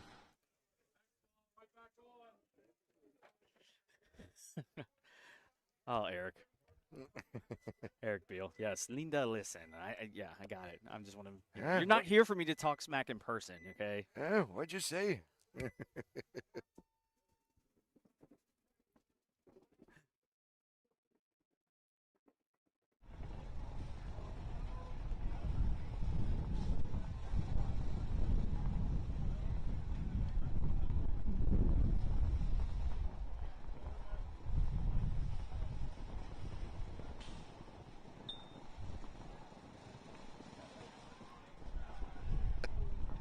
So, 41 seconds left here.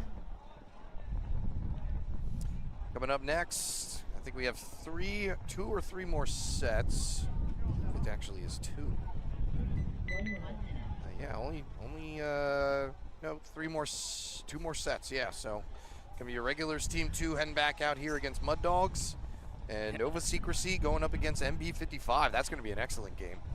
So Eric, to your point, have I tried the Lux Air? Yes, I have, and they're amazing. You know, there's several players out here playing with them here at the event. As soon as I can highlight that, I will let you know. We had some earlier. The Mercs are mostly shooting them. I think there's one person shooting them at the Shocker. But yes, we have. So thank you, Eric. And that's Eric's way of backhand compliment because, you know, that's how we started our relationship was. He was the Lux hater #1 out here. Not really a hater of any guns. I definitely have my preferences, but I don't out and out say like, oh, I avoid that. Like, you know, somebody gives me a gun, I'm going to use it. Yeah, I'm willing to. It was a no point. Yep. Yep. No point, so no need to switch sides. And letting everybody know Gotta head on back over there.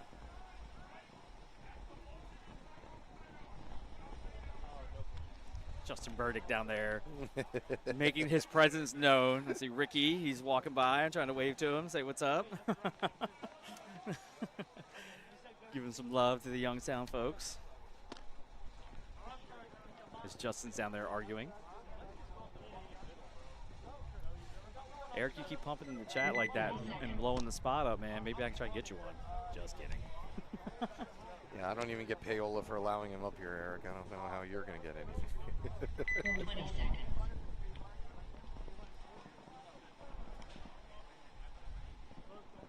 Youngstown 4-1, as the question was asked, so who's winning? 10 seconds.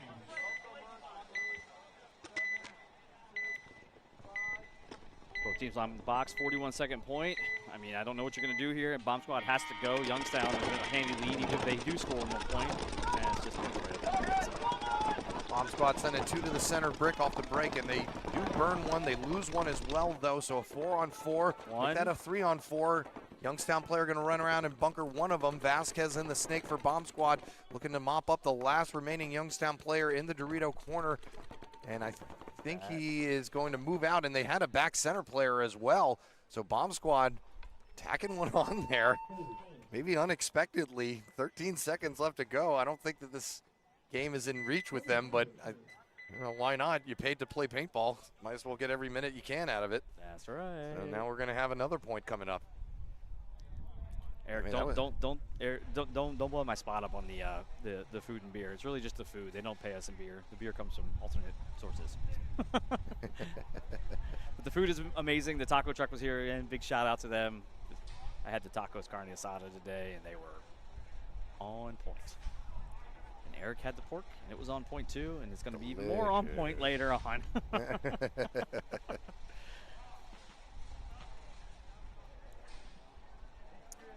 Well executed there by Bomb Squad. That was a 34-second pointer just about. Yeah. So Youngstown maybe need to, because they may face that situation again later on in the tournament. They're going to want to know, hey, how do we stop that, make that not happen?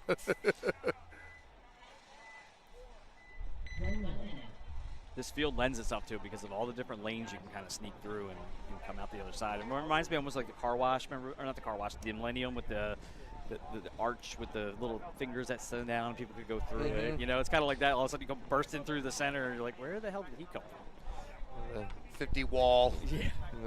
Those points were just 5 people all meeting at the wall. Super dangerous. Not a good idea. People sliding under the X, you know? Yeah, like it's like, that was surprise! As you Superman underneath the X and come out the other side with guns that were shooting 15 balls a second. Greg's having a good day. He's indicating that's his way of saying. That's his way of saying I'm having a blessed day. So once again, coming up, MB55 versus Nova Secrecy. The regular is going to be going up against Mud Dogs. And then one more set after that. Oh, I'll be on into the quarterfinals. To your point, Harp, I do know Cousin Burdick. Believe me, I had a long chat with him. He's actually a personal friend of mine. So, yeah, that's why I kind of have a little inside baseball in the Youngstown team here. We're going to have a minor penalty assess. Lucky it's not a major for Youngstown to mention, or that could have made things even more hectic. The Youngstown player only had a hit on his pack, so it wasn't clear and obvious. He actually got hit in the loader, too, and he didn't walk off. Wow. So, yeah, there you go. So it's going to end with Youngstown on top, but New Jersey Bomb Squad making it interesting at the end. Coming up again, Nova Secrecy taking on MB55, and then Mud Dogs is going to go against Irregulars Team 2. As it presses on here as one of the last 2 sets of the prelims for the D4 edition of the Killsquad Open. More to come from NR Paintball in Severn, Maryland. Eric and Josh back in a moment.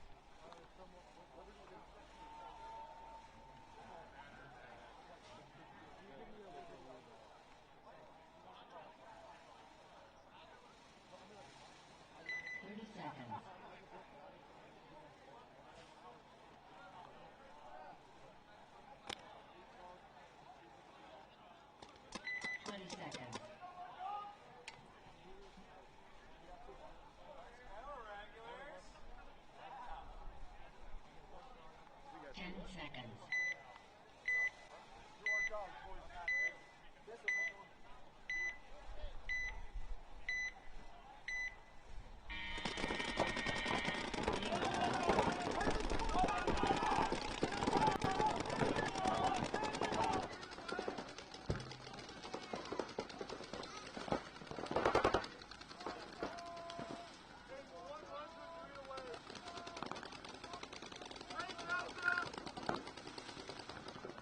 So here we go. Everything started here. Regulars, Irregulars Team 2 and Mad Dogs. Don't think either of these teams have a chance of moving on, so this is an experienced one. The Regulars right now sitting at 0-3, and I think it's relatively the same story with Mud Dogs, who themselves are 0-3 as well. So just trying to get out of here feeling good. The next one, though, does have some implications with MB55 and Nova Secrecy going head-to-head. As of right now, though, it's a 4-on-4 battle. Might actually be a little bit shorter. 4-on-3, yeah, so 3 Mad Dogs left against 4 Irregulars. Mad Dogs have nobody over here on the Snake side. Irregulars Team 1. Or Team 2, excuse me.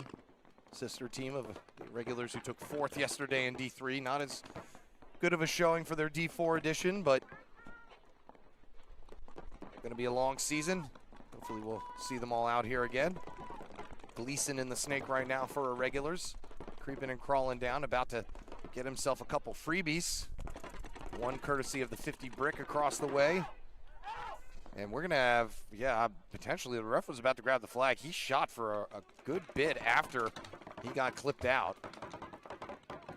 So Mud Dogs now, all attention being paid to Gleason, who took a shot to the inside of the head, it looks like. So he'll be taking the walk himself. So we're down to a 3-on-2.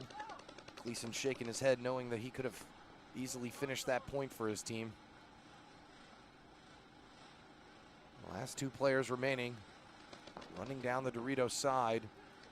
And both Dorito players for Irregulars looking towards the inside where there's nobody at. So it's going to be up to a regular Snake player now.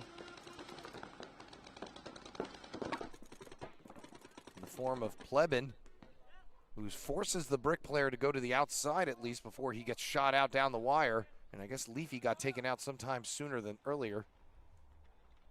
And that I didn't see. So it's going to be Irregulars striking first in the Pride match. Well, match for Pride. Phrasing. Phrasing. Sorry, it took me a minute to come back. I had to go peel some layers off, dude. It's warm out there. Well, I thought I was here in the other field when I kept on hearing the 30-second countdown. I'm down there talking to some of the guys from Heavy Petting Zoo. My bad. Who just pulled off a win against Corrupt D4. So yes. Good match, or good win for them, as Corrupt D4 had been undefeated so far. Just got done talking to the Mercs too. They're 2-1-1, so they should be moving on. And we got one more set coming up after this. Youngstown Dimension going up against Relentless. And Heavy Petting Zoo, or excuse me, Nova Outcasts going to be taking on Sharks. So 2 good matches to help us finish out these prelims. Most likely, I don't think the Youngstown Relentless game will have any implications, but it could have seeding implications if Youngstown aren't able to beat out Relentless, who are 0-3. The Relentless player who was suspended. So this is a new rule. There is paintball jail again. And he was told you have to wait that whole entire match with our ultimate ref and John Baker downstairs. And he said, well, why can't I just leave? Well, they said, well, you have to serve the time. So if you come back next tournament, you're going to have to still sit a match downstairs with the ultimate ref, whoever that is. So you might as well take care of it now. You were still in timeout. So yes, player jail was a thing at NXL. I'm telling you, there were so many people in player jail. Yeah, which is something new, because yeah, I remember you know, they would ask for your ID and you go, okay, let me just go get it, and then you just head to your car real quick. It's probably for the better. You know, some people would use that hiding tactic to do some nefarious things and then just head for Dodge. That's right. So Nova Secrecy here, yeah, losing the first body. No, second body. Second body, yeah. So MB55 still with some good shooting here.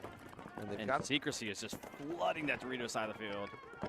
Or no, you were right, Eric. There was a double up at the home. I didn't see the other home. Gotcha. So yeah, so it is a 5-on-4 in Secrecy's favor. MB55. They've got Secrecy's got 3 players over there. They got Dorito 3, Dorito 2, and the Dorito wing. Now they've got the Snake.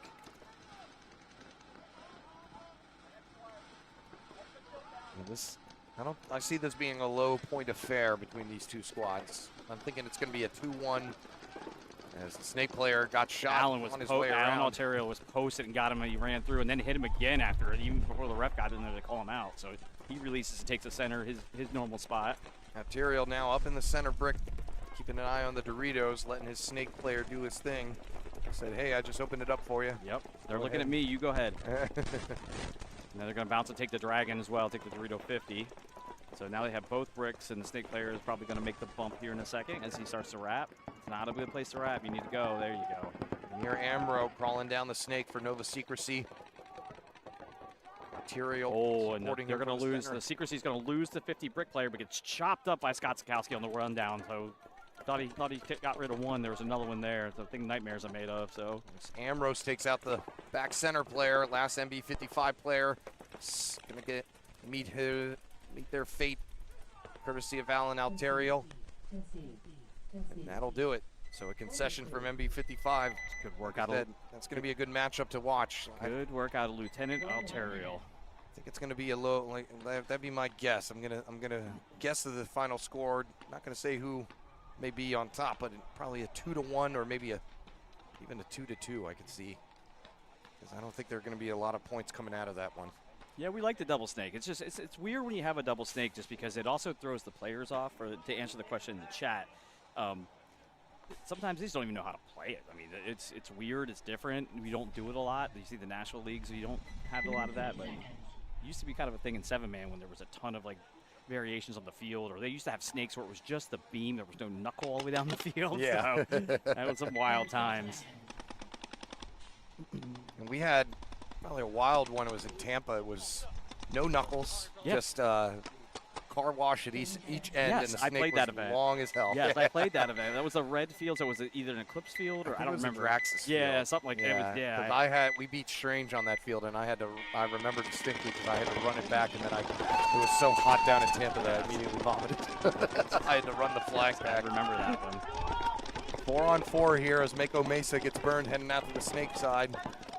Mud Dogs, like I said, playing just to say that they played. Or Ripper Crew out. No, Ripper Crew is still playing. They're on field 2. I was going to say, field 2, we don't have the coverage, so. They lost to Heavy Petting Zoo, but they beat Salt. Pittsburgh Mercenaries, they played them already. Actually, hang on a second. I need to reload. Tell you about Ripper Crew. Yeah, I'm pretty sure. Yeah, and then they lost to Mercenaries. So, yeah, likely, I don't know, they could beat Corrupt D4 coming up on field 2 and still have a chance to make it in. 2 wins and a high margin, I think, are going to be the recipe for those lower seeds. Mud Dog streaming through, took a shot on the way in. Ref saying he's okay. It's a 4-on-3 at the moment.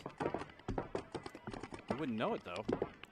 I think the regulars have 3 bodies, 2 on the Dorito side and 1 in the Snake 1. I mean, from just the kind of lack of firing or action going on, it's very, very quiet on this field. Both these teams, they know it's going to be their last game. Yeah. We don't want to exploit the paint bill any more than we have already. Why not work with what you got?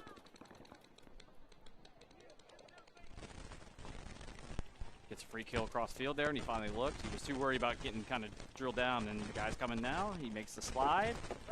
We've been seeing that today. The old, and we're going to have a major penalty on Rand. And so that's going to pull 2 more players out and turn this into a 2-on-1 in favor of Irregulars. And I think it was because he took the shot to the leg and then immediately pointed his barrel and started shooting again.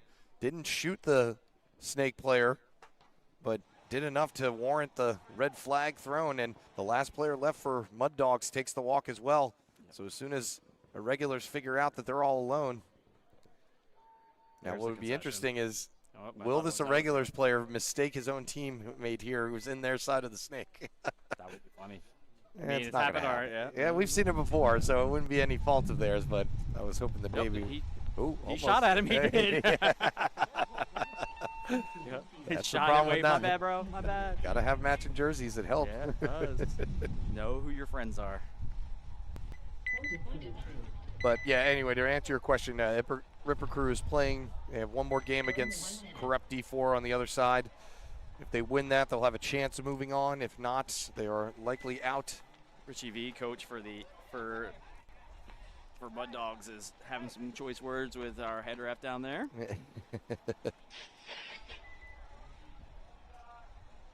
Love you too, Scott. Scott and Alan walking by, Batman and Robin. I told them I was making fun of them on the webcast. They were loving every minute of it. 30 seconds. Yeah, had some of the Mud Dogs asking me what we thought of a couple of their memorable points. Distinctly remembered the team kill and mentioned that to them. That was an awesome team kill. I would have answered, I don't think, so that's the problem.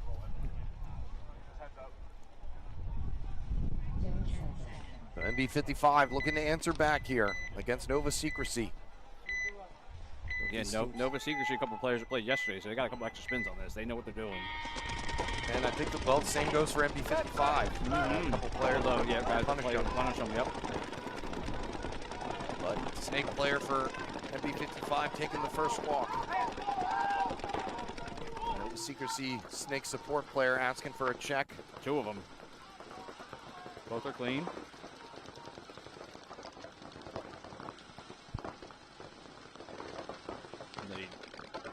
NB55 players playing low in that carbon stand-up, trying to see if he can make that bump to the Snake, although now their crossfield shot's coming in, so that's done. Scott Sikowski going to take the early walk on this one for Secrecy, but both teams are taking the Doritos now. 4-on-4. Yeah, like I said, there's not much between these two squads, so that's why I thought we'd have ourselves just not as many quick ones.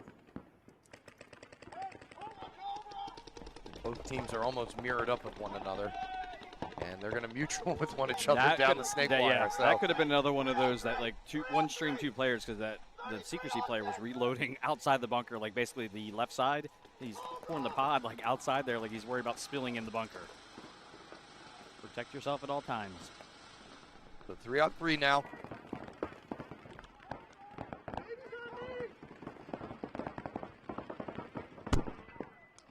Wind's starting to pick up here, making the bunker shift a little bit. That always is fun because you think somebody's in one, you know? Are they moving? Is that? Yeah, somebody in there? You can usually tell the difference between a human moving and a wind moving. There is a little bit of a gyro to the human movement. A little bit more jarring, and it's only one bunker, you know? not all of them moving in rhythm. So teams are darn near actually mirrored up. They are mirrored up. That's what I'm saying. There's, yeah, there is really not much between these two squads other than the score line right now. 1-0 lead belonging to Nova Secrecy. Oh, and Secrecy's going to lose their Dorito player, so I don't know. Taylor's going to take over the one on that side as he looks. Dorito side is going to try to pick up a kill real quick here as he pops the top. He takes the Dorito. You need to be careful, though. Yeah, that wedge player was still on that lane, so he didn't see it. Yeah, he shot at him, too. He knew he was there. And the last player left in the carbon stand-up behind the snake. Not surviving long. And that is going to do it. So tied back up is this one. Nice, nice, nice. How's my prediction looking? How much time we got? 5:02 left for Nova Secrecy. Yeah, we're only going to get like 1 or 2 more points out of this set. Yeah. I'm gonna go on the limb, say tied 2-2 match to end it. Okay. I like it. Yeah, how about Matt create a gambling app for paintball? That's out there, isn't it? It's called Poly Market. Yeah, whatever. No, those are technically not bets. Those are futures. Oh, you're buying. Yeah, futures. that's right. It's like you're playing the stock market, right? Yeah, totally. You're investing in a potential outcome. Yeah, until they don't pay you, which they've done a couple times. So.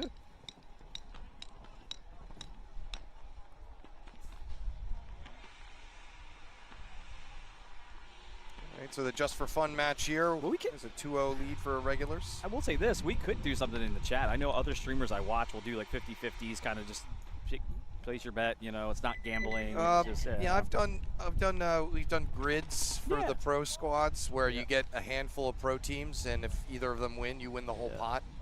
Yeah, exactly. That's what I've seen online too. It's kind of fun. Those are fun because then you're not you're not making an exact bet because there's just so much that can happen. It's one of the most unpredictable sports that I've ever covered. Yes. Never really goes how you think it's going to go for sure. Never. Literally. It's like combat, man. You know, the enemy gets a vote in this whole thing too. Yeah, they're streaming to the center. 3 players up there. The plan until you get punched in the mouth. That's right. Tyson doctrine. So only 2 players left here for Mud Dogs, as irregulars. Irregulars had 2 in the center brick, and the Mud Dogs player ran through the center and then interrupts the snake player of irregulars, almost touched him. Yeah, that could have been really bad. But now it's a 2-on-1 favoring irregulars who have their last player left in the Don't Dorito put your 2. head into the stream. What are you doing? It's like, where's all those paintballs coming from? Like, let me put my head out here to block some, and I'll figure out where they are. That was not... He's blocking my punches with his face. That was not smart. I don't know whose reaction is, you're shooting the bunker, let me put my head out. Next time, go into the bunker and live to fight another day, my friend. So Mud Dogs now down 3-0. 3-0. Potential of being maxed out for their final game of the tournament. Speaking of the Mud Dogs, I had a great interaction. I walked around the corner and MK's there, and then Richie V walked up, and we had to talk about the coaches and the yelling and stuff like that. And I always forget that Richie used to coach Michaela too. So. Yeah, that's true. The master has become the master. Yeah, the teacher's become the master. 30 seconds. All right, so this one all tied up now. Nova Secrecy. Aren't they on the... Oh, no, never mind. Thought that they were all lined up on the wrong side. That's one thing we haven't seen a lot of. Like, one time there was a no point, but, like, we haven't had a lot of, like, teams messing with other teams. I'm going to go to this side because they won't remember that they have to, you know. Like, quickly doing the quick run. Gosh, the shenanigans afoot. All right, both teams break out. Secrecy's going to double up the home again, shoot both sides. 2 guns aimed on that. Oh, it looks like they took the home player out, but MB55 is going to get the snake. They take out one of their home players. 4-on-4. Yeah. Secret Suit's got to fill the Dorito, but they're going to shoot the snake, the small tower on the snake side. So 3-on-4 in favor of Secrecy. Secrecy out in the Dorito 1, hiding from the snake 1 of MB55. Who snake player probably wants to maybe get in motion here because you're down a body and the team is moving up on you.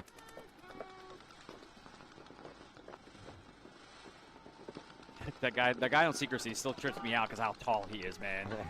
And that's what he's trying to utilize right now. Maybe that's why he's the snake player for MB55 is taking so long of looking down the wire. He's saying every time I go down there, that tall SOB shoots me in the pack. Yeah, exactly. He reaches up and over. MB55 losing a player out of the can. Secrecy player calling for the kill 3s and knowing that it's kill 3.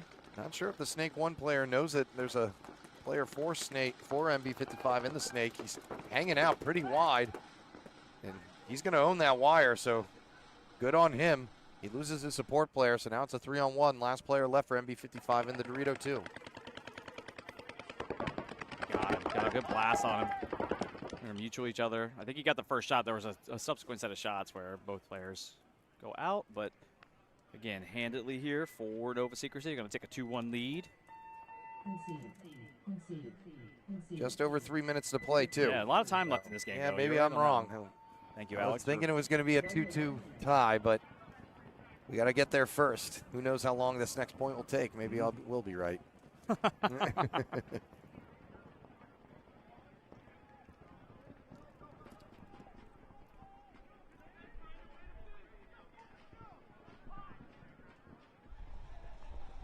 Mud Dogs walking with a little bit of their heads down a little bit. They need to work up a little bit. been a rough go. It is, but you're still playing paintball, you know? And they were a throw together squad, so they were just trying to have some fun. So, but might be all right. 20 seconds.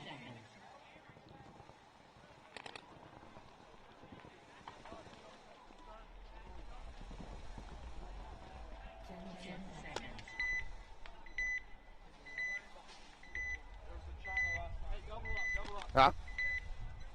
Yeah.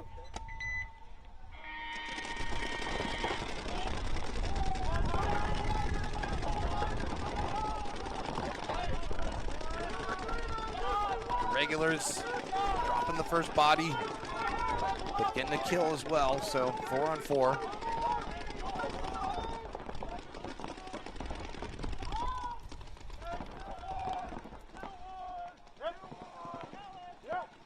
Leafy is going to leave with another partner to make this a 4-on-2 in the regulars' favor, who are all the way up in the snake.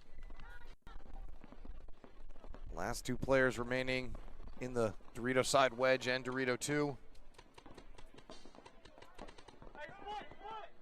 Gets a shot in on Wedge player's foot. Last player left looking to wrap up this match. War Dogs live to fight another day.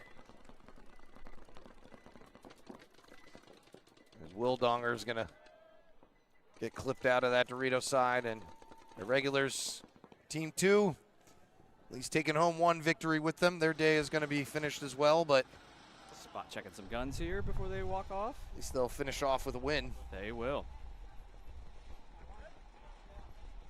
They will. 4-0 now, so we'll switch back over and see what's going on with the Secrecy game. Secrecy versus. You know, now I feel like I have to hope for a tie. I didn't even put any stakes on it. I know, or beers. I don't need them. I'll take steaks. How about actual steaks? That's what I'm You saying. buy me a No, steak? I was Yeah. saying, I wasn't saying steak, S-T-A-K-E, S-T-E-A-K, steak, like.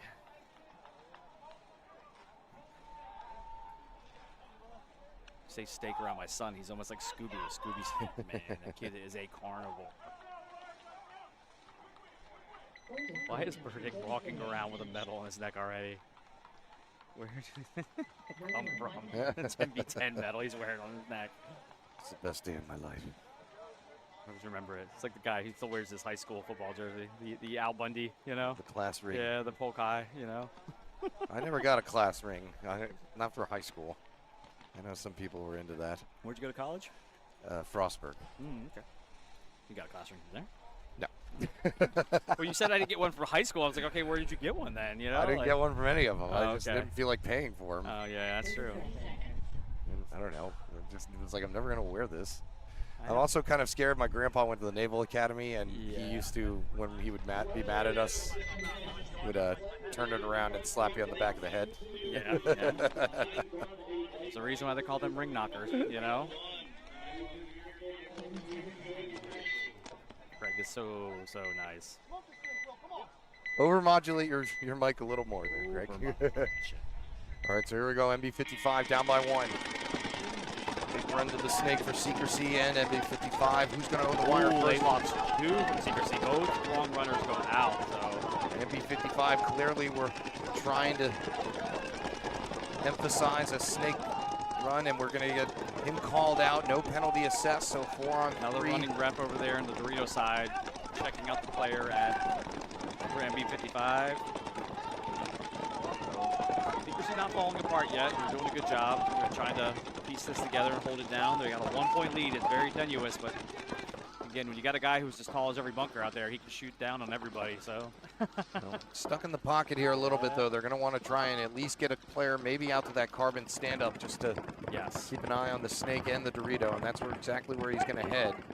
I would probably get out of that home as well, but that's a far run to get out to those Doritos, because right now, accidental double up in the Dorito 3. Scott must have heard you, because he went screaming over to D1. Yeah, I was going to say, but he may have gone a little too late, because now MB55 have 2 in that Dorito, and they shoot out the corner carbon bunker to make it a 4-on-2. Big move up the center here. Good move from the can of death here and moving to the wing, right? That was good. That might stop the bleeding, but yeah. Morgan is already down here. Oh, and he just takes one to the dome. And yeah, he's going to end up getting wrapped on. Last player left, Sikowski in the Dorito 1. He's heading out too now, So an absolute bloodletting leads to a 2-2 lead, but we're in Xball now. And only 90 seconds left to go. So I could still be good if we have a no point. Time runs out. Or you're praying for jazz hands. Oh, come on. Yeah, let's go. Maybe that, I was going to say. I may get it right. Why would you concede that? Save the time, I guess, to give yourself more time to win the next point. They're going for the dub, not going for the tie. Yeah. Sorry, no overtime. I gotta quit. Yeah, that's on me. I don't know. I was like, well, just why would you concede? Let it go to overtime and have a sudden death point. Same, you know, and you don't. Or maybe they do something like we watched earlier where the person forgets to ring the buzzer, you know, and walks off the field. I talked to Kutch after that too. He said he literally sat there and watched it. He's like, is this guy really gonna do this? As soon as he did, he's like, beep. Yeah, the button. And he was just, he thought he had been called out. I talked to the Zachariah who plays with him, and he had, like I said, he thought that he had been called out. I guess the ref had called someone else out, and he just thought that he was involved in that. Chat question is Salt on field 2? Probably. If they're playing right now and you know they're not on the feed, then they are on field 2, and I apologize. Well, yeah, they are because they played their first 2 games over here, so they're going to play their last 2 games over on field 2. Yep. It's good. I like how they split that up. I really do enjoy that. Well, especially with only one camera working. Yeah.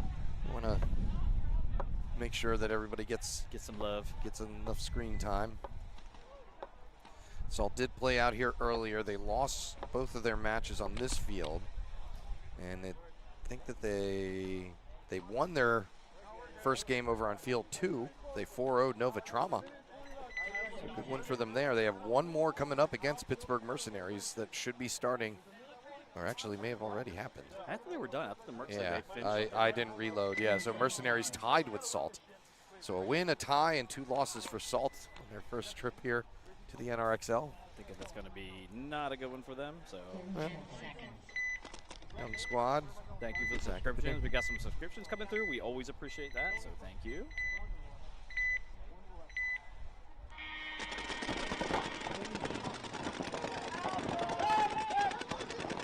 Snake runner flipped out as well as the Snake support player. So good guns there by MB55. Creates a 5-on-3. Once again, Secrecy have to battle back from being down by 3. I don't know if they'll be able to do it this time from the positions that they're in. They're all trapped over there on the Dorito side. Get the 60-second call. This one is still all tied up. They got to try and find some way to spread the field to slow things down. Running ref's never a good sign when you're running that far, checking people out to see if it.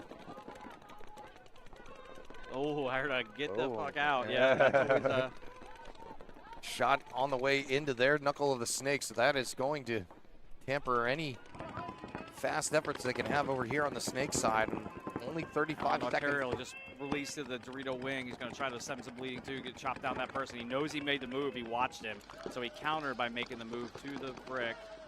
Oh, but he gets shot. Oh, he takes the player with him. Okay, so I was going to say. So now it's a 2-on-1. Last player left for 17 seconds left. Nova Secrecy, yeah, hiding in there. Way deep to try to run this point out, both teams. So. Yeah, they would have had to start running already. So it looks like E-Money is going to be correct on his prediction, pending any late flags coming in. Because the runs are happening a little bit too late. Damn, I'm good. Yes, you are good. I knew there was not going to be that much between those two squads, and I was correct as these two finished up. Yeah, I was going to go the other way because I know my dudes are out there. They want to win. They just want to win. They like, right, wrong, or indifferent. They just want to, like, you know, paint bills be damned. So that is going to do it for that set of matches. Nova Secrecy and MB55 tying up. Irregulars Team 2 finishing their day off against Mud Dogs, who are going to go 0-4. Coming up next, we have, like I said, another kind of similar situations with Nova Outcast taking on Sharks. That's going to be a good one. And Youngstown Dimension playing for seeding against Relentless, who are already 0-3 and likely out of it. So more to come here as we wrap up the prelims of the 2026 Killsquad Open. Live from NR Paintball in Severn, Maryland. Eric and Josh back in just a moment.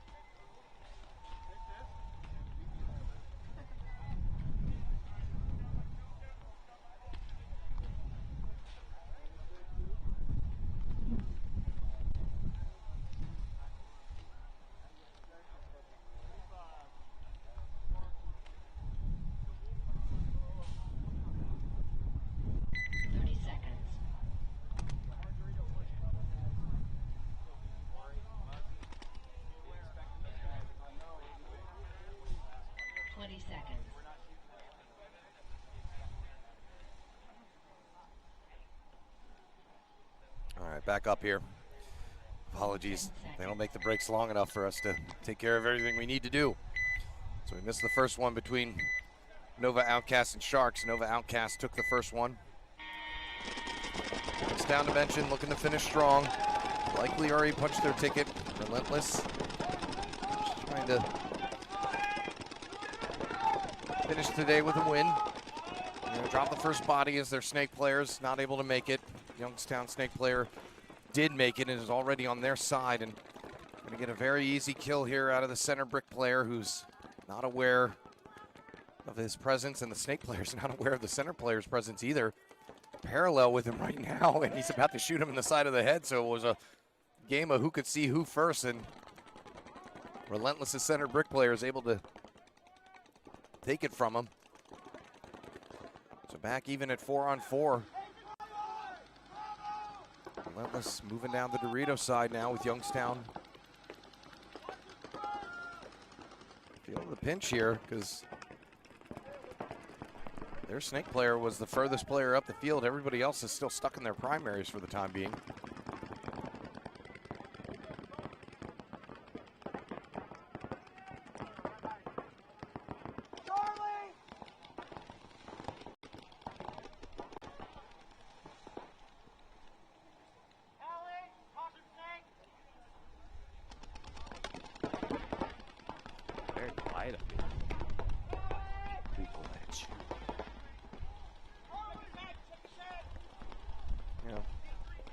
Being a just for fun match. Once again, both teams probably trying to save some paint money here. Relentless just lost their corner snake player. So back to a 3-on-3 here. Youngstown just trying to figure out this center brick player has survived one snake player crawling down parallel with him. Let's see if he can do it again, because it looks as if Youngstown's fill player wants to do the same thing that first one did. Almost gets a shot in on the snake one. Just waiting to see if he'll crawl down on him or not. There's nothing really stopping him at the moment. Relentless player may want to think about jettisoning over to that mini wing just to throw the snake player for a loop. And now he's just waiting for him to pop up in one of those bunkers that he hasn't occupied yet. Or the other thing would have been great is if he could make the... Now he's getting it from both sides. It's a 50 brick. Yep, Ricky. Oh, those trying to get him. Trying to shoot him in the back because the Dorito player went out for Youngstown. Yeah, so Relentless, though, able to bunker out him, and so now this Youngstown player is the last one left. In a really crappy spot. But he's moving, which is... It's a 1-on-2 here. Both remaining Relentless players are occupying both bricks, and actually the Relentless player in the corner Dorito is still living, so he's just going to go ahead and hit the buzzer.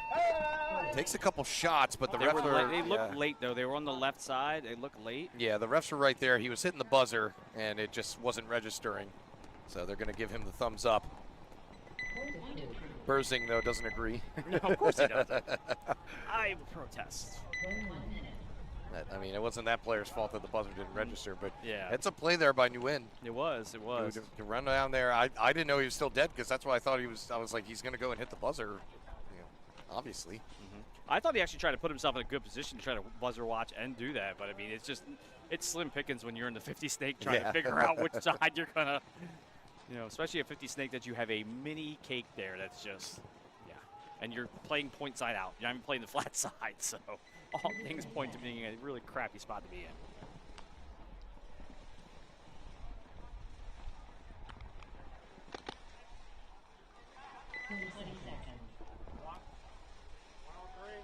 So Nova Outcast, Sharks taking the field again.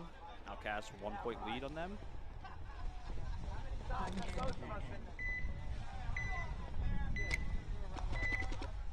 See if the Sharks have an answer for this. Couple the home like they've been doing. And then start to filter out. Takes the center. Oh, the bounce on the way in. Trying to get a ref to check him out. Looks like he did his due diligence at that point. He's like, I think I'm good. Outcast filled the snake. They're looking for the kills inside. It's out. So it's Outcast taking the first one. They're still doubled up in the home there for Outcast. Sharks looking to bounce back. Watching intently was Nasty Mob. We're desperately hoping the Nova Outcast can pull this one off. Outcast lose a body, so does Sharks. Sharks don't lose another body. 5-3 advantage, about to be 5. No. Oh, I thought it was going to be 5-2. I didn't think that Book had seen him. He swung that gun like he knew he was right there. That was quick because he was looking downfield for the longest time. I think he actually had an eye on that, knowing they were coming down the stake. It was a very, very good heads-up play from him. Sharks kill off another one, so it's a 3-on-2. Book and his partner are the last ones left.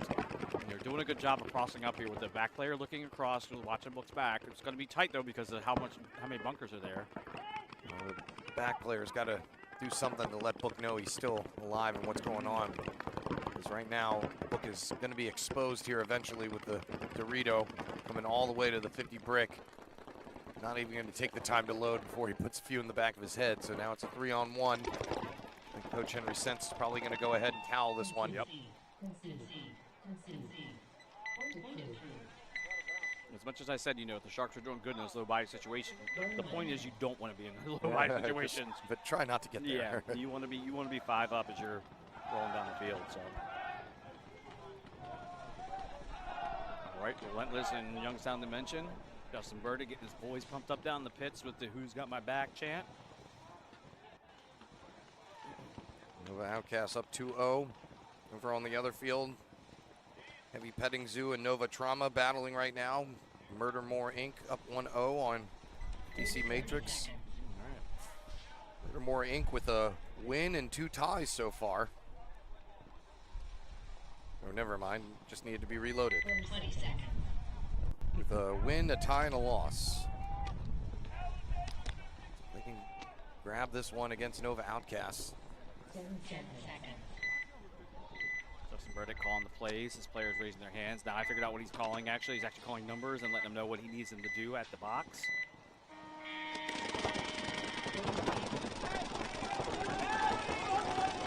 Final set here of the prelims for the 2026 Killsquad Open. Youngstown going to lose the first player on the snake side.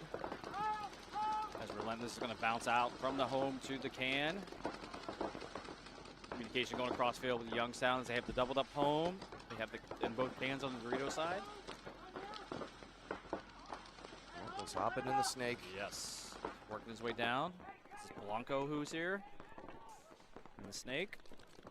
I'm assuming Mrs. Blanco may be connected to them. I just taking a wild guess there, but Blanco's doing some work as he looks across snake here. As the player moves to D2, that Ricky Habalti just moved from D1 to D2.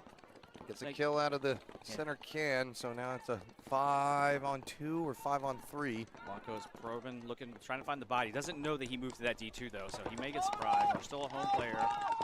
We're going to get concession by Youngstown, trying to just save some balls here. No, he didn't hear it. He really didn't. I would say like that. He did not hear that. I would imagine so. Yeah, he's apologizing right now. He's a boss. I'm apologizing. Effusively apologizing. Strenuously apologizing. Finally decided to clean your glasses off, huh?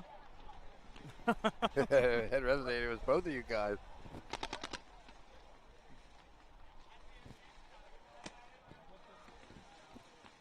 Yeah, you definitely in your own little world there. I had to do it. Say. I had to wipe the glasses. The schmutz off the your smudges is getting too much. I'm misidentifying teams now. They were starting to smear too. Starting to run, like doing that thing. The badge of honor. It didn't look cool anymore either. It just looked disgusting. So it's fun while it lasted. It was annoying the hell out of Richie V, which was great. It was. It was bothering him. Clean the glasses. Why are you glad? I don't know where his OCD is coming from. Have you met Richie? Yeah. No, he's actually one of the easiest going dudes.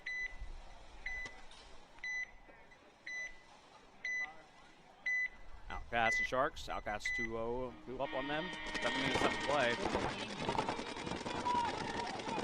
Sharks take a little different tactic this time.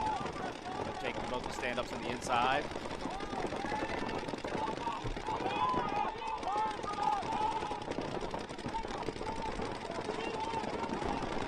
Sharks going to make the move to Dorito 1 as well as take the Dorito wing, while Outcasts are in the snake. And they're also going to take the center 50, so they're going to cut in and Tight ball game here. Sharks know they can't go down another one. But try and pull this one out. Sharks still 5 alive. Good counter move here to the tape. The Snakes try to just stem the person coming down there. Nova Outcasts in that center brick. Battling with the Dorito players. Outcasts make the bump from D1 to D2 as well as trying to get to the Snake 3. Snake 4 going to keep going. Doesn't know that the Sharks player is kind of posted that side. So hoping he's going to catch him as he pops up here. We'll see. Some shots in there. They know he's there because they were shooting like crazy in that Snake. They're shooting over there. He's going to lose that battle, oh, yeah. Man. He gets the kill, gets 1. He's going to get 2. He shot the Dorito. Dorito player is smart, tucked in. Secrecy player is reloading as he's wrapping the outside. Ryan O'Sullivan almost bit off more than he could shoot. Yeah. The Sharks player, somehow he didn't get shot, but he got shot. What is up with these people reloading as they're laying in the lane out here? Please don't do that. 5-3 advantage now for Nova Outcasts. It's like the 3rd one we've seen do it. Oh, player out, he shows gun. Another Sharks taking the walk.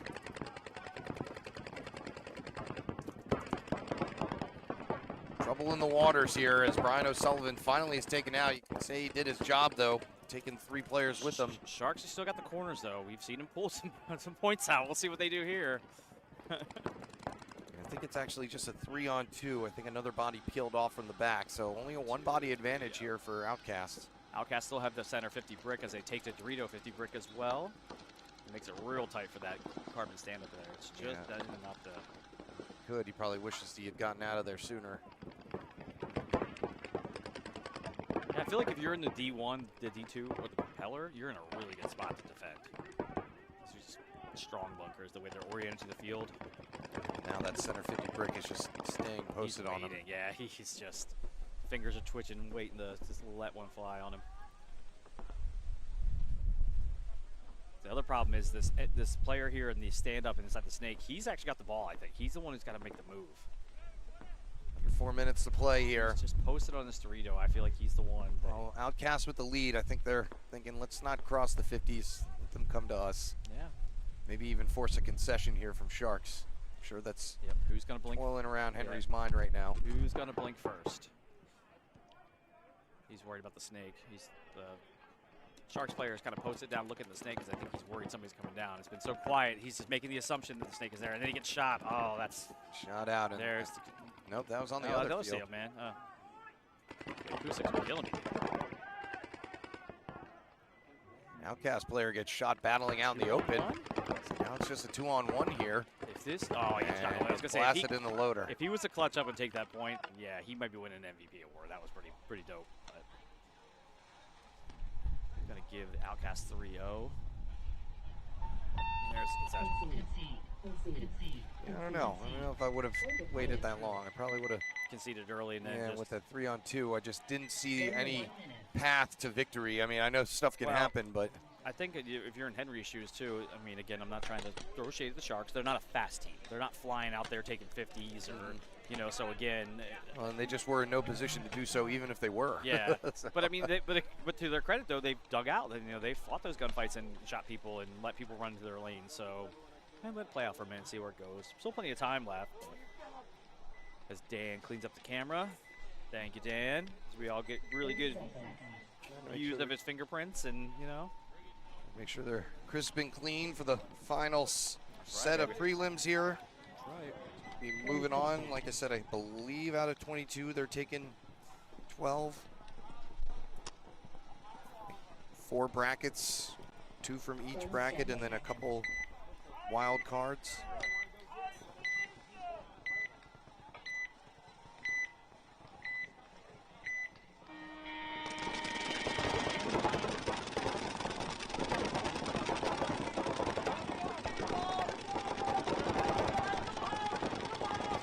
First is a player from Youngstown Dimension. They talk about they wanted to finish strong down there, but right now, Relentless have them dead to rights. 4-4 game, but down by 2. 5.5 minutes to go. All Youngstown can really hope for is that they can just stay in the fight and outlast Relentless, who aren't playing for anything at the moment.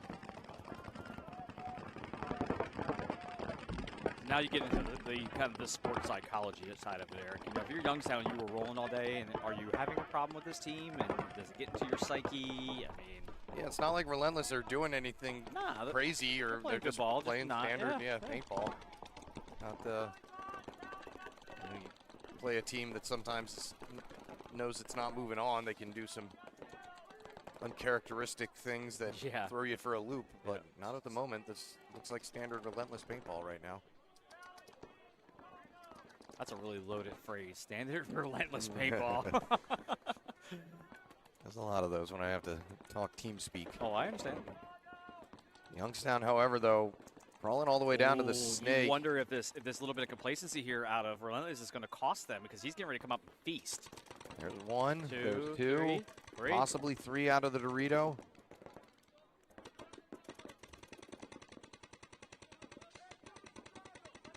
And now another flop and bunker.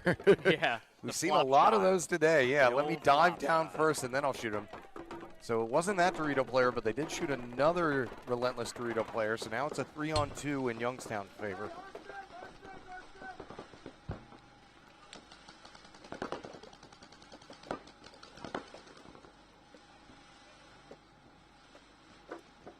Like I said, we've seen that move plenty of times in the snake where it's a dive and a jump down. The bunker of death strikes again, but he takes the snake out, though. That was crucial. If he would have been going out and left the snake in, that's ball game. Yeah, he took one from Snake. Really took, I think it was just a single ball flying at him. So now it's a 2-on-1. Last Relentless player in the Dorito 3. I was just getting ready to say to the Relentless player, you need to get out of the home and get to the corner, get to the snake here if you can, because that would be the most effective way for them to run through this.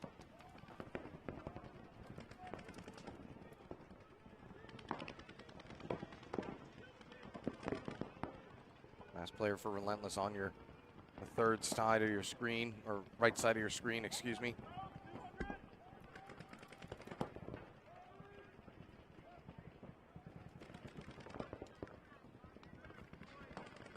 And I mean, as far as Relentless go, he'd go, okay, well, come and get me. Like, let's take some clock off. Got a 2-point lead here. Just under 3 minutes. Yes, plenty of time. Yep, plenty of time. 2:54 on the clock, 2:49 now. So I'm not sure what the issue is here with the Youngstown player all the way on the snake side. Hasn't moved or shot or anything. And now he almost gets run through on, but I guess he hadn't seen that he moved up to that 50 brick, and so he had to churn back. He got him. And he did get him in mutual with him, but there's one player remaining in the Youngstown snake area. Like I said, I don't know why he wasn't doing much, if he was doing some gun maintenance or something, but now he's back in action. This looks like one of their younger players, too, so this might be a little bit of inexperience. I mean, again, not trying to...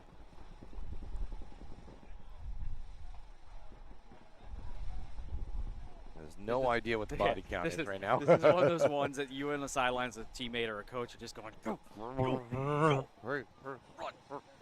as fast as you can, go hit the buzzer. Because precious seconds are ticking off here. But Hepner is going to finally get on down to the other team's box. There's plenty of time, though. It's going to be about 1:30 when it's going to be done, 1:45, so he's got plenty of time. So 2-1 game with 1:41 left in the clock. Point approved. Move back over. 1 minute. Nova Outcasts up 3 points on the Sharks right now. Seeing a different side of the Sharks. Sharks have been playing good ball. All of a sudden, they just can't get one right. Well, Nova Outcasts are they're good. Yeah. taking their first wave, and it's been tough for them to figure out how to get another player to fill in behind them. Mm-hmm.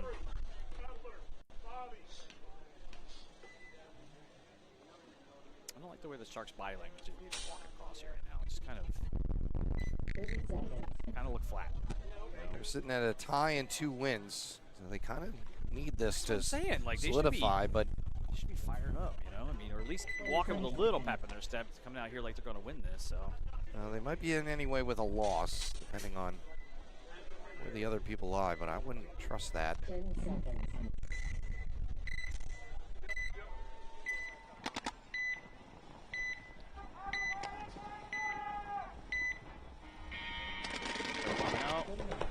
Again, the Sharks kind of abandoned that double home. He's going to take the center 50 right away and try to chop down the snake move. May have gotten a shot in on him. I know. Did you see that? I kind of saw that weird jump, and I was like, oh, it might have been I don't know what bad. kind of, what to call that. That was just kind of a duck down real quick. Desperation, a desperation duck, you know? Great band name. So now he's just on, So now he's just on him. Trying to keep an eye on that snake. Don't drop the gun, man. Just keep that gun up. This is stuff that we talk about in the lower divisions. You've got to keep the gun straight up on there, because the moment you drop it is the moment he's going to jump that right. Still 10 guns firing on the field. Book chicken winging it in the center 50. It gets tiresome. I mean, you know. Man, resting his elbow on that bunker to. You think that's tiresome? Play 10-man. Play 10-man pro. You can't put a gun 15 down. back, pods on your back. Oh, he's gonna break the Move center, up but the he center. turned to look just in time as he mutual. Oh, is he gonna get a penalty on that one? So he missed one of the Sharks running, or in the Doritos, but he gets another one in the Doritos, and Book was swearing that he shot him on the way through, see if but he's got a shot in his belly, but I don't see anything. He's got a pretty dark he jersey didn't on. he didn't react as if he had been shot. Yeah. That's all we can really say about it, but at the time being, it's a 3-2 advantage right now for Nova Outcast. You have to say, good move down the center there. Yes. Last two remaining Sharks players in the shorty behind the snake and in the actual snake propeller. Could move up the snake here to try to make something happen. Is he out of paint, by the way? I don't see any paint on him. I can't tell this. Yeah, he has a couple, but he's out of teammates as the last player behind him takes the walk, so he's all by himself in the snake too and has no idea that Nova is working it behind him. See if Nova Outcasts are going to be nice or this poor Outcast player has gone to every bunker where he can't see the guy all the way down the field. He takes a shot in him to dink a few in the back of the head for hitting the buzzer and maxing out Sharks. 4-0. Congratulations to Outcast. Yeah, nice play by Outcasts. Definitely thought that one was going to be more tit for tat, but Sharks not able to have an answer for Outcasts' shooting. And that is going to put us in Xball for the Youngstown Relentless game with only about a minute and a half left. Youngstown Dimension trying to pump themselves up here to see if they can score a quick point.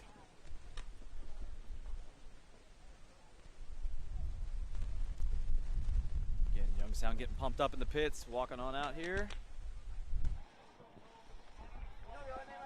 30 seconds.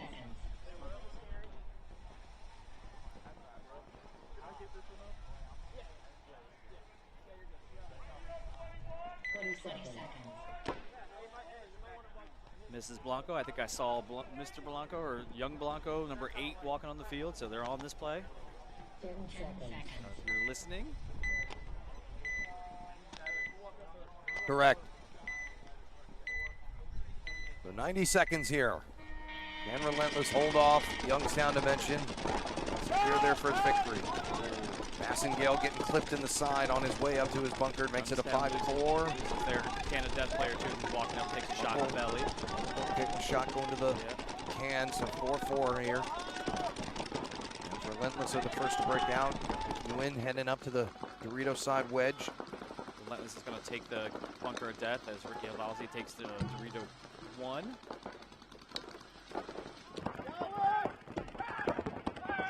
Relentless has the... And we're going to have a minor penalty assessed on Youngstown Dimension's back center player.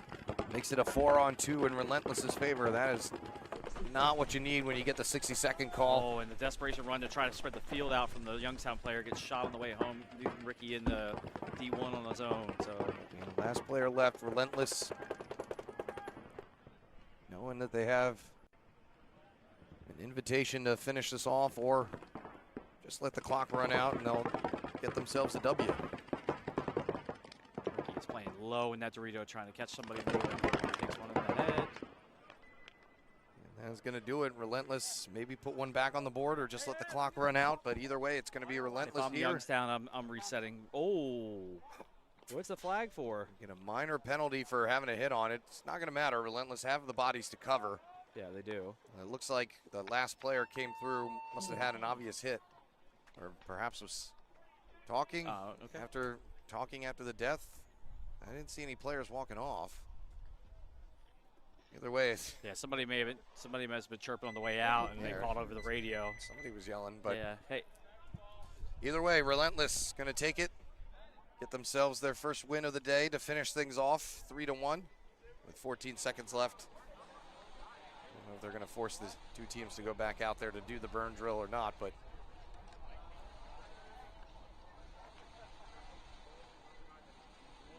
yeah. So, oh yeah.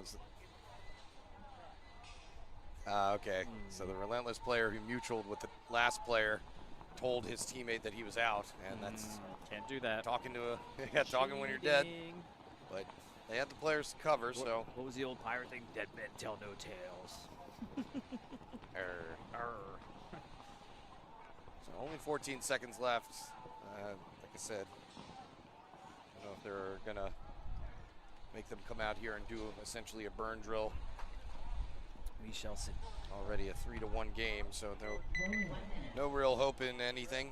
As we'll wrap up the prelims here. Field 2 is still in the process of finishing its last set of games as well. Give a check on that for y'all. It's Heavy Petting Zoo taking on Nova Trauma. And right now it's Heavy Petting Zoo up 2-1. If they're able to win that game, they'll be first place in their bracket above Corrupt D4 since they beat them earlier. And DC Matrix going up against Murdermore. Murdermore currently winning 3-0. If they're able to finish off, they'll be in second place and they'll be punching their ticket. I'm excited for these matches. There are going to be some good ones here, and you guys are moving to the finals. Time to get down to business. So I think they're taking the top 2 of each bracket, and maybe two to four wild card teams. And we'll have 2 fields in operations at least for the quarterfinals. And consolidate down for the semis. And I'll all be right here for you all to check out. The burn drill is going to have Youngstown running out to the Reed Snakes and running up the center, taking one with him before he gets shot. No minors or no majors have been thrown just yet. Youngstown just piling down. It wasn't a bad run drill for Youngstown. Oh, was he getting ready to throw a flag there? No, I think that there was just some concern as a Relentless player was trying to get up. Okay. Wanted to make sure I actually saw the ref grab a flag, was talking to the Youngstown player. That's why I was like, ooh, what's going on? Might have been one of those, if you don't shut up or you don't get off the field, I'm throwing this, you know? So that's going to do it. So Youngstown going to have to brush this one off and get ready for the quarterfinals. And we'll have an update on everybody who's made it and who didn't right after this short break as we continue the 2026 Killsquad Open live from NR Paintball in Severn, Maryland. Back with you in just a moment.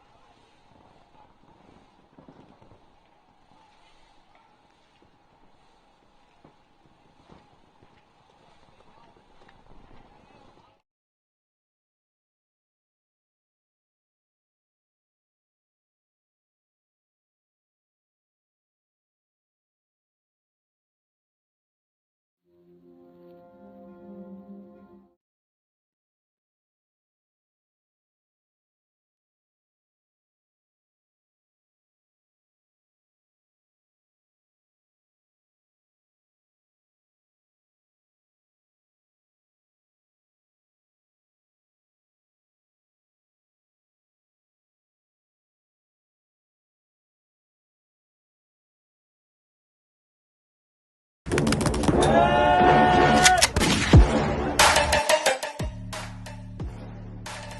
out Breakout now. Player position, heat mapping, multiple scouting report options. Breakouts, deaths, off-break, route mapping, sequence, many more features.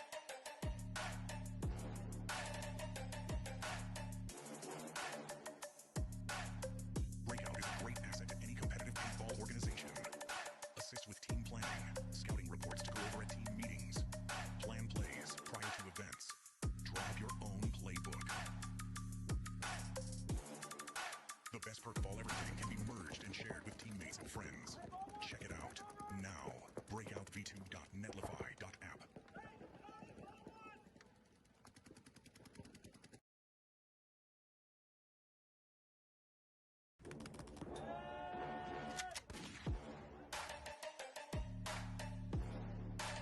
Check out Breakout now. Player position, heat mapping, multiple scouting report options. Breakouts, deaths, off-break, route mapping, sequence, many more features.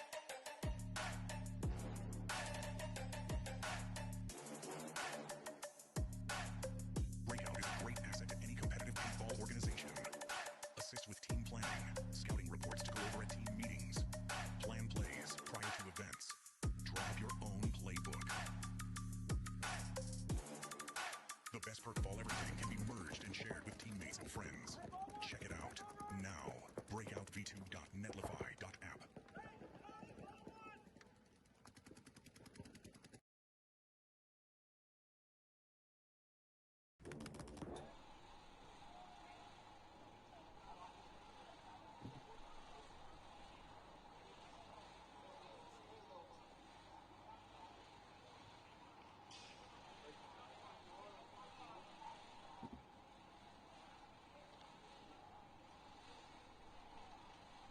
Down for the weekend after next too?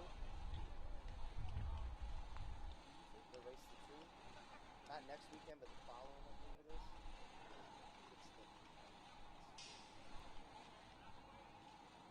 That's our D5, so it's only one day. Yeah, it's so yeah, I should probably put them on the fucking calendar. It is the 12th. April 12th. Yeah. So it's actually a little bit fun. It's not.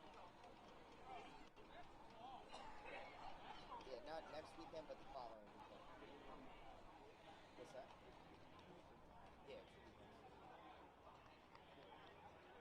Well, technically one more weekend, and then they would be that Sunday.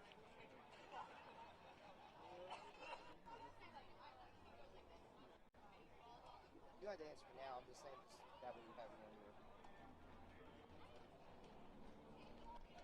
Because you know me too, I'll forget to fucking ask you.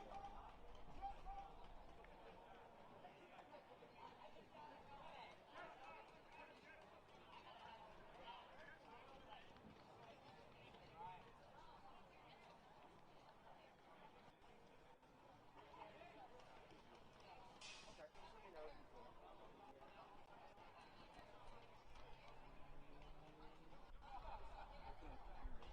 Yeah, it's only Sunday.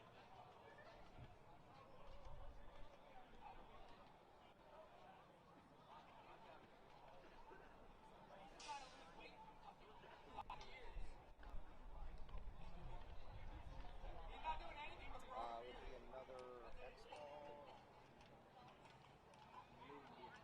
May 31st. No, sorry, hold on. It would be, so actually there's a race to 2 first. So race to 2 is May 31st. And then the next Xball is June, okay, July 31st is the race to 2.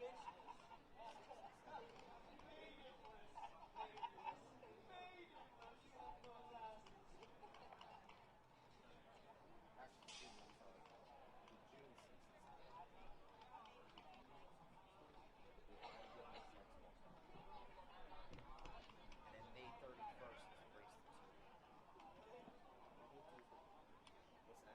Those dates are good. Okay. Then we're in August for the next series. But both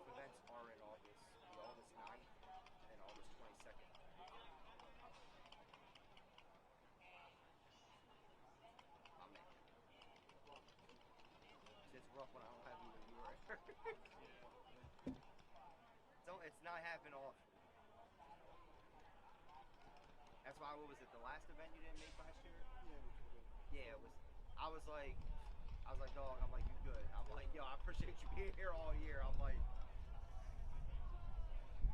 yeah, it's a lot of people, man. The past, I lost my grandmother, or my grandfather first in May of last year, and then my grandmother like 2 months later on my mom's side, my dad's father, and then my mom's mom, and then I just lost my godfather 2 months ago or a month ago.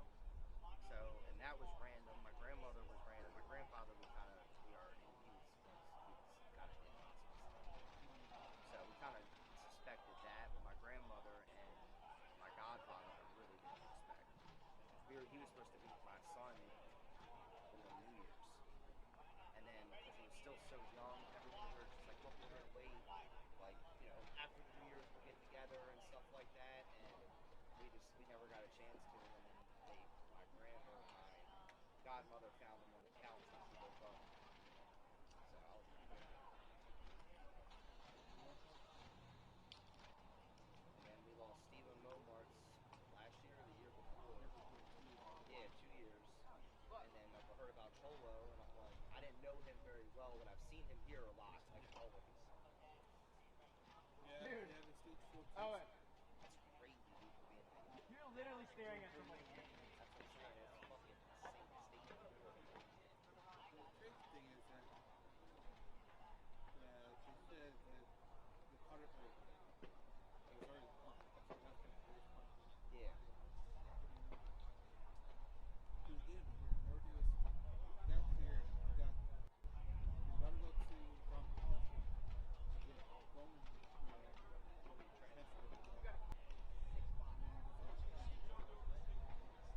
Stage 4, which is all over the body. Yeah, because that's my aunt. She passed away from paintball. It's her first coat.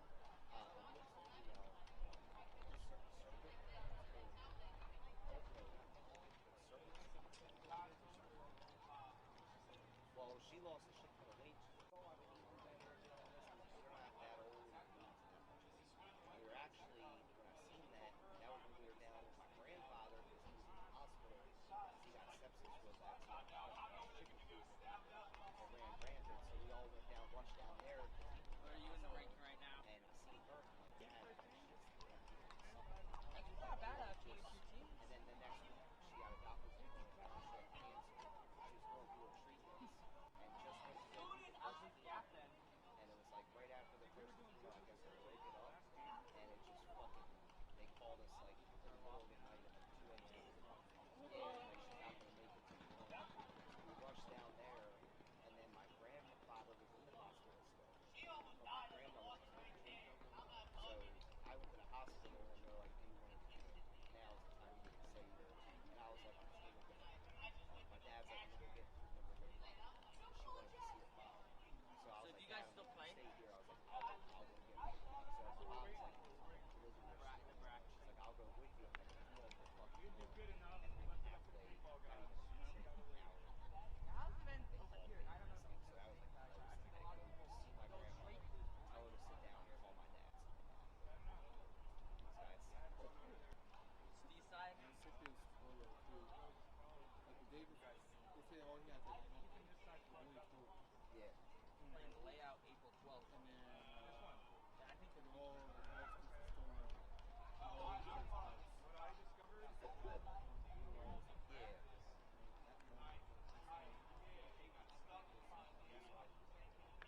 I know Los Angeles, I'll tell you how I deal with it. I've dealt with it. It's been a crazy year for me. And then just looking at here, like Steven, he helped me with the stream shit too. And like literally we were just having a conversation that Sunday, that was the event. And I think it happened like Monday or Tuesday. And I seen it and I was like, are you fucking kidding me? I'm like, no fucking way. Yes, he played that event. He was playing good. I think it was like, And I was having a conversation the whole week talking about his yeah. That's what I mean, dude. I'm like, I don't understand how you just like that. It's crazy. don't realize how time is valuable until you start losing people and you don't have, when I was younger, I had tons of free time. And now I'm just like, I got none. And it's like, it's not even time for myself.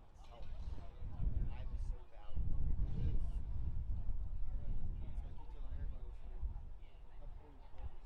Yeah.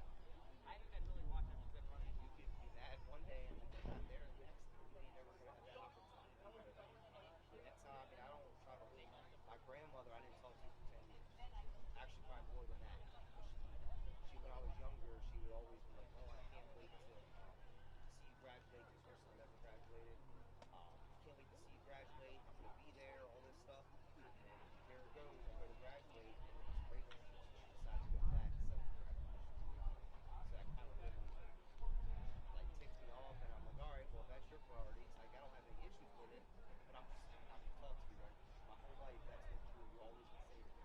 And then you would do that, and then my grandfather never got to meet my son. He didn't even get a chance to know, because there's so many people at the house that were there who didn't tell him. He was still kind of figuring, and so I regretted that. And then my grandmother, we never spoke, so she didn't know.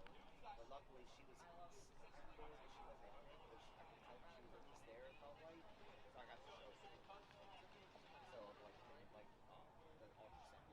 So I showed her, and told her, be a grandmother, a great grandmother. So that sucked. I don't know if you would speak Or my godfather, I just he never even got a chance. That sucked. In my eye, like, I'm really old school, so, like, my father taught me, my godfather taught me, my grandfather taught me. I wanted my son to be able to experience that. And it's like, now my grandfather's gone, my godfather's gone, my dad's still here, which is cool. But I'm just like, now I gotta instill what they instilled in me, who made me what I am, to my son. I have them to do that with, and I, like my dad. So it puts more pressure on me because I want my son to be successful and do well. I only played And have like that D5 NES last year, so I'm kind of pretty into it. Be able to be self-sufficient and stuff like that. Started literally last year. But you can teach them the right way, and they can still do it. It's, you can only do so much, but you can only give them If I could, I would just play that. They gotta So you really, like, no kids actually really try, you know what I mean? Yeah. Yeah. Yep. It's scary though, man. I tell you, especially the way the world is. It's so fucking. Because I'm not like, I don't care what anybody does. You know what I mean? Like, if you're gay, if you want to be identified as whatever you want. Exactly. I just want to be able to. That was probably be the saddest. respectful to you. I think it was. But I just want the same 4-0 I respect saw. back. Like, you know what I mean? I have a girl at work that prefers them. I'm pretty sure my whole No pronouns or something like that. Well, I always would say yes, like, because I'm very polite at work, so I put on my work, So I'm like, anytime she brings me a key, I'll be like, yes, ma'am, like, thank you, you know what I mean, things like that. And I said, hey, I don't want to be disrespectful. I said, I know that you don't like those pronouns, but I've never asked you. I'm like, it's just natural. She's like, no, look, you're very respectful. I'm not, she's like, you're at work, I understand. She's like, I'm not, I prefer this. But she's like, I don't mind, yes, ma'am. But you're not trying to be derogatory to me, you're just being respectful. And she's like, whatever you want to, I'm not, and I'm like, okay, cool. Like, at least she's, yes. I'm like, okay. I'm like, it's not, I was like, I don't want you to think I'm being derogatory or I just, I'm just so used to, yes, sir, yes, ma'am. I always thank people, when I'm at work and things like that. And she's like, no, you're good. And I'm like, okay, I can deal with that. But like, when you're like, oh, yes, ma'am, and then they want to go, oh, it's like, no, like, you look like it's, that's what I'm gonna, it's not being disrespectful. And just the racism and shit like that in the world, it's fucking bad, man. Everyone's always trying to catch you up. Yeah, I agree. It's a cursing. Well, I don't even say a blessing. It's honestly a curse.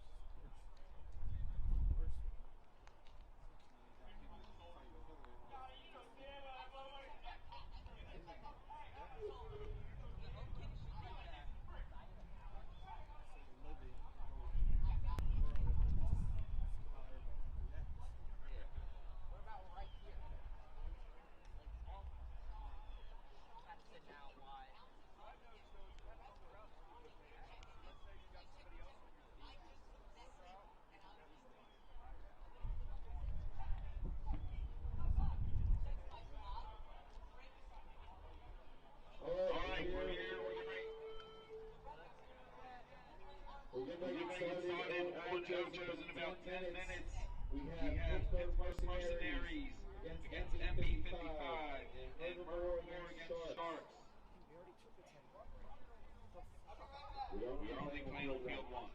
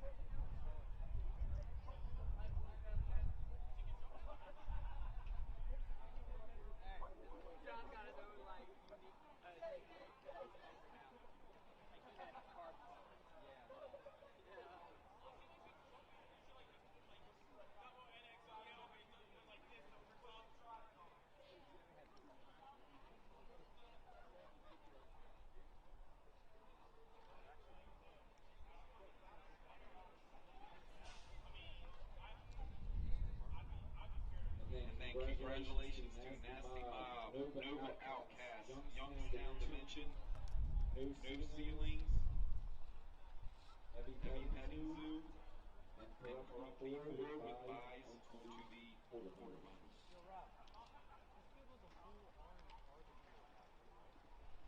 They just, bro, they just listed 6 teams that have 5. They said 6 teams have a bye in the quarter.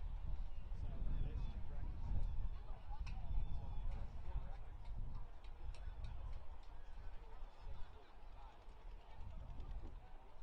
2 brackets played everybody. Everybody gets 2 because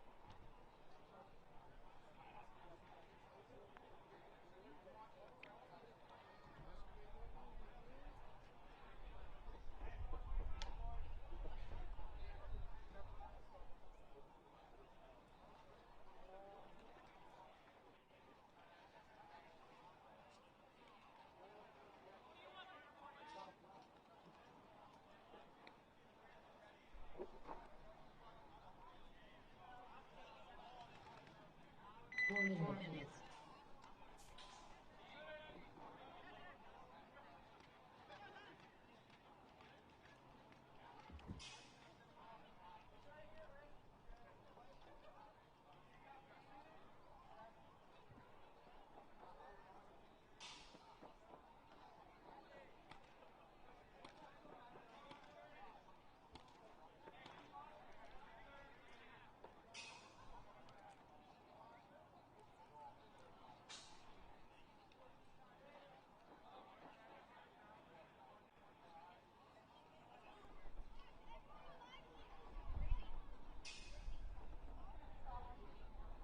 Bud Light Labs.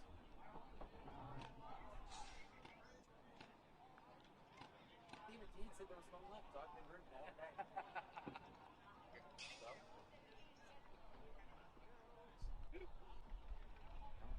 3 minutes. I'm taking on no problem. All right. Sold me.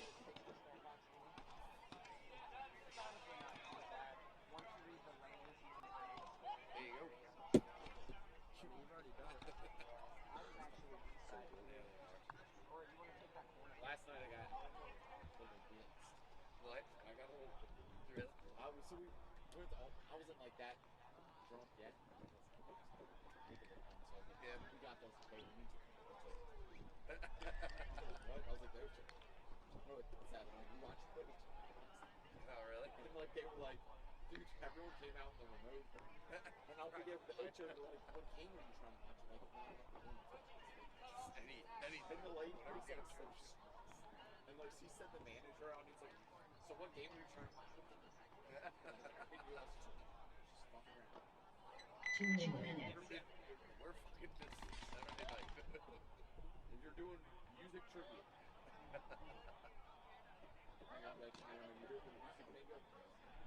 Then, hey, look, then there's horse race. We watched the whole setup of the horses shot. We're fucking like, posing with the horses. We all picked the horse. And then it was like, get ready to start. And we're like, all right, let's we all pick our horse and jump. I'm like, jump. We have like 30 minutes into watching the game. Have to watch. I'm like, my horse won. I didn't get to watch it, but glad you won.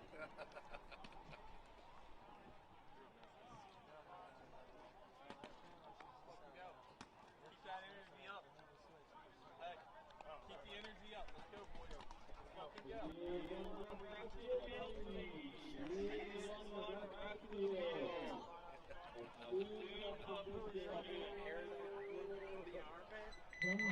My source is telling me.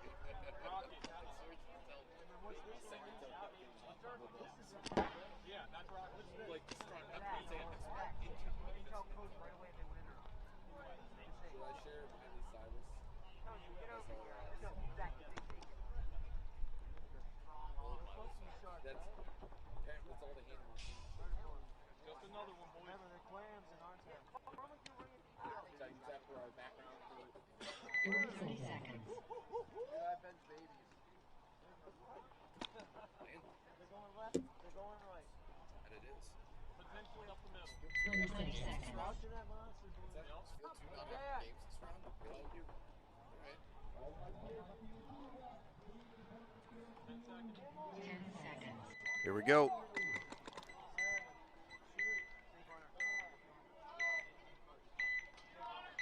All right.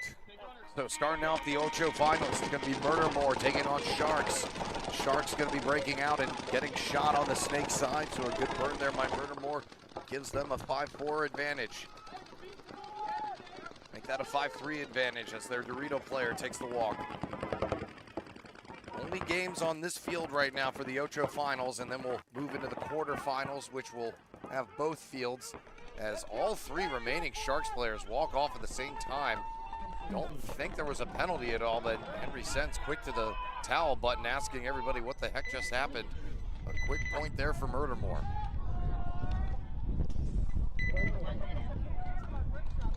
Pittsburgh Mercenaries and MB55 are your other 2 teams playing. So only the wild card and 2 lower seeds are having to play in the Ocho Finals. All the other squads get to sit tight and wait for the quarterfinals to begin. That includes Corrupt D4, Heavy Petting Zoo, No Ceilings, Youngstown Dimension, Nova Outcast, and Nasty Mob. Everybody else is heading home for the day. 20 seconds.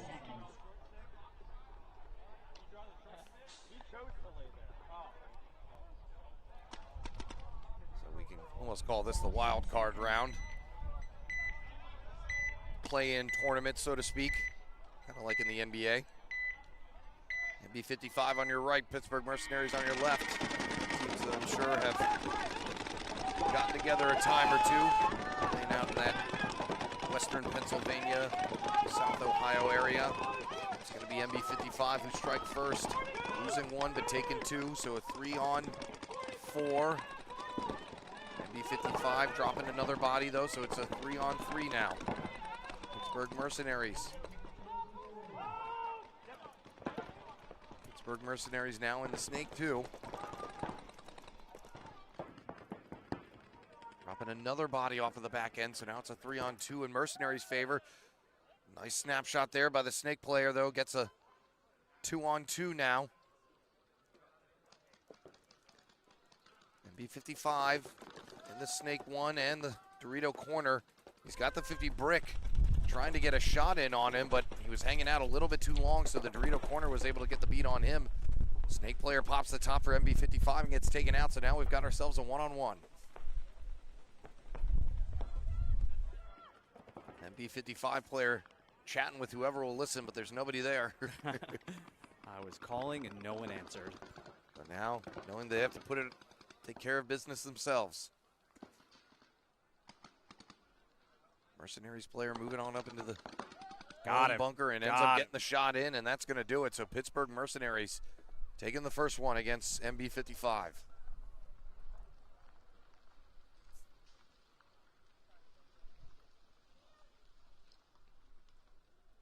Looking around, trying to see what's going on. Surprised NB55 is letting it tick down like this. Yeah, I don't even, are they paying attention or they want to go like a, there we go. Sometimes the length to concede can be a little long for us who are standing by idle. So taking 10 teams out of 22. Bottom 2 wild card teams battling the battle, or bottom 2 of the top 8. So like I said, kind of like a play-in tournament like in the NBA. Looking to stay alive. Murdermore. Yeah, I was down in the booth real quick over there talking, and I heard a big eruption here in the pits. I looked over and like, Murdermore must have won that first point because they are fired up. Sharks taking the field. How'd they look the first point? Not good. No, that's no bueno. Yeah, dropped a couple, and then Murdermore pretty much shot all the remaining 3 in a row. It almost looked like there was a penalty, but there was none. Everybody started walking off at the same yeah, time. It was just everybody taking the walk. So Murdermore had something right. Yep. A lot of time left, though. 9:33 on the clock. Yeah, it was a short one. It was not a long one. That's what Alex was saying. It must have been pissed. Maybe burn this time from Sharks. Gets them a positive gain on the Dorito side, so now 5-4 advantage. Went back to the bread and butter of double stacking the home to try to shoot the lanes. Murdermore double stacked as well. You can't do that. They stay there too long because that's what happens. You get pinched out. Back even at 4-on-4 as Sharks drop a body. Murdermore going to slide out here, going to try to fill in behind the snake to try to help out his player. Home player's getting checked. Snake player for Sharks is going to go out. And hanging out down the wire a little bit too long as Mirror was able to take him out. And looks like Murdermore having a conversation with the ref. I don't know what's going on. That looks like it might have been like a really questionable hit, you know? Lombardi now on Shark's side of the field, able to take out the Dorito side wedge. Makes it a 4-on-2. Last 2 remaining Sharks players. How do you play this one? I can't get a really good cross going on this, so just gotta fight it out. Yep. Go down into the 1 and wrap and probably get a shot in on the carbon stand-up bunker, or the person that was supposed to shoot him Sharks player lifted his gun. Yeah, there was a little extra action there. I think be careful there. You don't want any.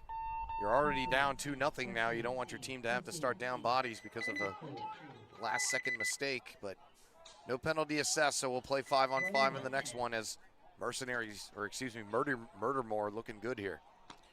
Got a lot of M's too. Murdermore is the Mercs. Murder.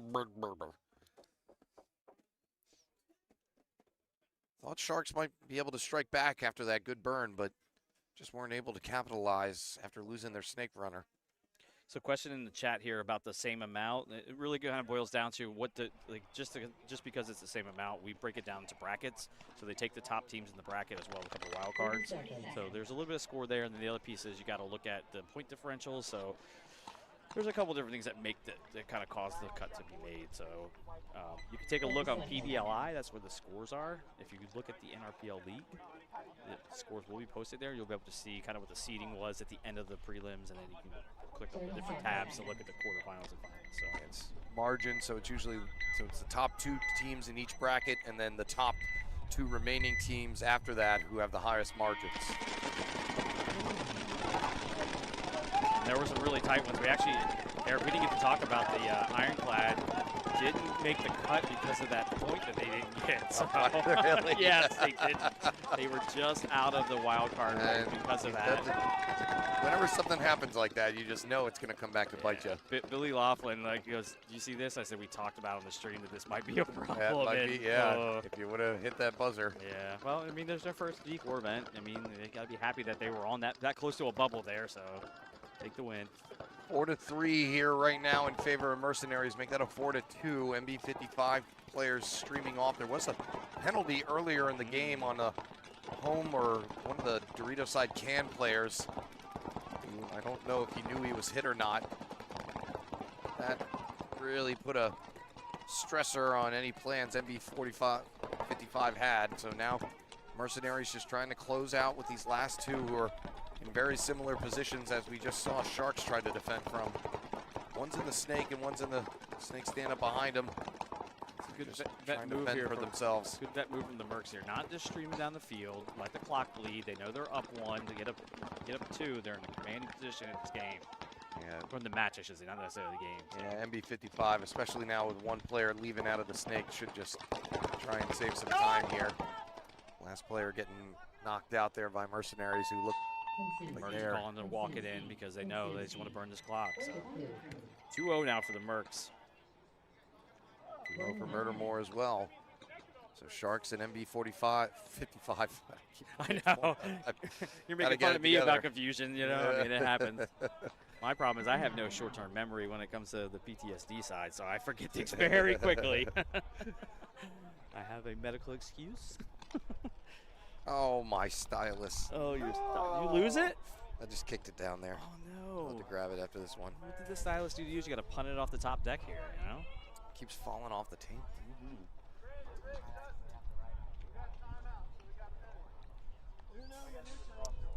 Welcome, everybody. We appreciate everybody joining us. Sticking with us all day. Yep, listen to us. In the NRXL Killsquad Open. Been the great first event to start the year. Wish this weather was like this the whole weekend. It would have been primo. Things are gorgeous right now. Warmed up just enough.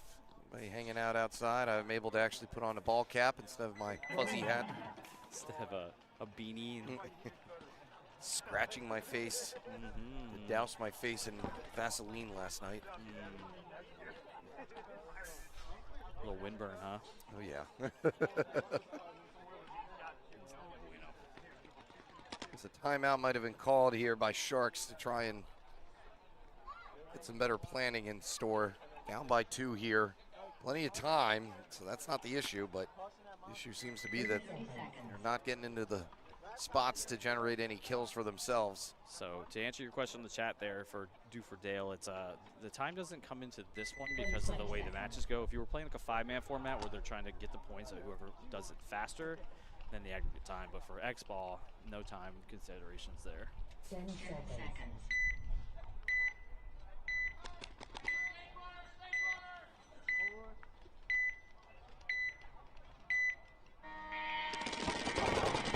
Quick draw for Murdermore as they try to grab a kill from one of the runners of Sharks, but are unsuccessful, losing a Dorito runner themselves. Sharks, this is where Sharks need to be. They need to get that kill off the break and then start making their moves. Yeah, really got to force the issue over here on the Snake. Murdermore into their secondary spots on the Snake, but losing the D-side can. Shooting that whole D-side down now.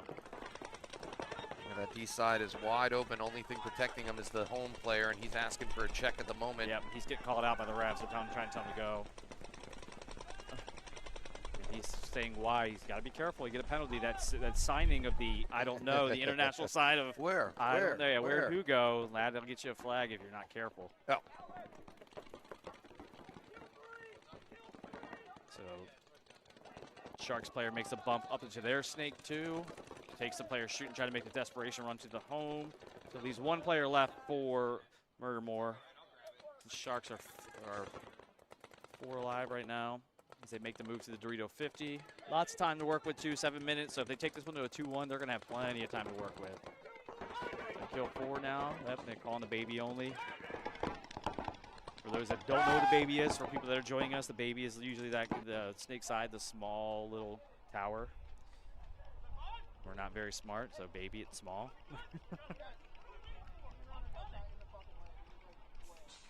Hey, Dufordale, no touche, man. Things have changed. If you haven't played in a minute, believe me, those rules have all kind of changed, especially if you were a player back in the 10-man days or you played just regular 5-man. Yeah, a lot has changed, and even to this year, I mean, they made major changes to the overtime rules for the NXL, for the pros, and for the other divisions too. So, you know, sport evolves. It's nice that the league is kind of looking at that and trying to figure out how to make it more palatable for consumption. I mean, those of us that are paintball nerds, we watch this stuff, we know what's going on, but it's not always the easiest to follow if you're not a fan of the sport. So appreciate the chat, everybody who's kind of engaging here. Mercenaries up 2-0 on MB55. I lost my partner in crime because he lost his stylus, so he ran.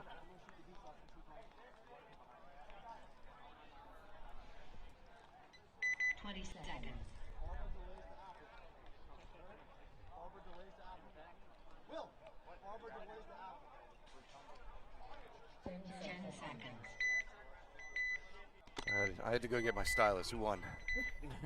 Sharks won. Sharks pretty handily. won to bring pretty it back. handily, yep. All right. Who won, so we got ourselves a ball game here. Let's see if Mercenaries, or excuse me, M55 are able to grab one back for themselves. Mercenaries up in the center 50 brick, guarding that Snake.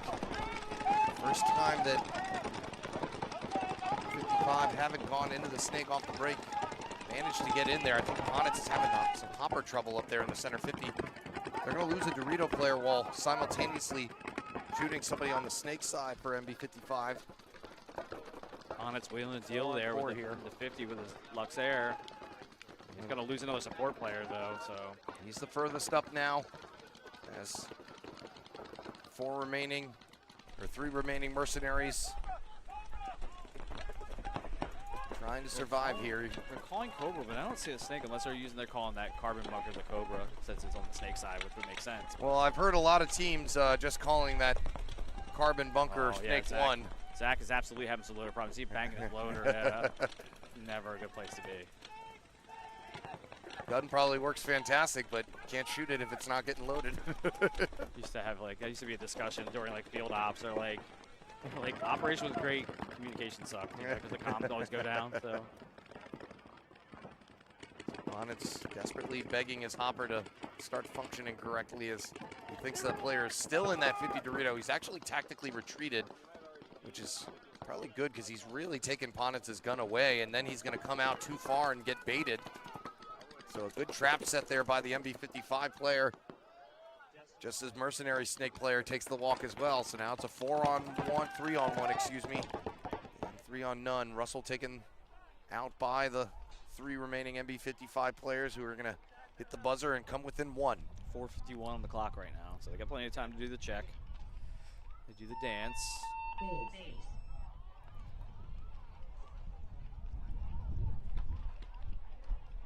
Point approved. Change you back over here, Sharks. 1 minute. Murdermore up by 1 right now. 6:38 left in the clock.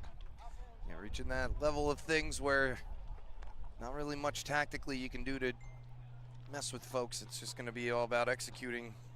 Shadows are getting long out here too. Yeah, we were out here until just about almost 6 o'clock yesterday. Yeah, I was going to say by the time I got packed up, it was about 6:30.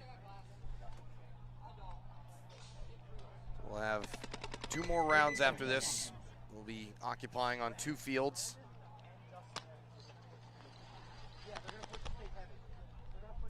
And heading into the semifinals and finals. There's a lot more paintball to play, especially if you're one of these teams. Once you get out of here, you gotta potentially have 3 more matches. A total of, what, 8 matches today. That is a ton of paintball. We talk about that because the NXL is not like that. You know, you No. only play 2 on a day and then play 2 and then Sunday paintball on a day. But I mean, Not 8. well, you're essentially thinking you're playing here to get the tournament experience.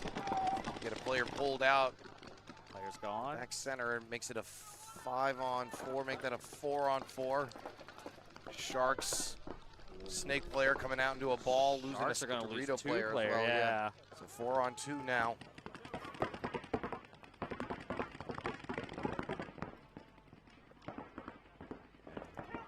Murdermore exploiting this hole in the snake side.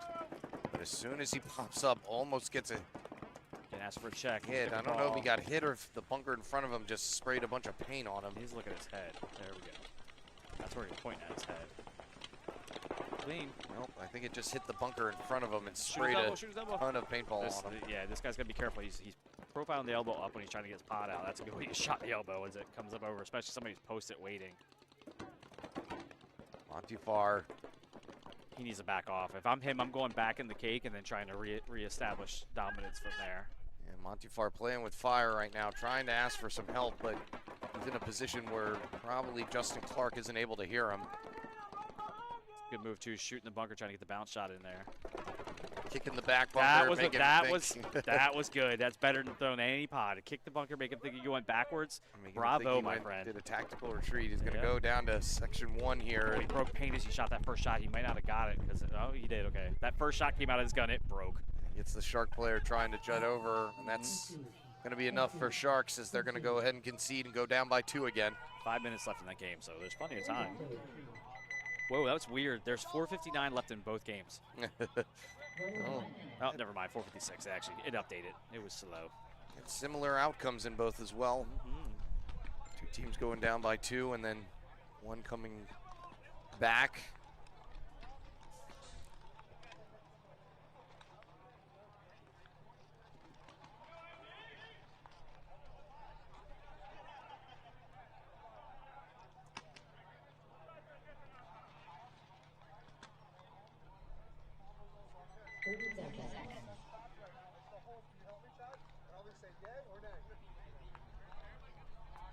So 2-1.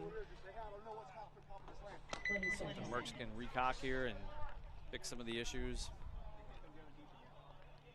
It's just the little things that are getting them. They're playing decent ball, just stupid stuff like loader breaking or Does the snake guy crawl all the way down?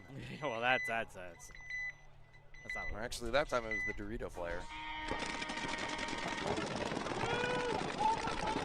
Mercs gonna lose their snake player. Far run out to the Dorito wedge. The can of death strikes again. Almost a wrap from that Dorito 1. Mercs now getting into the snake right away to fill in. Snake battle shaping up here. One of many that we've seen this weekend. That's right. Both of them are hanging on the propellers. Talking to a couple snake players about how getting inside that propeller is just so weird because you're not really playing right behind a bunker, but you're using it. But you don't have the comfort of having a bunker right in front of you to make you feel as if you know where to come out or not. So and you having don't know the curved top, there are those slanted tops too. The false sense of like there's no hard angle there. Like as yeah, far up and you down, don't know vertical. exactly, you know, the can and everywhere else. You know the spots that you're supposed to come out at and make your profile. Did he pick that as tall shot as up on possible. Adam across field? He did. That was a really good shot from the propeller shooting across the 50 brick. He Just barely clipped one in. It's going to be a 4-on-3 now. Joe over there telling him, trying to joystick the snake player here. He's trying to control the little tape.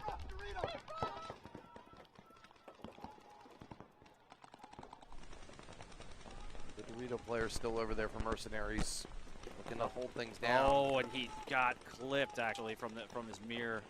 The mirror. They were was both thinking to move at the same time, and he just happened to have his gun up. And yes, he was. And now the the rest of the Merc NB55 player on their side of the field gonna blast Russell in the side. Backtracking Snake.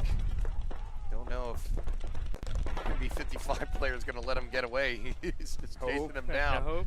Where this game is all tied up. Not at all. He's like, nope, you come back here. Get over here. Where are you going? Where are you going? Where do you think you're going, Mr. Wiggles? Point approved. So NB55 making this a game. 1 minute. Everybody playing for their tournament lives at this point. Little replay action of the chase, a little cat and mouse going on, little Tom and Jerry.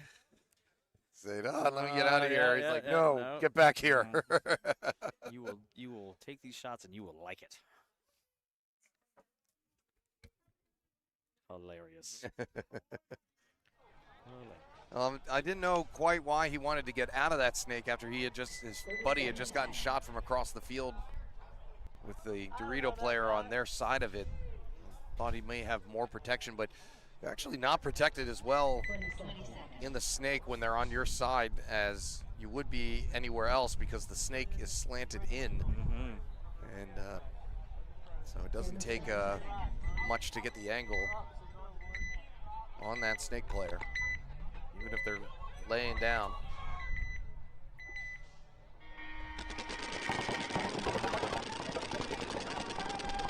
Big run up the center here.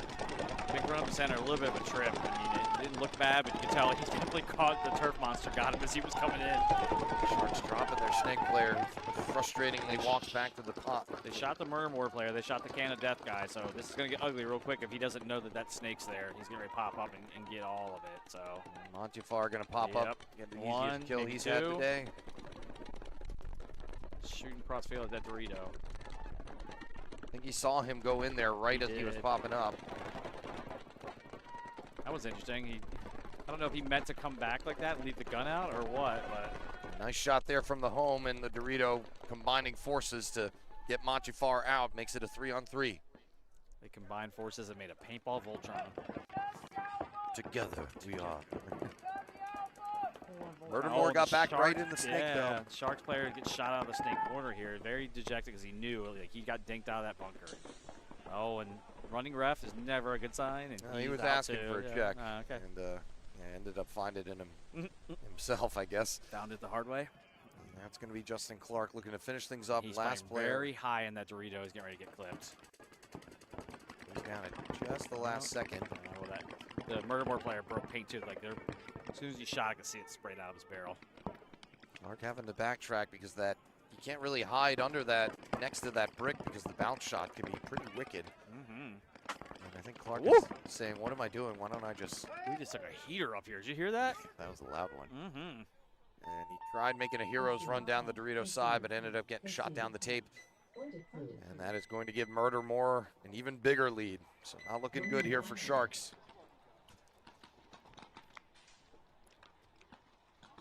Meanwhile, Mercenaries and NB55 in a heated battle here. The Legion of Doom reference, huh? Meanwhile. It's a great one. I said we took a heater because we have a tin roof on this thing we stand in, and a paintball hit. I don't know if it hit on the outside or the inside, but it was loud. It's usually on the outside when that happens. Well, Eric, after your little foray today, you never know when one's going to sneak in, you know? So. You get used to it. You don't accept it. You just get used to it. Yeah.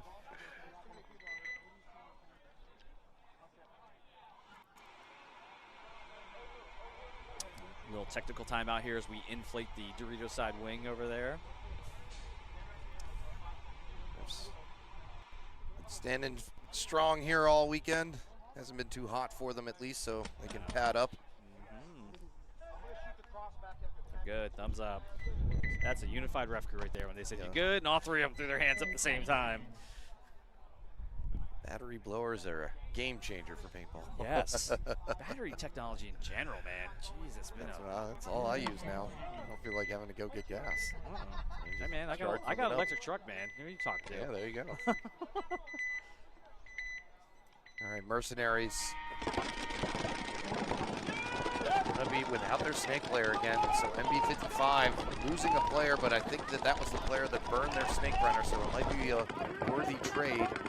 We're at 4-on-4 right now. Make that a 4-on-3. Snake filler getting shot for Mercenaries. And another player coming off for MB55. Even thinking up back up at 3-on-3, but MB55 in the snake already. And a backup there as the MB55 player takes the corner. Oh, and the Dorito wing player takes a walk for the Mercs. So one player left in the home. Not sure if there is a second player in those Doritos over there, but I think he may be all on his own here. Nice shot there on the back support player. Makes it a 2-on-1 here for Mercenaries. I don't think Russell knows that there's another snake player. Shot one. He may, though. No, he's playing. Yeah, as he's if it's way a too one-on-one. loose, yeah. So as soon as Morgan is able to figure out that I've got this shot on me.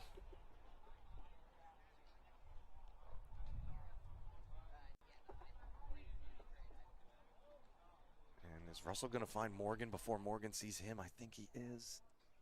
He's creeping and crawling and going to get the daylight scared out of him. Oh, that was a rough one. I felt that one right here, man. That was rough. That was a straight up. I saw it come in tense up too. Yeah. So Russell able to turn a 2-on-1 into a 1-on-1. He didn't put a lot of heat on him, but the places he shot him, you definitely felt that because it was like right in the tummy and right in the ribs, like underneath the arm. Russell just trying. Oh, we got him. He hit him in the loader. No, yeah. Can't tell if he's breaking paint or what's going on there, but I see a lot of splashing going on. I think the balls are just hitting the side of the bunker. Yeah, you're right. And the MB55 player saying, God, this guy really likes to shoot. Let me just try and head towards the buzzer. Get the 60-second call. Winner of this one-on-one could very well be helping move their team on into the next round. Ooh, and he takes him over the top. So Russell with a barrage of paint. Absolutely. Joe Russell clutching up. Knocking out the last MB55 player and forcing them to concede with minimal time left on the clock. 41 seconds. Here we go, a little replay of the one-on-one action. Actually, no, the stabbing. And this is the stabbing where, like I said, both were very, very surprised. Daniel Morgan, but that is a focus on the inside. Prime example why you got to move with your gun up. You got to move your gun up. You know, if you would have ran down there kind of doing the barrel drag, you'd have got.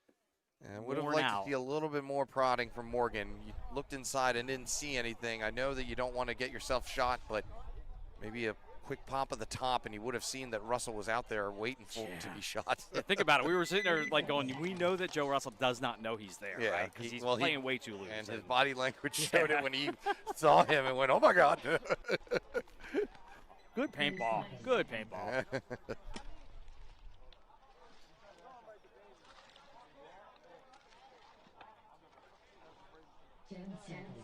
Sharks just haven't had an answer for Murdermore. Kind of bummed.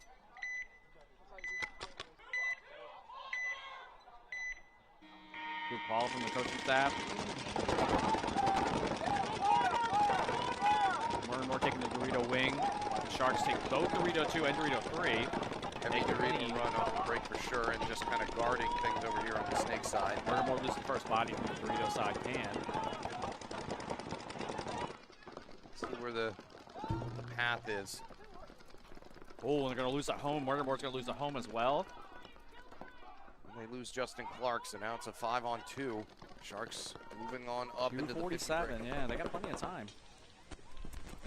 Yes. Barty tried running down the snake wire and got stitched apart by the center 50 player, who then runs down the Dorito side wedge with some shots to the back of the head. Some shake of head and rubbing from the Murdermore players. That does never feel good. 2:34 left, so Sharks aren't going out yet. The immortal words of Be Real ain't going out like that. Ain't going out like that. Yeah, only down by 2. They can grab another quick one like that. And now there are no ties at this point. We will be going into overtime points. Yay, overtime. So. Yay, extra paintball. Yay, longer day. Well, we had one overtime yesterday for, I think it was in the semifinals. Mm-hmm. That was it. Then again, we only had 2 rounds of Sunday paintball, I guess you could call it. But. All right. Tavi out there is at Bonnet for the Mercs. I don't know if Joe Russell's spinning again. I can't see. Oh, yep. I see the beard. He's out there again. 10 seconds. Got 40 seconds to hold here for the Mercs to move on. See what they can do. 55. Heavy guns. They want heavy guns. Oh, that classic shot making them move up to the stand there. 4 on 4 as MB55 lose their Dorito runner. Mercs still take the snake though. So they're taking the snake and they move over to take the baby, the inside of the snake. Running up to the 50 brick, tucking in tight after taking some heat, maybe trying to cover up some paint over there, but still not a lot of running as another mercenary player walks off on the Dorito side. It's just these 3 remaining mercenary players. 10 seconds left, so it might be a little too late, still a little too late, MB55. Yeah, I should have started running a lot sooner if they were going to have any sort of chance. That is going to finish things off. MB55 will be heading home. Mercenaries heading to the next round of into the quarterfinals. Congrats to Mercenaries. No points. Game finish. 1 minute. Now, still some business to attend to here for There's a lot of time left, and now they're going to be an Xball too. So. Yeah, that could be a factor. Yep. See some timeouts used. I was going to say, Murdermore is a great shooting team. They're not a big running team, so that may help them in the sense that, like, hey, they're not making these big runs. They're not going to gas people out, but it also could be that 30 seconds. we'll be talking. They don't make the moves. They don't get to the primaries. It's going to be a long 2 minutes and 34 seconds. 20 seconds.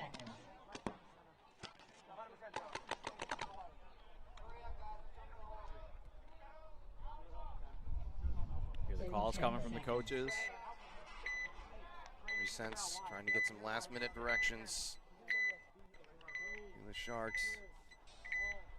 Murdermore looking like they're. They didn't have a great break on the Shark side. It was like their home player came off the boxes a little late. They pulled delayed. Sharks tried sending one to D3 off the break, and he did not make it. 5-4 from the get-go. Rob Sollers moving up for Murdermore into the Doritos.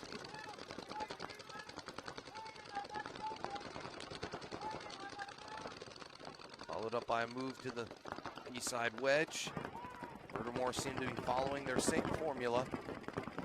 Don't change it if it's not broken. Just because something doesn't work one time or just because you made a mistake doesn't mean the process is broken. Yeah, even though that didn't work out for them last time, it's not necessarily a bad idea. They may have just missed a shot or two that they thought they should have had. Sharks are on the move. They're taking Dorito 2 as well as the Snake as he makes a bump to Snake 2.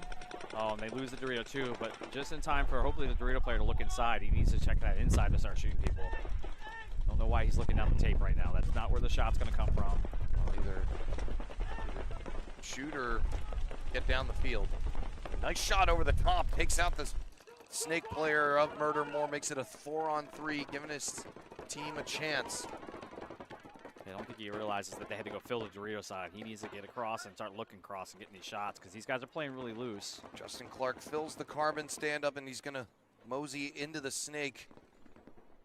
And Sharks player going to want to be careful as Justin Clark is going to make mincemeat of him. All that work for nothing. Clark with some paint on his hopper, but I think it's from the rub on the bunker. We get the 60-second call. Yeah, it's definitely rub. And I think only one player left for Sharks in that Dorito 3. Not anymore.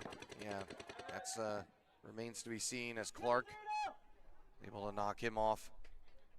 And they're just going to let this time dwindle down. Oh, they're going to concede. Okay. Henry thinking, hey, this is important experience. You guys need to get at that. Sharks are this is a teaching hospital. Henry giving some instructions, but telling him, you know, I know that there's no chance in us winning, but this is important stuff for us to if you're learn and grow. If you're the Sharks and moving up from D5 to D4 and you make a cut on your first event in this kind of rogues gallery of people, I think they should did be. some D4 work last year as well, if I'm mistaken. I can't remember. I thought they were on D5 the whole time, but maybe they were. But still, the fact that they're at that point, they put the work in, they should be happy with their. Yeah, like I said, Henry knows the importance of getting into every situation, no matter what, when it comes to playing in tournaments and getting that experience. So, but Sharks are not going to be moving on after this game, so it will be Murdermore and Pittsburgh Mercenaries who will be jumping into the quarterfinals, which will be on Field 1 and Field 2. And then we'll be heading into the semifinals and finals.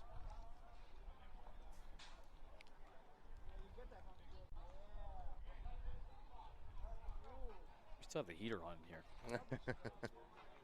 Alex, you still cold? No. Yeah, because I'm getting roasted. I sat down for a second. It's just like cooking my leg right now, melting my headphones in my pocket. Fried legs. Yeah, fried chicken bone legs. My AirPods are probably a puddle of goo in my pocket right now.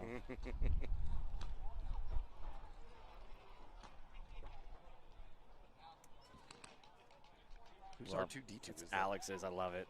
I love it. As a Star Wars geek, man, I absolutely. It tripped me out earlier because the same thing. I said, dude, do you have R2-D2 on your phone? He says, yes. I said, okay, I'm not crazy. I mean, I'm crazy, but I kept hearing I R2-D2. thought I was hearing it in my headset. No, well, you probably were because it was probably my mic picking it up. Yeah, and then. Yeah.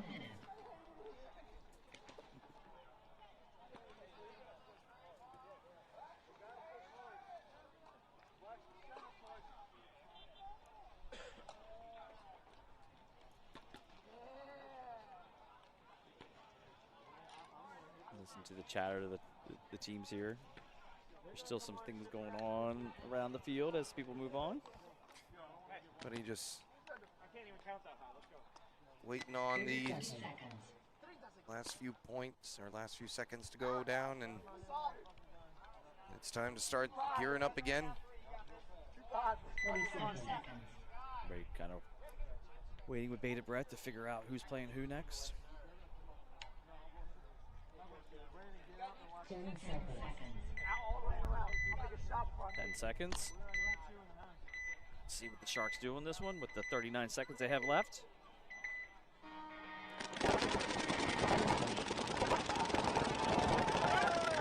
Player eliminated from the Snake side. Rob Soller shot out for Murdermore. Justin Clark taking the walk as well. 4 on 3, make that a 3 on 3 as the Sharks are moseying down that Dorito side. He takes one with him. And we've got a running ref coming to check out the center player because he's got a bright yellow spot on the side of his hugger. And as the ref was got a bright yellow spot everywhere. Yeah, and as the ref was coming in to check him, he was like, oh, hey, do you need to check? Oh, darn it.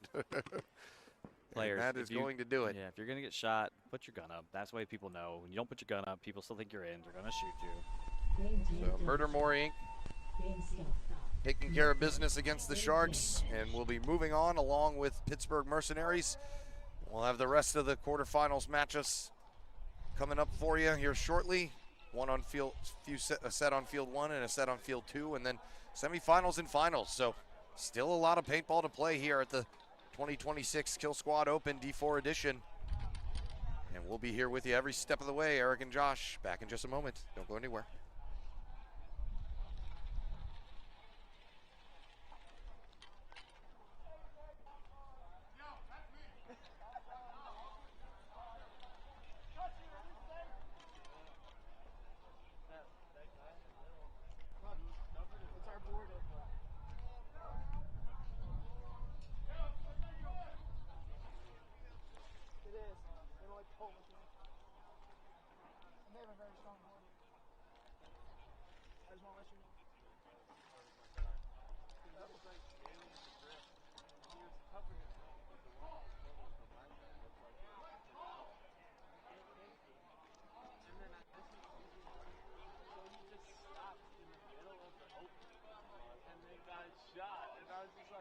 In the process of letting everyone know that maybe watching me, he's covered it up. then he just gets wop, wop, wop, and I just go like this and walk away.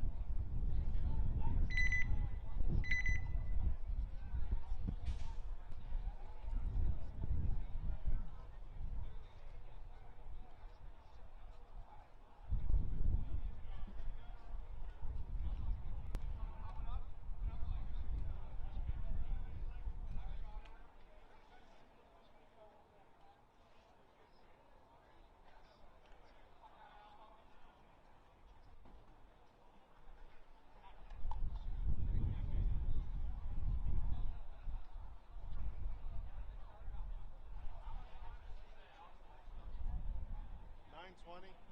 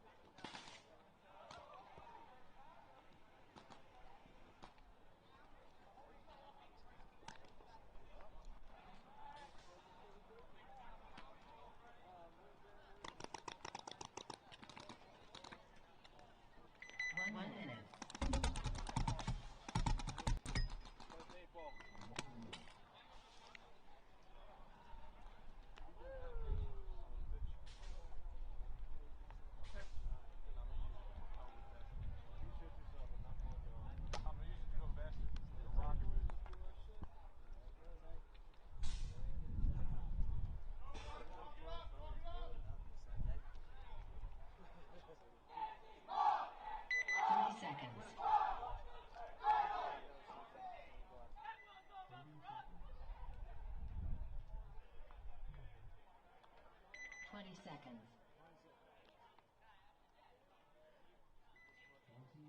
Smart. Let's play smart. Don't force it. 10 seconds.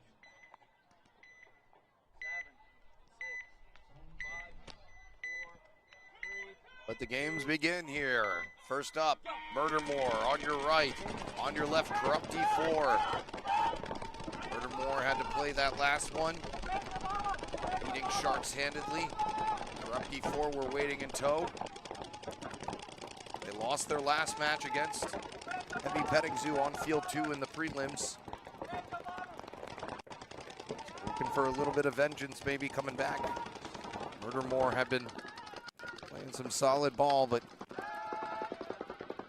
this is where heroes are made. As 8 teams enter the quarterfinals here. And it's gonna be Corrupt D4 with the first casualty over on the Dorito corner. Murdermore Inc. staying true to what they did in the Ocho finals. Corrupt D4 trying to see where they can grab the next kill. Now we're gonna be playing for quite a while now, and that sun, it's gonna be flip-flopped here, whereas in the morning it was a problem on the away side. It's gonna start to be a problem for the home side. I can already see it in some of these Snake players who are having to utilize their visors or making their hands as visors to try and keep it, but it's not stopping Freddy Gomez from wrapping and getting a kill on his mirror and in the back center. Now he's going to try to do the same in the can from the inside of the propeller. Hold on. And he does manage to do so. I got to run down and start putting some visors out for sale. So. Yeah. Know your market. Yeah, somebody who has played many a Wednesday nights here, I can tell you, when that sun gets to a certain spot, it is dang near impossible to see. Gomez does get shot out now as Justin Clark moved into the Snake, but the damage has been done. I think it's Clark and one other person with him on the Dorito side who manages to shoot out the back center, so now it's a 2-on-2. Murdermore Inc. coming back with a vengeance. Dorito player tried crossing the threshold and getting into their side of the field, but to no avail as the wedge was waiting for him, so now it's a 2-on-1. Justin Clark gonna have to backtrack to hope and see if he can maybe edge one of these players out before. Had no idea it was there. A one-on-one. No idea. I got completely surprised.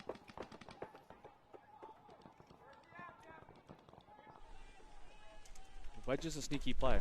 Oh no. Justin Clark gonna hit home runs every time, Alex. Usually on the. He's gonna completely switch the other side of the field and go to the other Dorito corner now. Might just be trying to toy with them to keep them guessing, because they are definitely way off of the body count. Clark now moving up to the Dorito 3. Wedge player seems to know that he's there.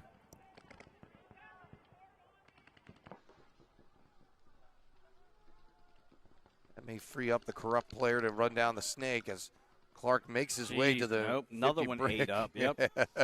You can tell by his body language. He I immediately up as he was running. Yeah, just immediately regret this decision. I regret nothing. So it's Corrupt D4 holding on tight. No concession coming from Murdermore here. They're gonna force Corrupt to run on down and clear the field themselves. Force them to ring the bell. Yeah, those shadows are getting long, my friend. Good Lord. Yeah, and I played made the finals here for one NRPL or NRXL event, and yeah, we really had a devil of a time on the last couple of points being able to see. Because once it gets there, it is right in your line of vision. Nothing anybody can do about it though, so you just gotta do your best and buckle down. Power through. Try to get as close to the enemy as possible. All right, so here comes Nasty Mob. Hopping back out to take on Pittsburgh Mercenaries, who we saw handle business against MB55. 20 seconds. And Nasty Mob going undefeated in the prelims, only tying with one team. They can keep the train going.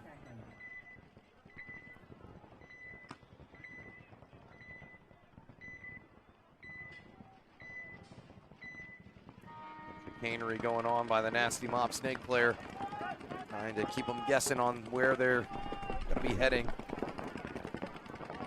Mercenary's going to lose their back center player and their Snake runner. That's a hit on the side of his hip. Another Snake player getting checked out by the ref. And he's going to be taking the walk as well. So Nasty Mob with an excellent burn here, giving themselves a 5-on-2. It's a 5-on-1 now that Nasty's made it all the way down to their Snake. Mercenaries probably should just go ahead and go for the towel here as Russell is battling 5 other guns. I talked to Joe Russell about that one battle. We were telling him, like, dude, if he would have came out and saw you kind of wrapping that carbon that last game, it'd have been game over. All done. Yep. But he didn't. No, he didn't, and he clutched up and won it. So Nasty Mob with an excellent burn and excellent start to that point. Gives them the 1-0 lead, and now Rupt, after a kind of a long point, got to head right back out there. Yeah, I mean, there's only 6 minutes left in this game. It's a 1-0. Murdermore just hanging around there. They're good at that. Yeah, just they squeeze in the play-in spot in the Ocho Finals, and now find themselves potentially booking a trip to the semifinals if they can. 20 seconds. Need to hurry up just a little bit here. Yeah. Numbers counting down. Can we get moving, please? Making me nervous.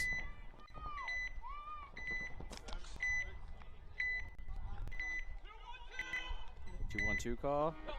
For those that don't know, that means there's 2 going left, 2 going right, 2 going in the center.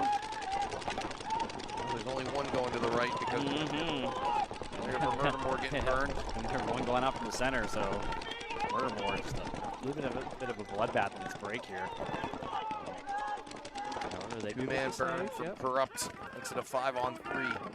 Montifar back in the Snake, battling with Freddie Gomez. Youngstown getting pumped up down there. It'll be tough to stay motivated the longer this day goes on. Yep. Still a lot of paintball to play. This will be Murdermore pretty much having to play almost 8 full matches if they are able to hang in there.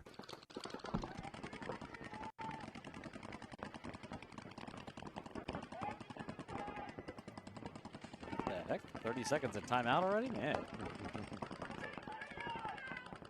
Rob Sollers getting shot in the back of the head all the way on the Dorito side. We're going to get a concession from Murdermore just to save some energy for Justin Clark and Montifar.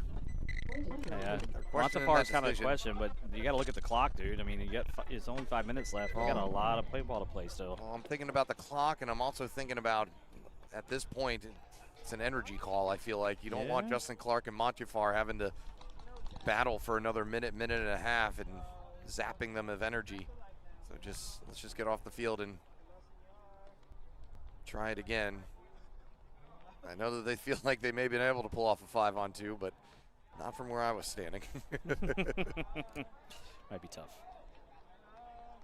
30 seconds. So that one all tied up. After a quick match here by Nasty Mob. Mercenaries going to be looking to survive the first 10-15 seconds. That was really where they lost that last point. Yep. Nasty Mob's got a little mouse out there. Play the home. If you're going to double the home up, it's always good to double up if somebody's a little smaller, you know? So definitely work that. No burnages to speak of at the moment. Big run out to the Dorito there for the Mercs as they get the kill and the bunker of death over there, but they lose their Dorito player as well for the Mercs. So 4-4. Actually 4-3 actually in favor of Mercenaries. They lost another body here. So Nasty Mob in a triangle formation. Mercenaries still with 2 in the back. Mary's making the move down the snake right now. He's looking cross. There's nobody there. You guys shot everybody, so.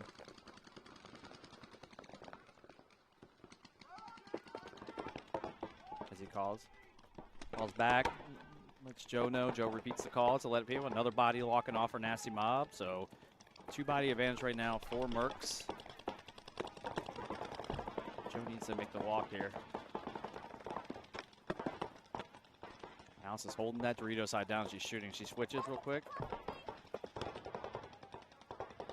Paul Mary's she takes one on the shoulder. So she's out, and then Bunker the last guy. All right, bro. He didn't know. Again, perspective, man. He ran straight at you, and you had the gun straight up. It's getting late in the day. People are getting tired of all these welts they're taking. A little punchy. I mean, I get why he's upset, but put yourself in the other person's shoes, right? He didn't see it. He just came around and.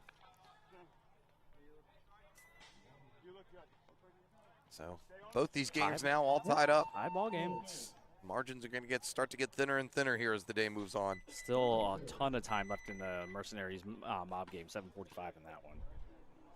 Another one here. No, they're not tied up. 2-0. Corruption's up 2-0. So 5:11 left on the clock.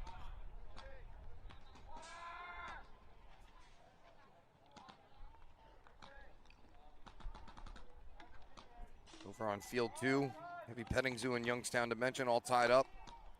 Nova Outcasts with a 1-0 lead on no ceilings. The refs coming in to grab some water. Long day for them too. Some of them, this is their second day they've been out here, so that makes really long days.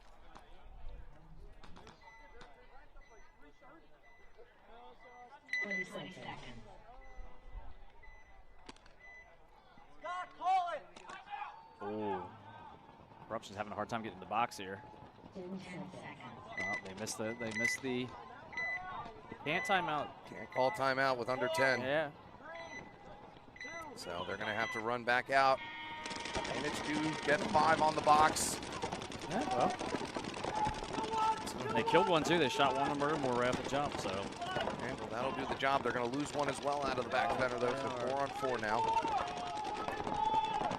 Sometimes when you have those kind of like crazy things in the box, kind of just make you forget about everything else and you just go. Yeah, you know? I've had that before. I have too. Yeah, where it's like, huh, all right, well, yeah, guess we're doing that this. Worked. Yeah. Yeah, that worked. Run, tag up the bunker, and then make a run for like, D3, and they're like, oh, made it. You're already warmed up. Ooh, and Murdermore is going to get shot out of that stand-up, the insert on the snake there. With Justin Clark hanging out just a little bit too long. It's Freddie Gomez. Oh, it takes one in the dome. He's heading out easy work of him. So now it's a 4 on 2. Murdermore trying to get out of the death can to get up to that wedge. So if Murdermore conceded on a 4 on 2 last time, I guess they think their 4 on 2 chances are a little bit better this time. I don't know. Maybe, I don't know. Because where I stand in, I don't see any chance of them being able to recoup from this.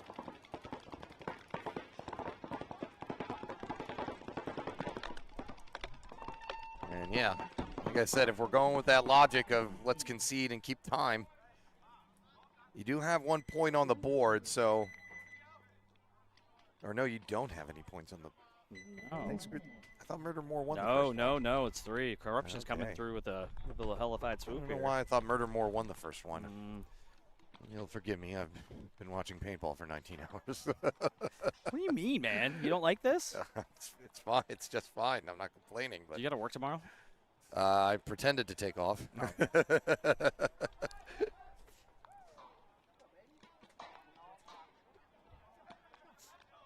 Long days out here.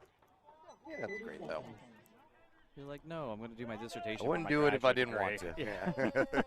Wouldn't do it if I didn't want to. But it is a lot of paintball watching. And watching it is not as fun as playing it. That's for damn sure. You know what's worse than that, though, is coaching. Coaching makes me so nervous, man. I'd rather play. Just because you have one job when you play. Oh, bad break for Corruption, or for Mercs, I mean. Yeah, Palmieri had a slippage coming out of the box and had tried to save himself in the short stack, but ended up getting clipped. Oh, whoever that was that Joe over there that gets clipped too? I can't tell. His teammate getting shot as well, so now a 5-on-3 advantage for Nasty Mob. Game all tied up at 1 apiece.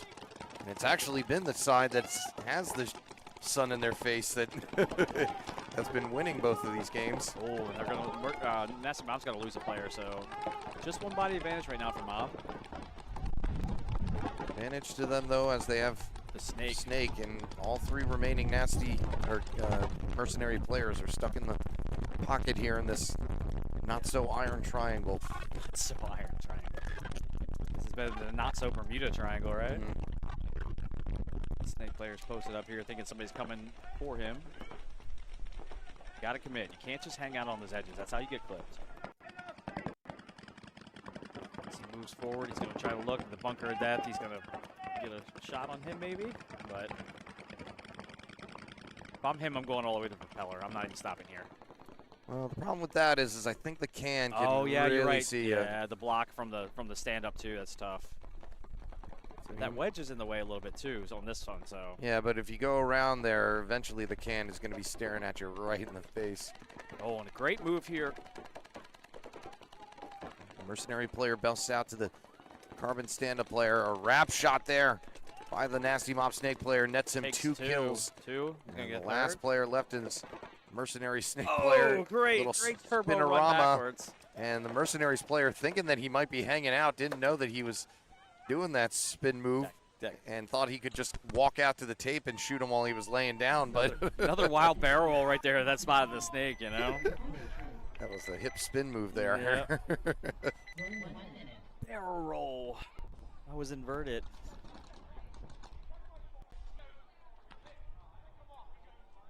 So Corrupt D4 on the verge of getting another max. They've definitely won that award this year, or this tournament. They have the most maxes for sure. Starting out the day with 2 of them. And if they're able to complete this 3rd one, they will be on their way to the semifinals. Which is good, because we need to speed this up, because we're losing daylight. Started as early as they possibly could. Oh, I was surprised how early we started. I wasn't even going to. I was like, holy crap, the games have started already. You know? Can't start much earlier. I mean, then you're playing in the darkness of morning.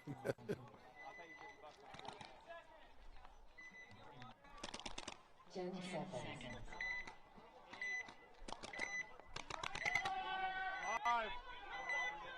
Oh, Corruption player gets late getting to the box. He's not going to make it. I don't think he will either. All that running just to run right up. I'm going to go ahead and see myself out. Big run by Lombardi up to the center brick for Murdermore. Not as big as the Corruption player. Didn't make it. And Montefar trying to crawl around, ends up getting clipped by Freddie Gonzalez.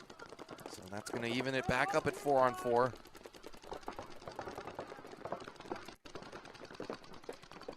So Corrupt having some pit issues here. That's twice in a row now. They've not been able to mount a full team out there in the timely manner. And that's going to be a 4-on-3 now as Freddie Gonzalez getting shot from the 50 brick. Or Freddie Gomez, excuse me. It didn't come to the brick. It came down the. Did it come down the tape? Because the guy on the tape here gave extra and then said sorry. Like actually was being super nice about it. Well, the first shot definitely came from the inside from somewhere. I don't know if it was the brick or the. Oh, and then he stepped up into a stream basically. Yeah. Got it. Okay. Justin Clark edges out another player, so makes it a 4-on-2. Last 2 Corrupt players. Is Murdermore looking to avoid the max loss.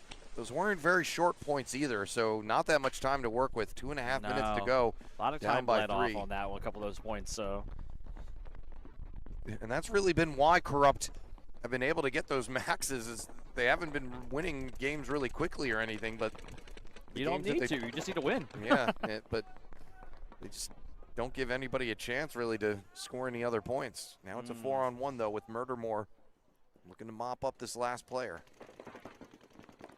Lombardi has to run and hide from the last remaining Corrupt player. Got to ask him for a check real quick here. I think the ref's just coming over. Yeah, this is a formality because he was left out in the open. Yeah, he got hammered. Well, it's a 3-on-1 here. Justin Clark right in front of him. Gonna try and dipsy-do his way over the top. And really, he's the last player left. If Clark wants to, he can just barrel on down and mutual with him even. I don't know. Yeah, it's going to be a mutual. Corrupt may have a try to make a case here for that's three. He took 3 bites of that apple. You know, I mean. Yeah, he and Clark were doing some 4 inches snap battle. That's not a drill I'm going to do willingly. No, that doesn't look like a fun one. No. All right, so Murdermore avoid the sweep, but only have 90 seconds to try and grab 2 more to force an overtime at least. Mob and Mercs 2-1. Favor of Mob. Plenty of time left on this clock, though. And just under 6 minutes to go. Give you a Field 2 update here as things stand. I'm looking at it right now as I'm watching. Yeah, it's a tie game between Novus Outcast and No Ceilings.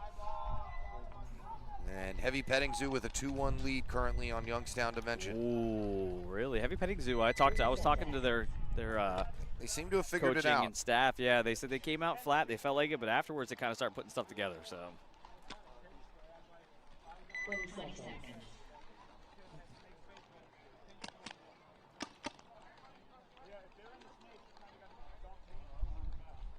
Here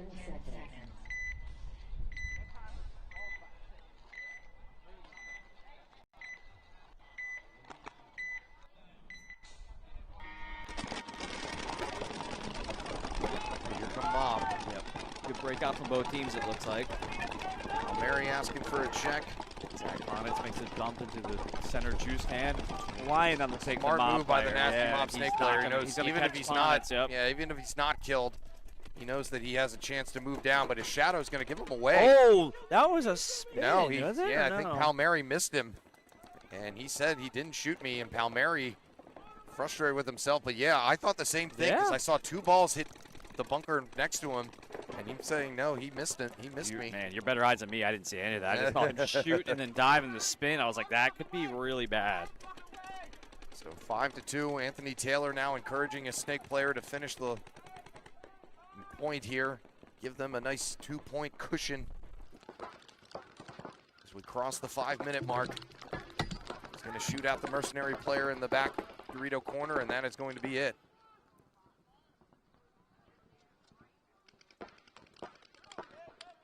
Look at Mouse. I love that. Calm down. Love that, Calm yeah. down, I love that. She's like, hey, chill out. You know, we're good. We got it. Taking command. Yeah, it always feels like he's at war. And so they're going to take a rest here.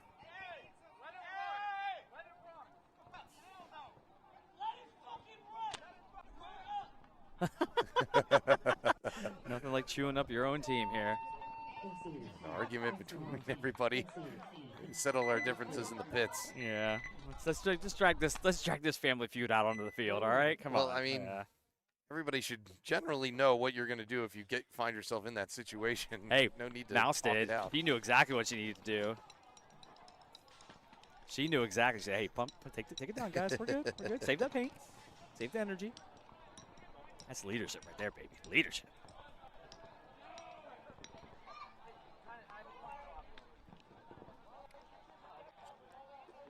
Alex, you can't leave us unsupervised up here, man.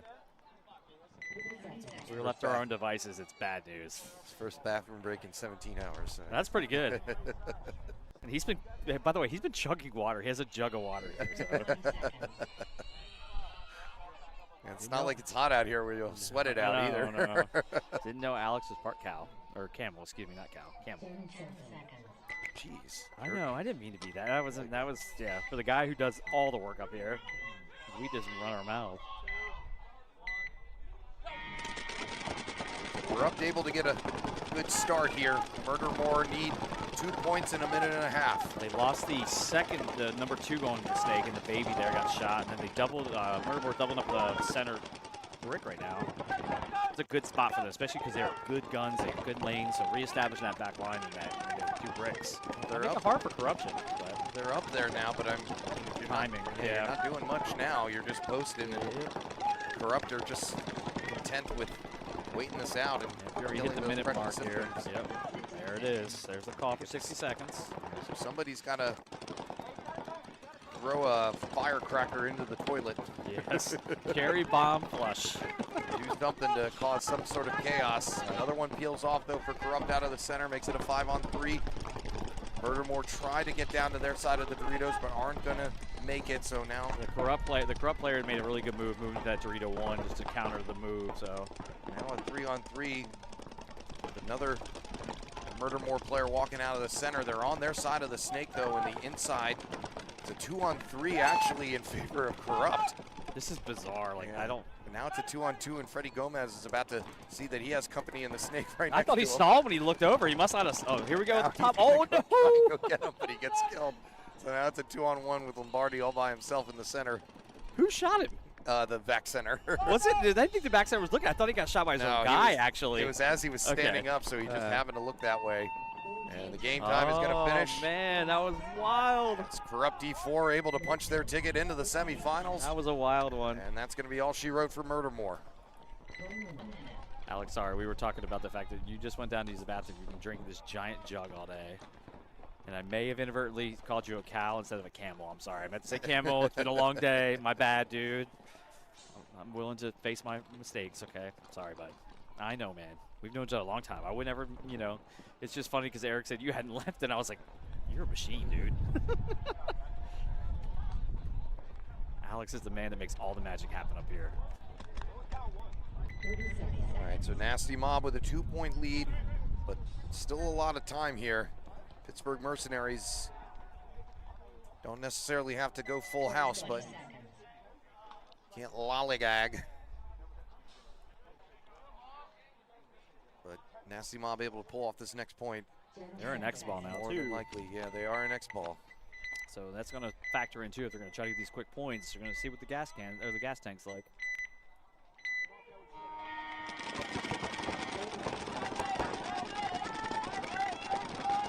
Down, getting fired up behind us again.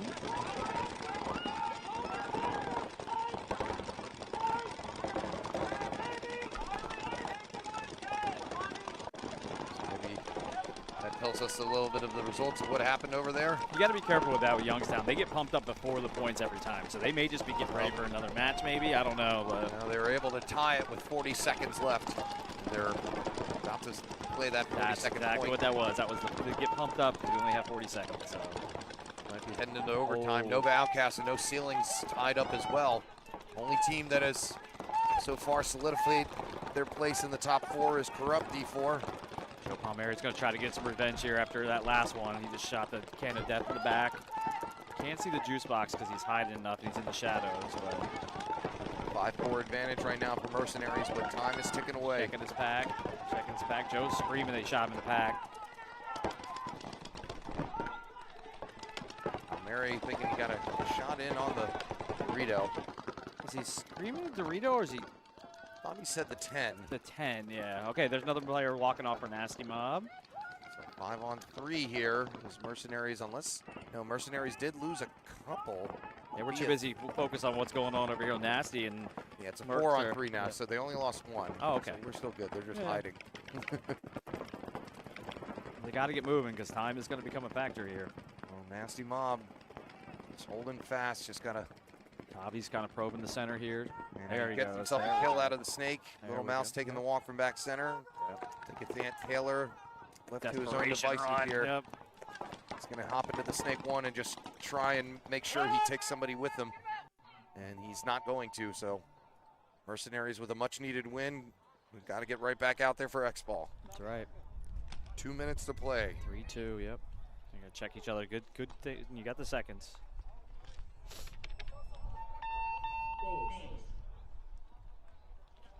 Joe Palmieri shooting a ghost over here. He thought he shot somebody in the, you were right. He thought he shot somebody in the Doritos. There's nobody there. He's out here seeing ghosts, man. And then when he does see a body, he decides to just create a silhouette of him instead of actually shooting him. Yeah, the old, you remember the old cartoon? Yeah, the old cartoons with the machine gun like around the outside. Yeah. That's pretty much what he did to the Nasty Mob snake player. We're an Xball. We're an Xball. Oh, man. Thanks for joining us, everybody, as we move through and finish up these two matches as we try to figure out who the winner of the Killsquad Open is going to be for our first D4 NXL. The NRXL Open here. It's from Maryland. Eric White, Josh Wan, causing your ears to bleed. So today in D3, it was shooters and regulators taking the top 2 spots with Punish'em following in 3rd. 4th was irregulars. Right now, the only one guaranteed top 4 so far is Corrupt, as Youngstown and Heavy Petting Zoo playing their tiebreaker point. And it looks like nobody made any moves, so there will be a 5-minute overtime over there. Now, Nova Outcast and No Ceilings with 2 minutes to play. It's tied up at 2-2 as well. Checking in on Kutchi down here and just watching him weirdly. Oh, timeout called.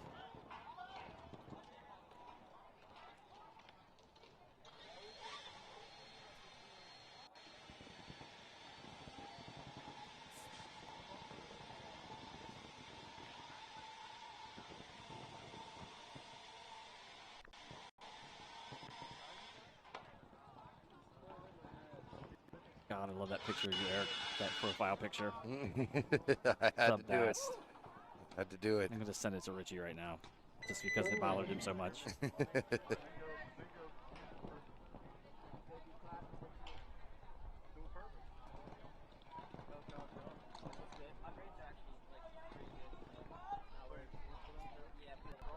That's a discussion that's had about stealing pods.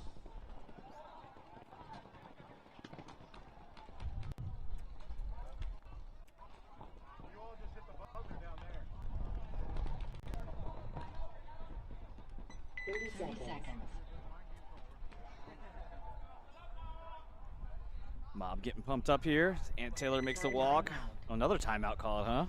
All the timeouts. Can't take them with you. It's like money and you die. Can't take it with you.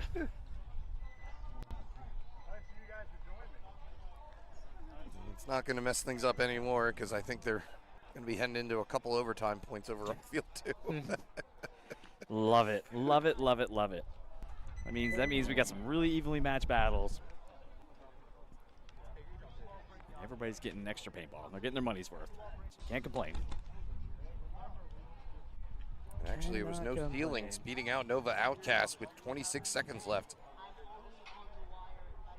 So now it'll be an overtime point between Heavy Petting Zoo and Youngstown Dimension. And I think those two teams actually, no, never mind, they did not. Big shout out to Damo. I didn't know he's not watching today because he was playing that tournament down, what it was, MSXL or whichever one was going on. Looks like whoever he was playing with, he got 3rd. So just hung a medal up here, showing our lucks out and a Bud Light. So congrats to Damo and his team. I'm not even sure who he played with. They were playing 12-5 down there. They were playing big boy rules down there, man. Woo. Yeah, and even Damo said, he's like, dude, 12-5 is no joke. Expensive paint bill. Yeah, it is.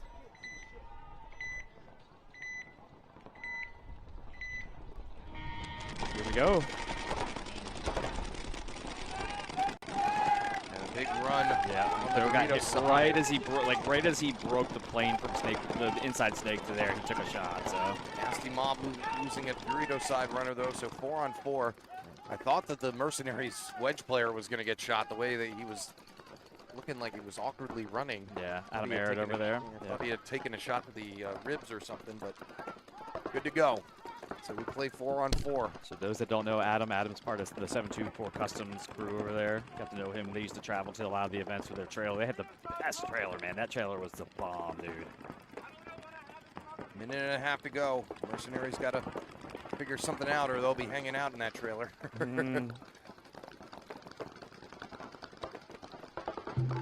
Sun. Nasty Mom going to make the bump to D3. Looks like he got shot, though, on the overslide. Yep, he's going out.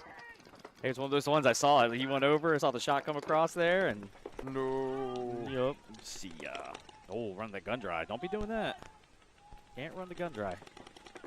4-on-3 here. 60 second call. Mercenaries down by 1. And they force an overtime point. Adam Merritt moves to the W inside the Dorito. Nasty Mob just watching the lanes as best they can. Anthony Taylor kind of quarterback where everyone's shooting. Yeah. Whoever this mob player is in the snake is just pounding this lane. So good on him for just trying to hold up. Trying to get a kill cross field here. Yeah, I think we're heading to overtime, Eric. Well, no, they're down by 1. Oh, are they? So, Shit. yeah. Oh, I thought it was tied up. No, I walked away from the Mercenary's got to screen. go. And he's running down the snake. Anthony Taylor trying to see if he can protect his snake guy enough. Anthony Taylor's going to actually be the one who takes a shot. And while he's arguing with the ref, he's going to get bunkered out by another player. And we're going to have a minor penalty assessed. I'm not sure who Adam, the minor is on. Adam, you got to run. Adam, you got to run. Game time finished. Game stop. So since it was under a minute,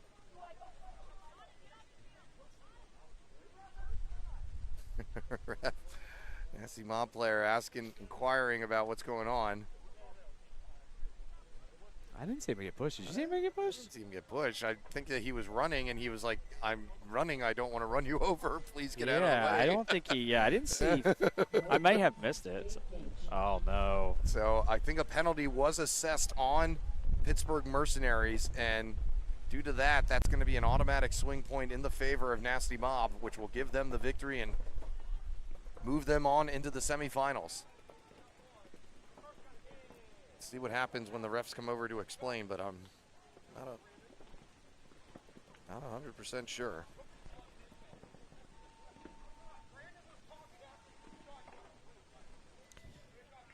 Adam, not down in the booth, down in the area, because there's some heated things going on out there.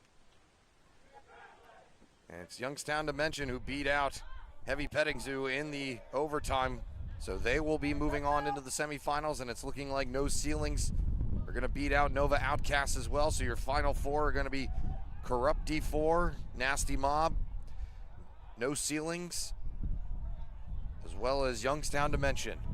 We'll have the semifinals and finals for you. They're probably going to try and move folks along as fast as possible so we can keep this daylight as the final conclusion of the D4 edition of the 2026 Killsquad Open coming your way in just a moment. Don't go anywhere.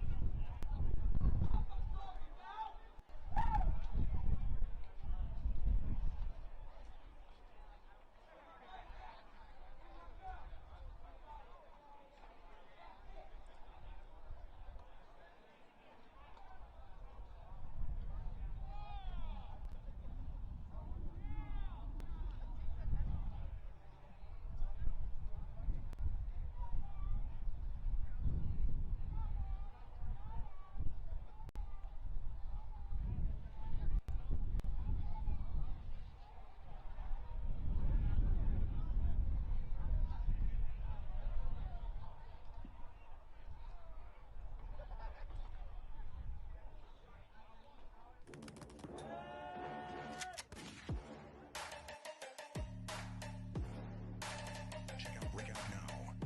Player position, heat mapping, multiple scouting report options, breakouts, deaths, off-break, route mapping, St. Glennis, many more features.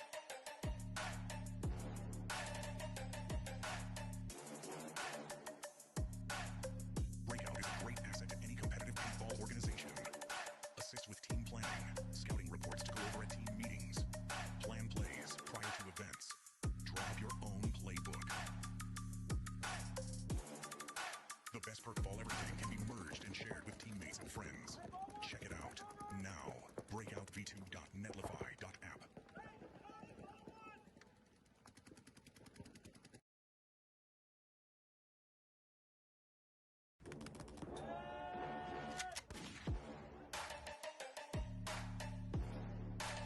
Check out Breakout now.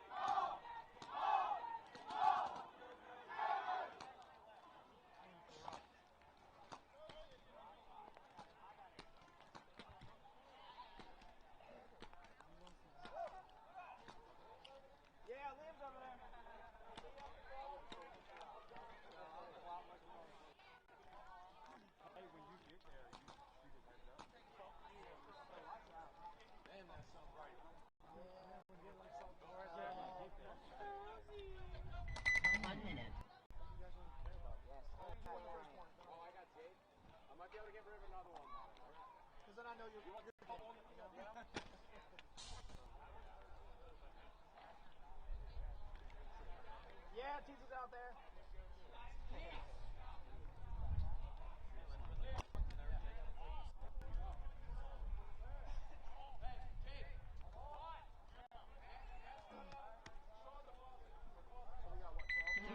Damn, let me get off then.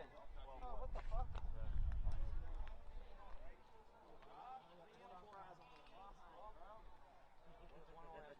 What? That's a personal problem. No, not really. Yeah, that's true. Yeah, no, he put a sticker over it. Yeah, and I was like, what the fuck? He's like, oh, no, no. Yeah, don't worry, I got it. Oh, really? And he was a snake player. Oh, shit. When we shook hands again, that motherfucker shook his nose. He was like 6 I was like, what the fuck? You done worse than I know. I took a couple. I thought I was go like this. Right, exactly. He just looked like a regular rock. 30 seconds.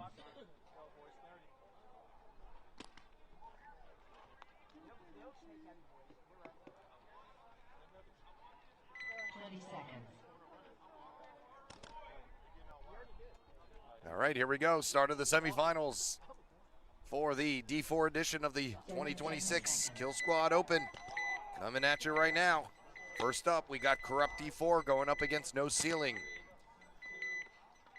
No Ceiling able to beat out Nova Outcasts on field 2 during the quarterfinals.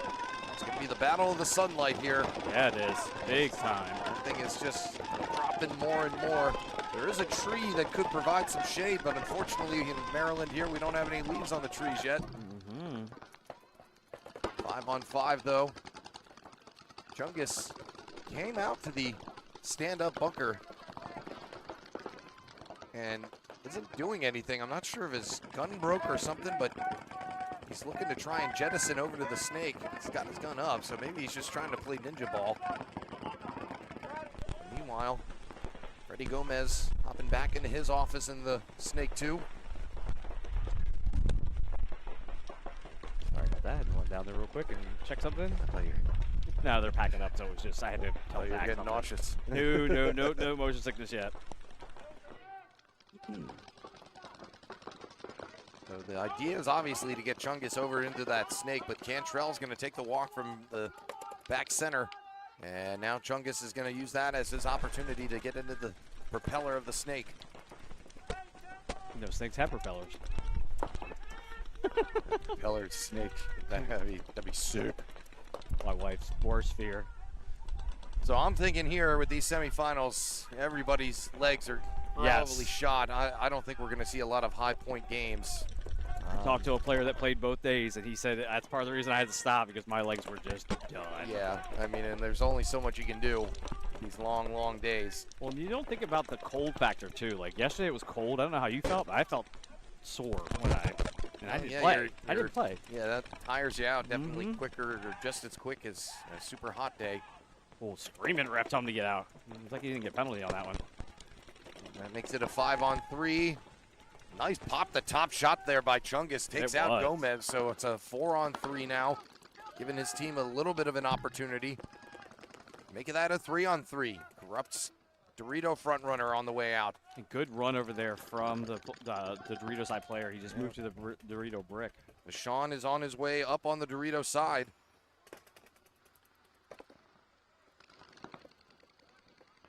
As the no ceilings player battles with corruption, the wing. Oh, he takes him out. Does he get a shot in on him? I saw a ref go over there. Oh, maybe not. Oh, nope, that's him. Yep, he's walking out. All right, so Vashon Denton shot out over on the far side. Dorito 50 gives it a one body advantage back to Corrupt.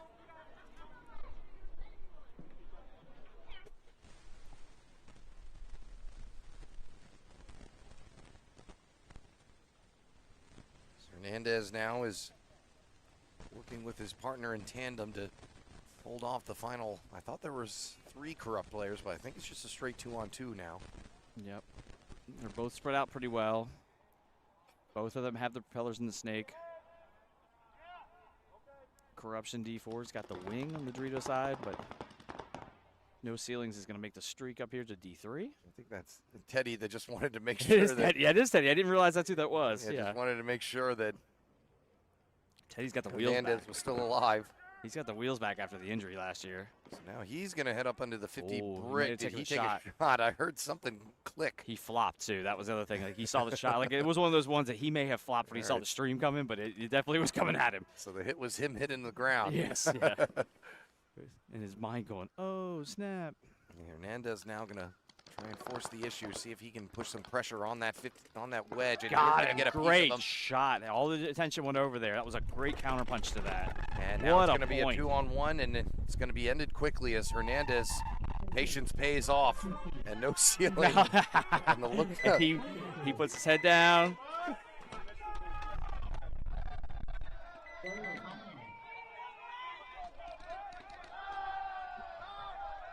And no ceiling, trying to keep the energy up, which can be difficult as these days drag on and on. Something's going on.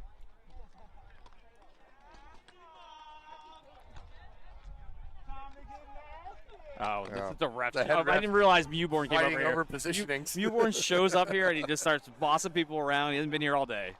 Well, he's been on field too. I know, yes. Listen, don't get away with my story of talking smack to Mewborn, okay? He talks plenty of smack about me, you know? All right, so now we're going to get our first look at Nasty Mob going up against Youngstown. Youngstown hung in there. I'm telling you right now, Nasty Mob makes it through Youngstown. They're winning this whole thing. Ended up coming back against Heavy Petting Zoo over on the other field and then winning the overtime point. Nasty Mob giving a talk to their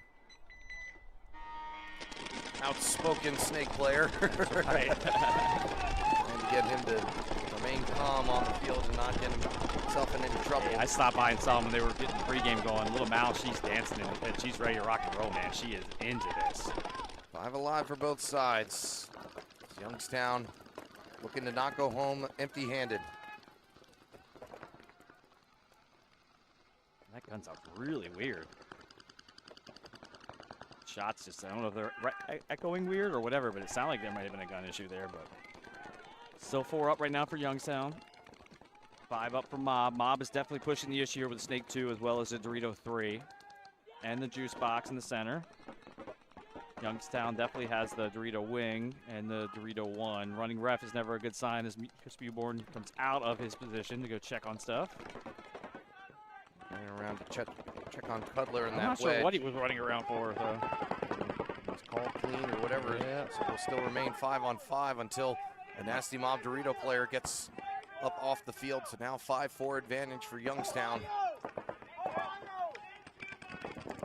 But like I said, I think we're going to see some low points, which means we're going to have some longer ones. That was definitely one of the longer stretches of 5-on-5 ball we've seen today. Yes. Does Youngstown have 5 or 4? They had 5. 1, 2. I think they're 4. I didn't see anybody peel off. So I see Dorito 2, the wing, Snake 1. He gets bounced over here to the baby. I don't see the 5th player anywhere. I think he might have snuck out on us, actually. Son of a gun. All right, yep, so 4-on-4. Yep. Unless he's hiding really well. Like, I can't even see him. He's hiding that well. We figured it out together. That's what's important. Nah. If I count past 5, I'm going to have a problem. I have to not be able to hold my drink in the other hand. Well, particularly, and I keep belaboring the point, but when the sun starts hitting and you're a little less confident that you're in the clear to make the move. Yep. And there's a lot more dark to hang out over here too, with the shadows getting long. And the snake shadows are interesting as well, if you look. Nasty snake play has been pretty aggressive most of the day, and this is a more reserved approach. Just hanging out, trying to figure out exactly where everyone is.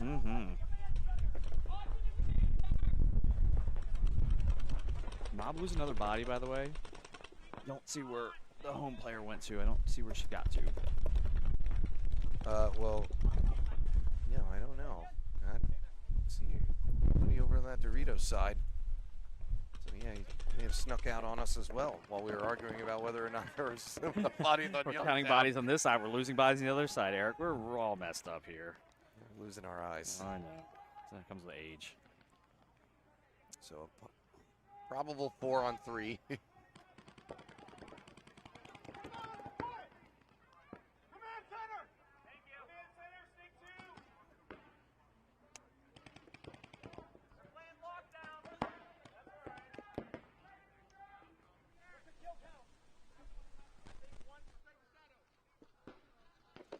Nasty Mob trying to decipher what's going on.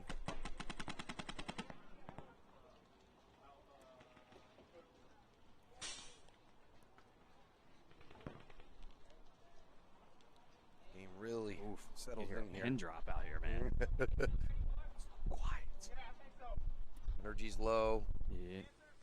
Well, also the stakes are high, right? I mean, energy's low, stakes are high. Everybody's getting tired. Youngstown did make the move to Dorito 3. Ricky Holati is over there trying to probe and see, but he can make the bump. I think he can't find where the juice box player is. He knows there's shots coming from that side, but because of the way it's blocked, he makes the bump to his Dorito 50. Ooh, and they're going to take the inside snake. I like this. And they managed to get out the brick player. So now Nasty Mob are in Run trouble. right down the thoroughfare here, and it's a good call for it rather than calling it the highway, because it's not a true highway. It is a thoroughfare. And did he get shot? And he did get shot this time. Now the last player left in the back of the snake propeller.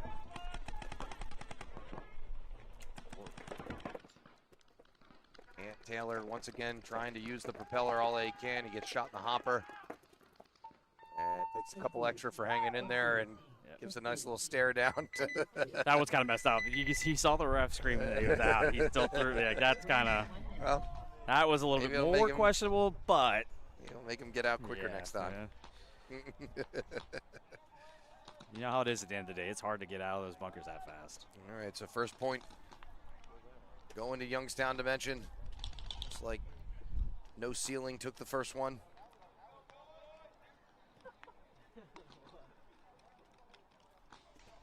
Nobody trying to go home empty-handed at this point. 30 seconds.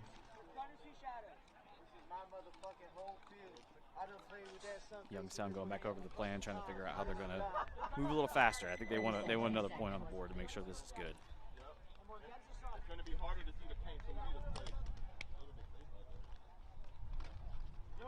7 seconds. Remember, touchdown. Touchdown mean what?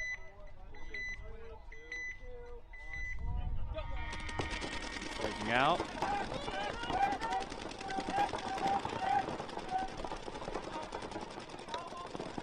Reckless. Excuse me, Corruption. Making the move to the snake. No Ceiling's going to counter with the move to the. Maybe getting backwards here again. Can't see it. That's part of the problem. The net's kind of blocking my view in the shadows. I can't even see jerseys. They're still coming out of the back for Corrupt, so Youngstown. Excuse me, No Ceiling. Yeah, it's tough. You can't look. Everybody's hiding in the shadows. You can't see what jersey they are. I had to go back and look at the screen. Yeah. Usually the telltale sign. Yeah, it's time to go home. I mean, yeah, Hernandez is like completely. Yeah. Cruz though gonna get shot, and Hernandez also asking for a check here. That wedge was putting some paint on him as he was crawling in a little bit high. Clean. And the ref takes a shot on the way out. A little sorry from the. He's got a chain necklace or Chain- protector. Is it? Chain mail. What is that called? That's what it's Yeah, called. ring mail, whatever. It's 3D printed thing to not get shot in the throat. Hernandez now going to see if he can. Why would you keep stop again? crawling Why all do the way these people down? keep doing this? They stop on the. And Oh, Gomez is going to yeah. easily wrap Yeah. and get a piece of Hernandez. Not sure if his teammate let him know that there was a guy right there, but then he gets pieced out He gets down the put in the wire. back of the head And then there. he gets Teddy shot does going it. into Teddy the gets shot in wire. the back of the head. And so now it's going to be a 2-on-3 in favor of Running Corrupt. ref. Running ref. Cantrell going to get pulled, and we're going to have Oh, a and a minor penalty. penalty. So that's going to pull out White, as that'll be a tying victory there for Corrupt D4. Lot of time bled off that clock. Only 3 minutes left. So Well, yeah, that's what I'm saying. We're not going to see a lot of fast moves here to try and end points early. So these are going to be 2-1s, 2-2s, 3-1 games. It's just not going to be the. Don't think these teams have much left in the gas tank. I don't have much left in They the can gas join the tank, crowd. Eric. Yeah, I was gonna say. I don't. I haven't even been playing and my feet are on fire. Yes, I'm over here doing the dance as I'm trying not to stay on one foot too long. Hence why I said we need bar stools.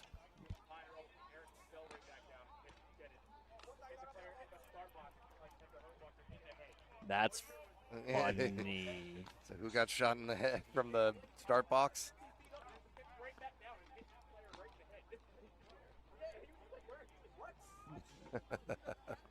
Was that friendly fire or? 30 seconds. That's wild.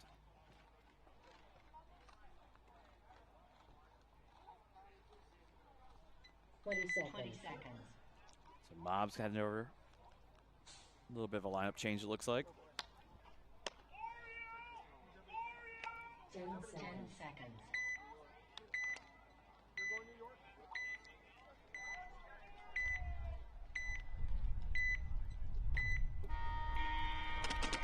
Nasty Mob.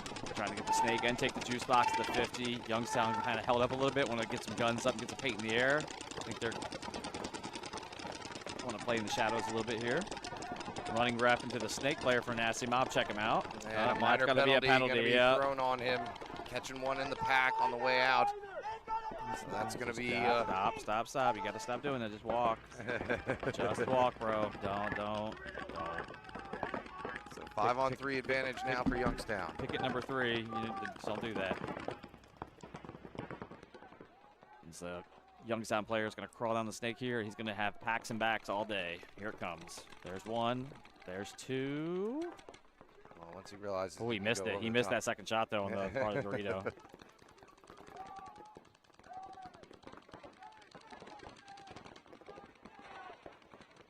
Shot.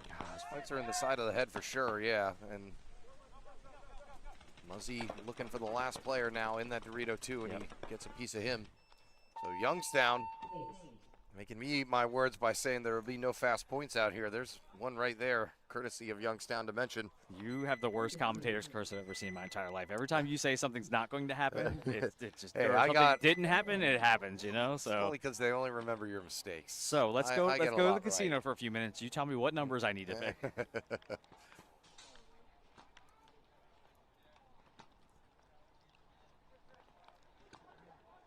Oof.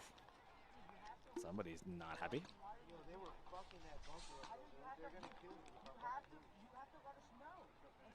I mean, y'all can hear the fucking bunker getting obliterated, right? Don't assume we can hear that. Drone can is up. Ooh. Eye in the Overhead sky. view. Yeah, I like it. Finally, Dan has something to do. Yeah, like Dan's got nothing to do, you know. He's not ready to go home right now. He's not. He's so tired he can't even pay attention, you know. So that's a good. That's very good. As a drone pilot, you should not hit people with it. Crashing it into the player in the snake. Here we go.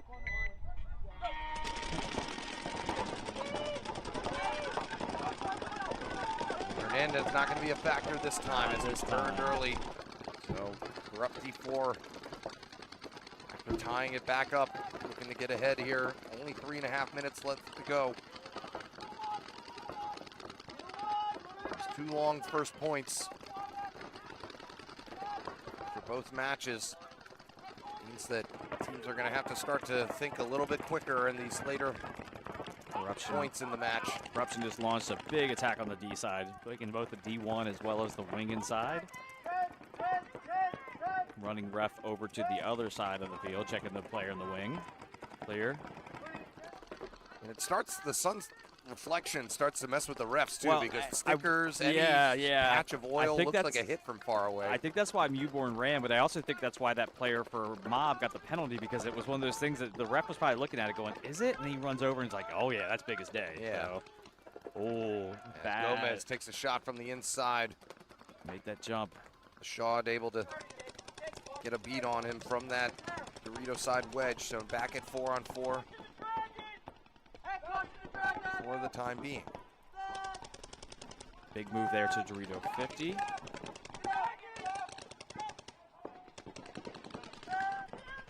No Ceilings is trying to figure out where the players are so he can wrap. That Teddy back in the snake over here for No Ceilings as well. Oh, and he takes one across field.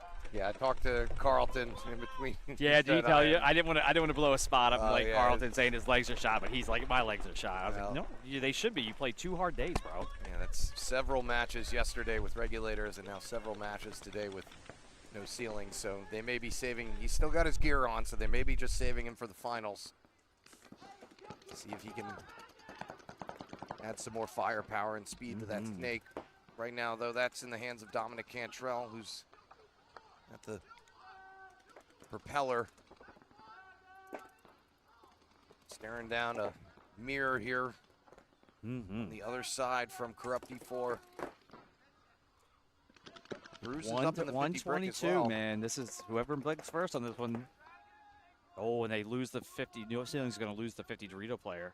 So there's Bruce getting shot on the wrap. Oh, God almost gets shot trying to refill. Rookie move. Do not run to the bunker the guy just got shot out of without knowing who shot at you. Come on, man. Don't do that. He stopped. He saw the line.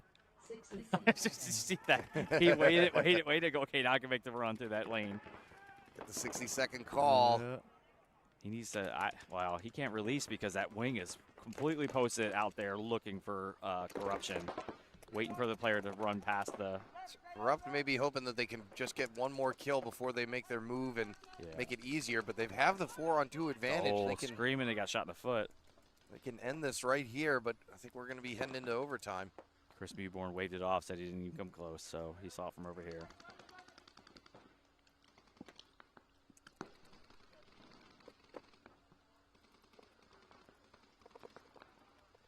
Corruption's got this field locked down right now.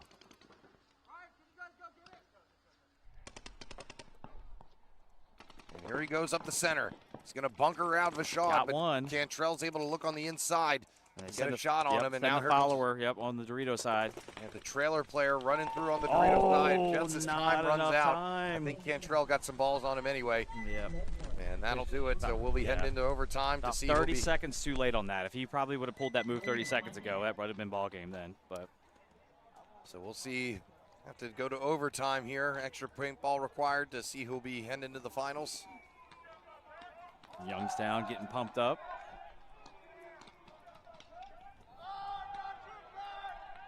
Justin's got such a big voice. Wouldn't it be funny if he just had like a real mousy voice and being that big? It'd be hilarious. You know. It's like the lead singer of Coheed and Cambria. Yeah, exactly. Dude, I remember when they first when he first came out, I'm like, this woman is a great singer, and I was like, that's not a woman. And I'm a huge fan of them. A massive man. Yeah, huge fan of Coheed and Cambria. 20 seconds. Where it's like the Mike Tyson thing. You're the biggest, baddest dude around. Like, you know what I'm saying? Mousy voice. Yep. 10 seconds. Little, getting a little spicy in the pits over here. For No Ceilings. It's a 2-0 lead here for Youngstown to mention. Nasty Mob. Ooh, 3. They're going to throw 3 guns up off the break for Nasty Mob. Really trying to stop that snake, but the thing is, that's going to cost them a burner out of the back center. Yeah, and that's going to start 2 burners and maybe even a penalty because the running ref is never a good sign. For a hit. are going to manage to take out 2 Youngstown players. Not sure if a penalty was assessed over here or not, but they were both walking away at the same time. So 3-on-3. No, 3-on-2 now. Snake players going out for Youngstown. So, well, just as I was about to criticize the nasty mob idea, because Youngstown had no motivation really to go out wide. So I don't know why the heavy burn from nasty mob, but somebody was doing some shooting. Still a lot of time left. 3:16 on the clock. Cudler moves up on the Dorito side. He's still alive. Yes, and he's moving. He's got a partner over here on the another tall guy can look over the box, can stand up and shoot over the freaking box. Nobody looking at him. He's on their side of the field here. Spicer forced to put all of his efforts over there when he loses a teammate, and now it's a 2-on-1 in Youngstown's favor. So Ant Taylor. Ant Taylor, I haven't seen this movie before. As the last player left, just hiding in the propeller and just hoping that somebody will come and rescue him.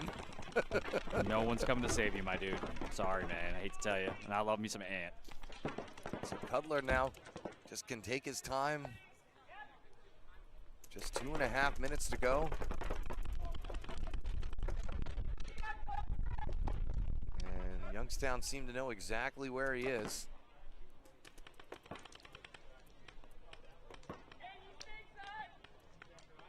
Trying to let his teammate know, like, you don't have to worry about him. Just he's stuck in there. Well, Youngstown's probably happy just to let the clock burn too. Just, you know, force them to concede.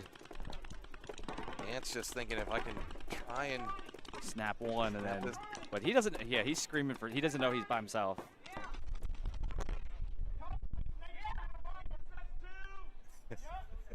I don't think anybody knows who's talking to anybody. Because the Youngstown Snake players seem to have answered Ant Taylor's calls for help. That's funny. I don't think I've ever seen that in paintball before. That's a good one. Johnny said, yeah. So maybe that's his name too. I don't know if that's him. Or maybe they know each other, and this is like, you know. Ant Taylor. Or the Youngstown players thought his player was talking to him and got him shot. And he gets a shot in the pack, and now we get a concession. That was a wild point, man. That was a crazy one. So Youngstown Dimension with a 3-0 lead and 90 seconds left to play. All but a surety here that they'll probably be moving on to play for first and second. Yeah, but the talking.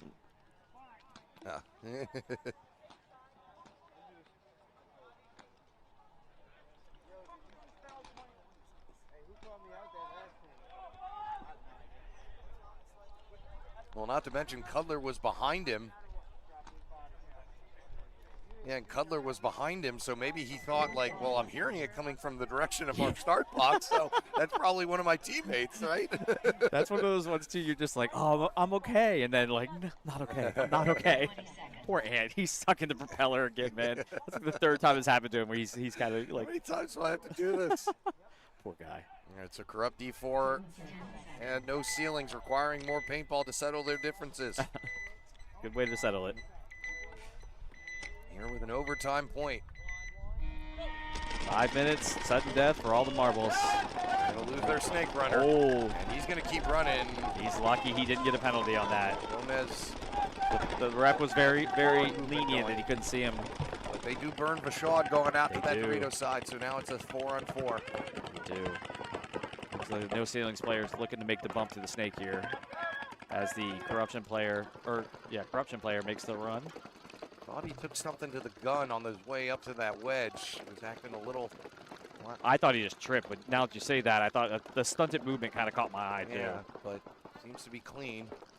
So we'll still continue at a 44 with Hernandez now hopping on over into the snake one. If he can get around this corner, this might be a different ball game now. He needs to get moving. Don't linger in the back of the propeller too long because no one's keeping him from moving. So there's nobody putting pressure on him in the snake right now. I know there's a snake corner, but he's not looking this way. Well, everybody usually takes a reserved approach with these overtimes, which I don't know how I feel about that. Like sometimes you just got to keep hammering your game plan if it's good. It's just that idea of one and done kind of thing. Yeah, that's true. There's no error or no room for errors, basically. If you're gonna make a move, you better make sure you know exactly where and when you're doing it. Yep, better make it a good one. There we go. Good move around the propeller here. I've been laughing with all my friends who have been playing the snake, the flop that they really have to do around that propeller just to get around the big swath, and they're just really a wide berth. I don't know how else to describe it. Wide berth, you know. Then they try to dive, and it's just it's pretty much like a fish out of water flop into the snake tube. Like you got to get all the way around. And you know how it is too. We've all crawled that snake that I've played, and it's like even just doing a normal knuckle sometimes feels like forever as you're crawling. Could you imagine going around 2 of those things? I'm good. I'm good. If I can't run around with my gun up, I don't want anything to do with it. Stay 4-on-4 here. Just under 3 minutes. Looks like Jax has some words for Chungus. Is old and tired. Well, old and tired. He's still in stake 2, so doing better than I am. So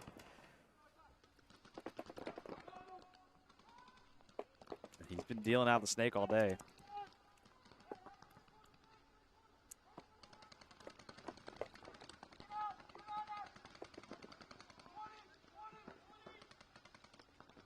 Rough D4 player moving over into the carbon stand-up. Thinks that he got a shot on that Dorito 2 from across the way.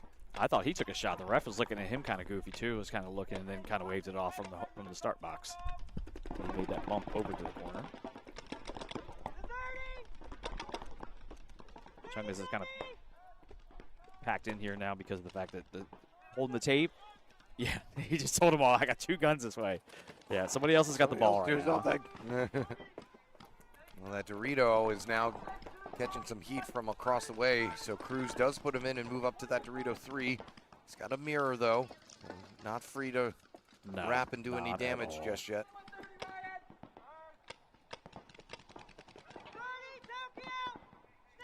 Chungus is trying to crawl across. So they got really quiet, so communication right now is really good. You can hear everybody. As Cruz tried to make his way up to that 50 gap brick. right there. If they're watching, everybody's getting chopped up through there. Yeah, everybody is keeping an eye on that. And then the problem is that if the carbon stand-up is looking that way, the Dorito is looking down the wire, and that forces them to have to hop out onto the line and get shot right down the wire. 60 seconds. 60 seconds in our sudden death overtime point. Hernandez still up in the snake 2, though, 4. Dorito player's probing right now. He's trying to see if he can make that jump, too, but I think he's savvy enough to know that that gap is big and someone is watching it right now. He's going to do it. Makes a move, though, and he makes it clean. Up in the 50 brick. All 3 remaining no ceiling players over here on the snake side. He's probing to see if he can get a shot on the snake on him. Oh, he got him. Good shot. Great shot. Forces him out, into that wire, and that's going to knock him out. So now 4-on-2, excuse me. And Taylor trying to desperately hold on with Dom Cantrell. Cantrell takes a bounce there's one. down Nope, the there's line. another shot there. And Corrupt smelling like victory is within their grasp, but only 8 seconds left to go. How are they going to take him out? And they are. And he slipped. He slips and falls. Is he clean? I don't think he is, and I don't think they got it. I don't know if they got that. Look.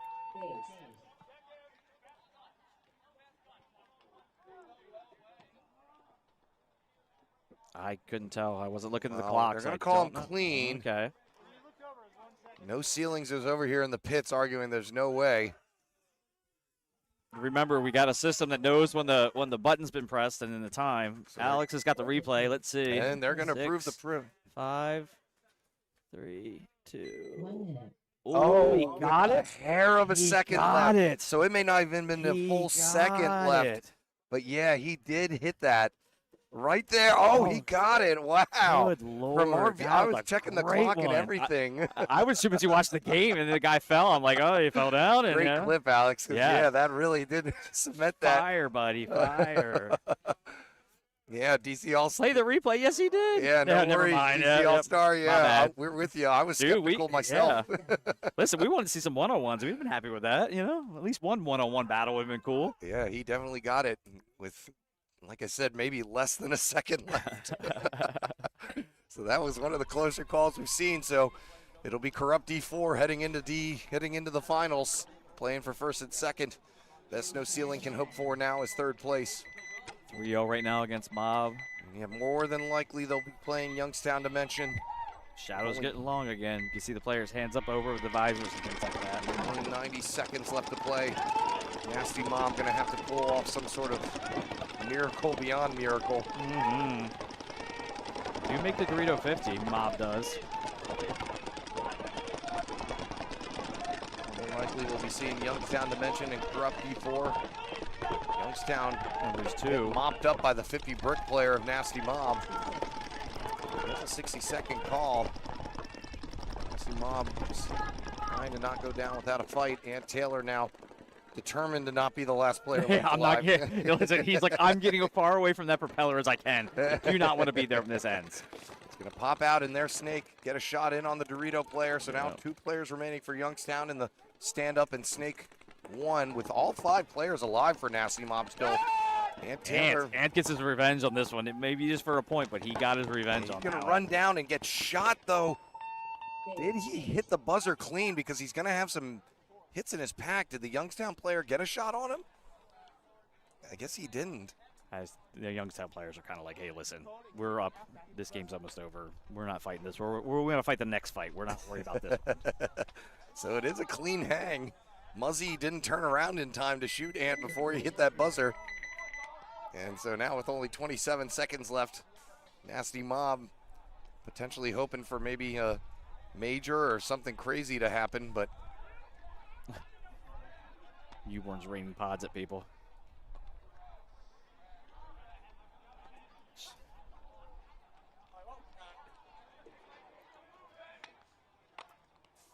and we're in Xball here, so you got to hop right back out there. It shouldn't take long. I mean, it's only a 27-second point.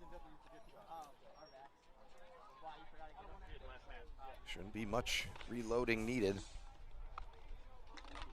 So coming up for the finals, we'll see who Corrupt D4 likely will be taking on Youngstown Dimension, but you never know.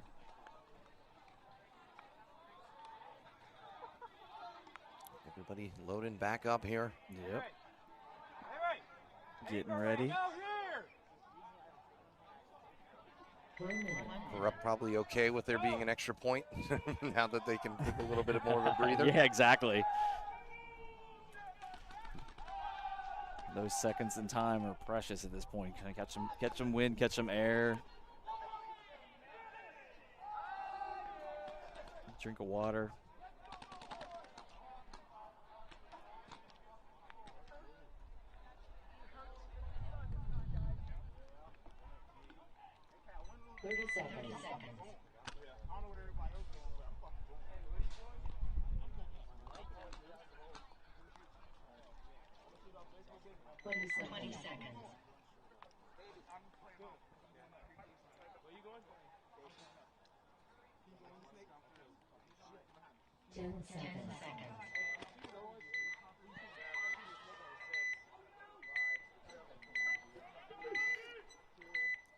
Ball from the coach here for Youngstown. Big run for Mob up to the 50. Back center player took a hit to the head. And Taylor continues his score, but not going to survive this one. Got blast on the way in for his troubles here. Youngstown going to lose their first body. Another player trying trades to out the actually. Center. Yep. Yeah, he traded out there with Cutler. So, but that'll just about do it. So Youngstown Dimension moving on. They'll be taking on Corrupt D4 for the first and second place. And Nasty Mob and No Ceiling will be going head-to-head here. See who can take third place as we wrap up the 2026 Killsquad Open here at NR Paintball in Severn, Maryland. And we'll have that for you in just a moment.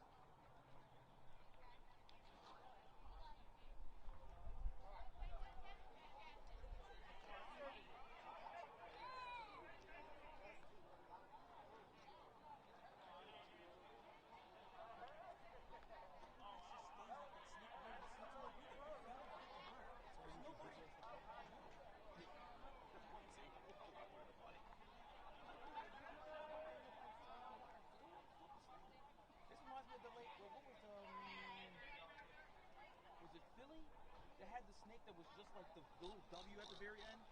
Remember the one year they had it was just the W's at the end, and if nobody it was straight beam. It was a straight beam, and it had a W at the end, but it was like sitting like this. And how everybody was playing the whole entire side.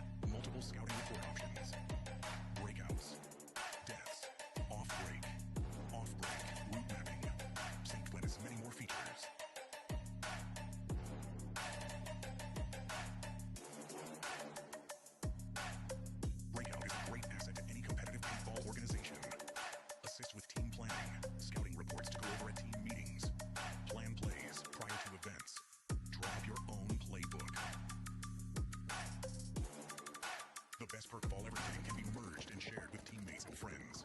Check it out now. Breakoutv2.netlify.app.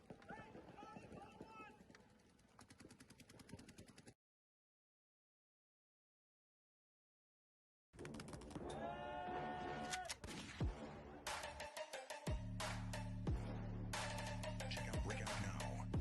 Player position, heat mapping, multiple scouting report options, breakouts, deaths, off-break, route mapping, synced with as many more features.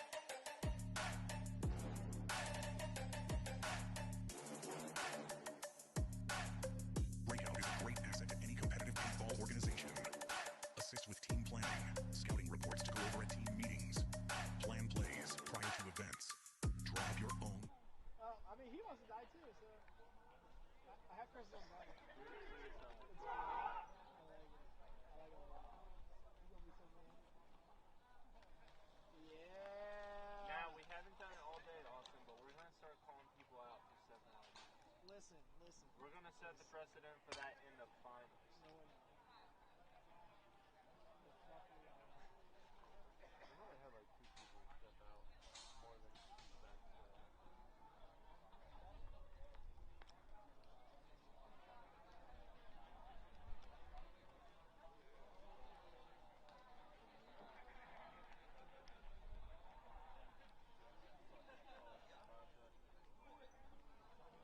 Two minutes. Warning. Live field goggles on. Warning. Live field goggles on.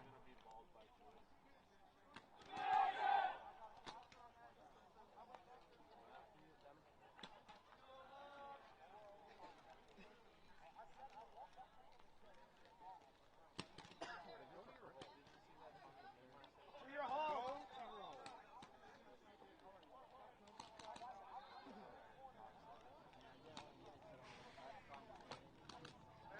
You think it was like literally as soon as it switched? It's all good. It shouldn't But happen. like, like as soon as it hit. Bring me pig. Not even that. It shouldn't even come. That's the homie. I got some shit. I got some YouTube for you. Hey! Hey, was there shooting on Ronald Mills yesterday? Yeah, I heard that. Right when I was involved. Actual shooting. 1 minute. Yeah, we were at Arundel. Like, right, yeah, we were at the Chick-fil-A right there. Bring me Tay! Where's Tay? Yeah! You ready to die? Always. I'm glad. We gonna plant the tombstone on the Snake 50. Anthony gonna run up to him and say, this is spot. 30 seconds.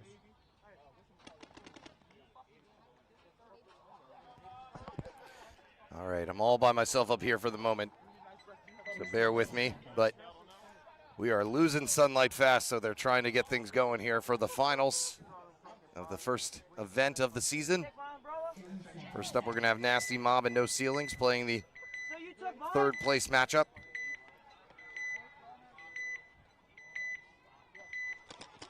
Ooh, a lot of early leaps by No Ceiling. So they're going to pull out Rashawn, and I think that's it. There should have been a couple more probably that got pulled out, but an early departure by the majority of No Ceilings just shows how fatigue is starting to have an effect. Running ref in to check out Nasty Mob, back center player, but it's going to be Ant Taylor who takes the walk, who I was joking with during the break about. What did he say? Yeah, I was like, so you're heading to the Snake 1 and just going to stay there and be the last one left? He was like, I guess so, man. Poor Ant. So No Ceilings concedes and just would be happy to forget about that last one, because yeah, they should have had a lot more pulled out of that. A lot of early departures. So everybody is starting to lose their grip here. I can't count. Chris Newborn's complaining down there. Something about people not able to count. I can't count. All right, but here we go. Youngstown Dimension going up against Corrupt D4. Two teams that have traveled far and wide and are trying to leave in first place. That long drive will make that drive a lot easier. I say it's always a better drive when you're driving the trophy. Believe me. That's what we were joking about. Of course, the two teams that made it the furthest have probably the longest drives. There we go. This is what everything was counted on, and the sun is actually depleting a little bit to our, I guess that's the east. Yes, it's kind of blocking it making everything kind of dark. So it's a little bit dark out here, but at least the sun's not completely in the faces of Youngstown Dimension, who are going to lose their first player off of the Dorito side. Big Phil coming for them as he goes out to the corner. They start to stream towards the snake. Youngstown Dimension trying to make their way in. So kudos to both these teams. They're moving and scooting right now. Yeah, I think they said we're not going to go out here and go flat. We're coming out. We're trying to win this. It's for all the marbles here. So 5-4 advantage still for Corrupt. Corrupt not really changing much of their strategy up. They're just continuing to do what works.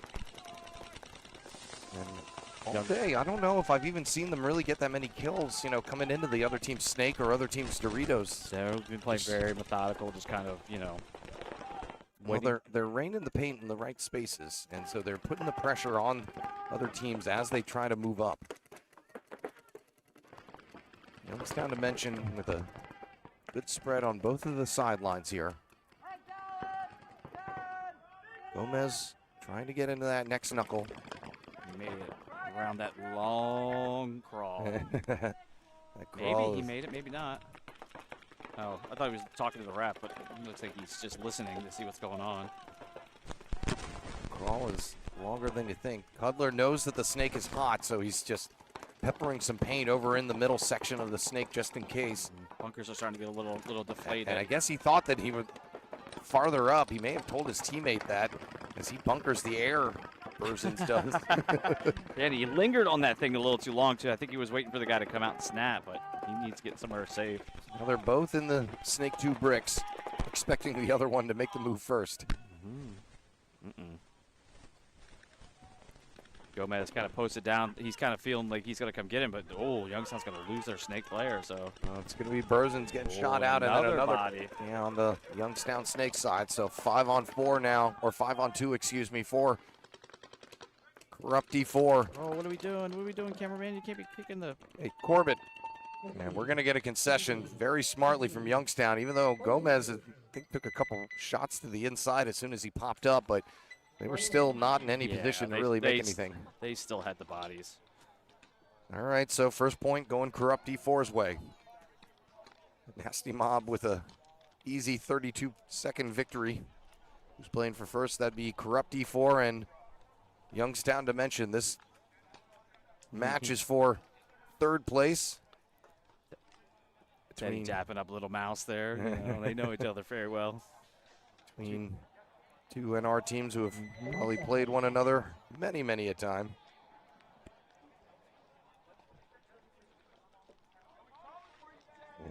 Yeah, the no ceiling, just going to try to get out of the box on time this time. Let's start easy. Do you have your gun? Cool. Your loader turn on? It wasn't, you know, usually you get those snake runners all hyped up and one of them takes a step too early, but it was every single one of them. They're anxious and they're ready, you know?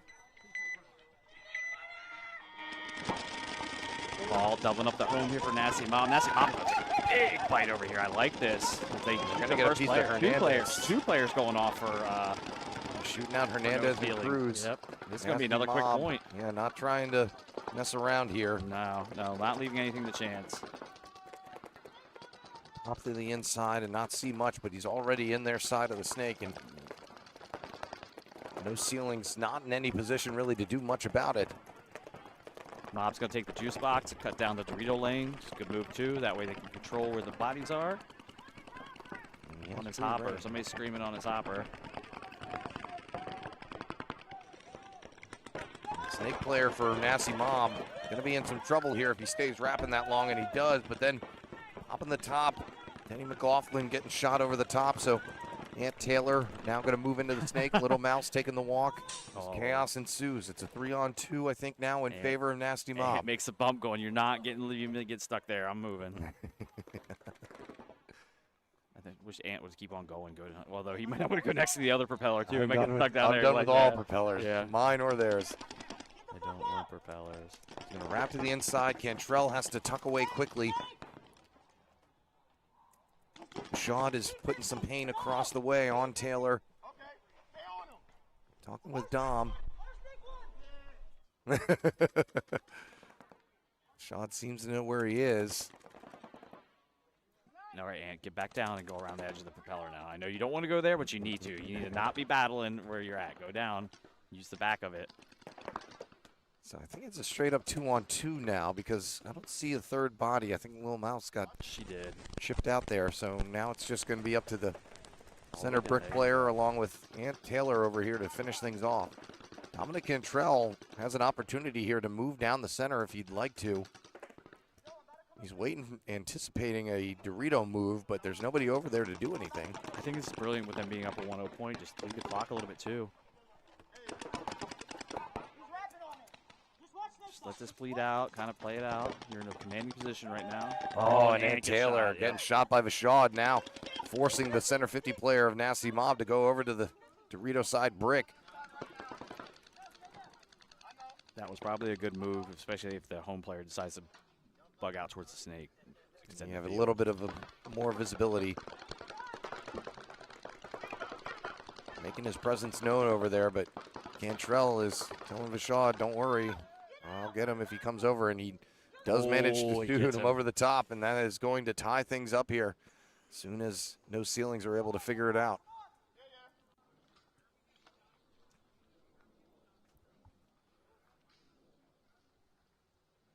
When's my doorbell camera going off?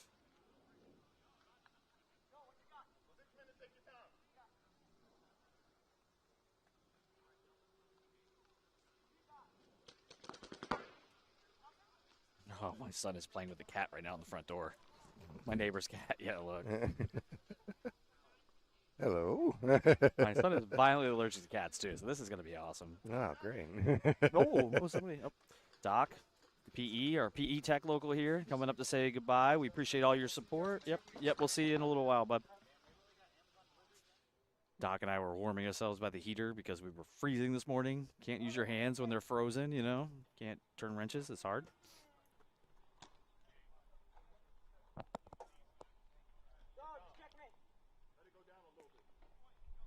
Everybody's being really quiet, trying to figure out what's going on.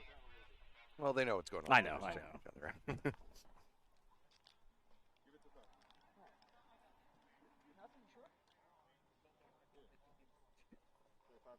I guess they think that Nasty Mob are going to concede this, but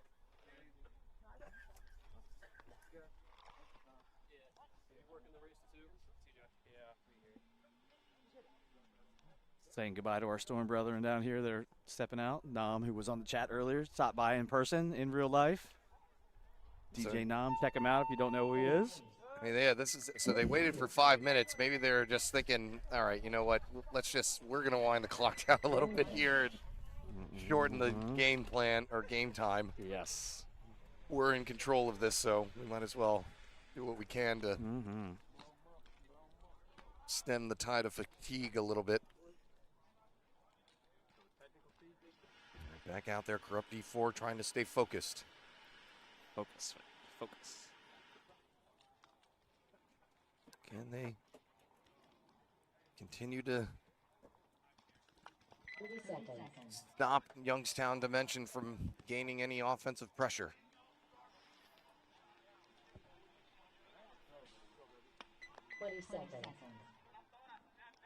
Youngstown Dimension also trying to get themselves hyped.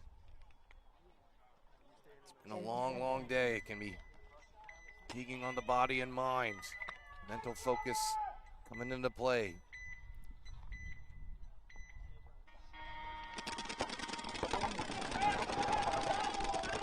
Player walking out. It's going to be a Youngstown Dimension player. Cutler coming out of that Dorito side can, so 5-4 early advantage. Or Corrupt, who allowed the Snake player to be in there for Youngstown, but Gomez is in there already for Corrupt. He's also watching that lane, waiting for him to hop past that propeller, so. Snake 2, a screaming bloody murder of Snake 2. He is back in the snake, taking heat from all over, inside and outside.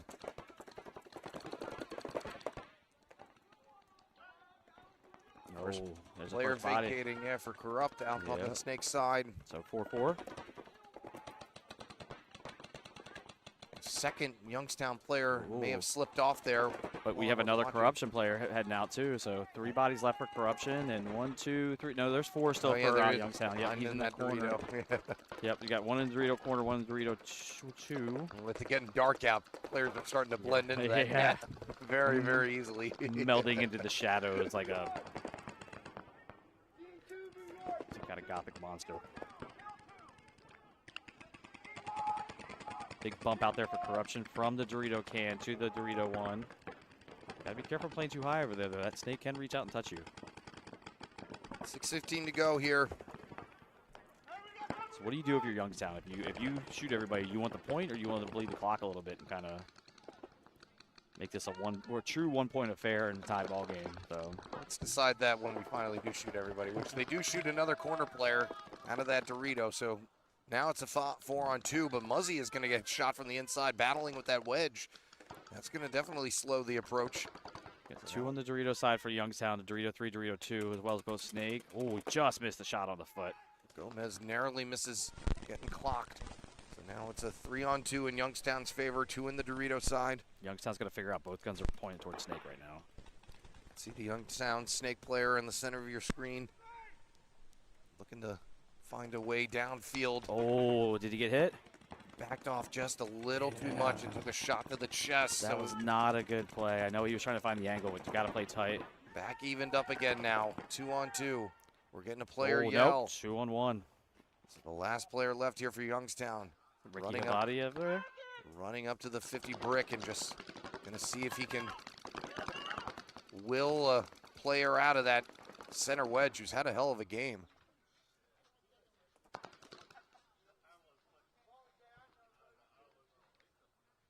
Still alive over there while Gomez moves on down. Yep, Corruption player's going to run down to their snake now.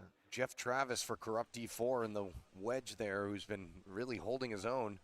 Gomez is not paying attention. He doesn't know that he's there. Well, he thinks he's clear, but Travis is still in game mode, and Gomez loses sight for a second, and now Travis is going to run him over. Is he hit? They trade. Did they trade? That's what Mewborn says. None of the other refs are calling. Well, none of the other refs have called him out. And so he's going to let the clock wind down, yeah, and so Mewborn's going to run over himself. I don't know how he missed him, but he must not be hit because the refs are looking right at him. Yeah, they're going to give him a once-over, and he's not acting as if he was hit. I mean, usually when a player knows he's not going to get away with it, he's not going to try to.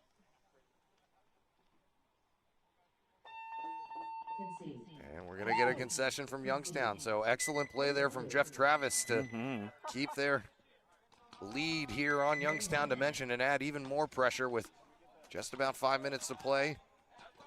Now a 2-0 lead for Corrupt D4. Moving back to the Nasty Mob. No ceilings, playing for third place. 1-1 tie ball game. 5 minutes left in the game.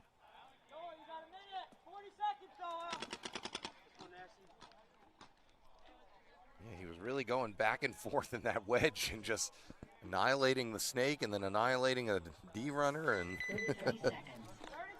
Gomez clearly didn't know what was going on. Yeah, he just looked sauntering over to the box, and Ricky's hey, watch this. We're good. We're all good, man. Yeah. What's wrong? That was an interesting one as well. There's a chatter going on from Nasty Mom. Say, hey, don't worry, we're going to take a timeout. Oh, man. Everybody clearly fatigued this. We're all tired. And it's been a layout where you can't really take any points off. Oh, no. You have to move. Oh, yeah. You can't just settle in and, hope for the best. There's no, pocket play or really anything like that where you can just lane the whole time. It's been one where you got to actually get out there.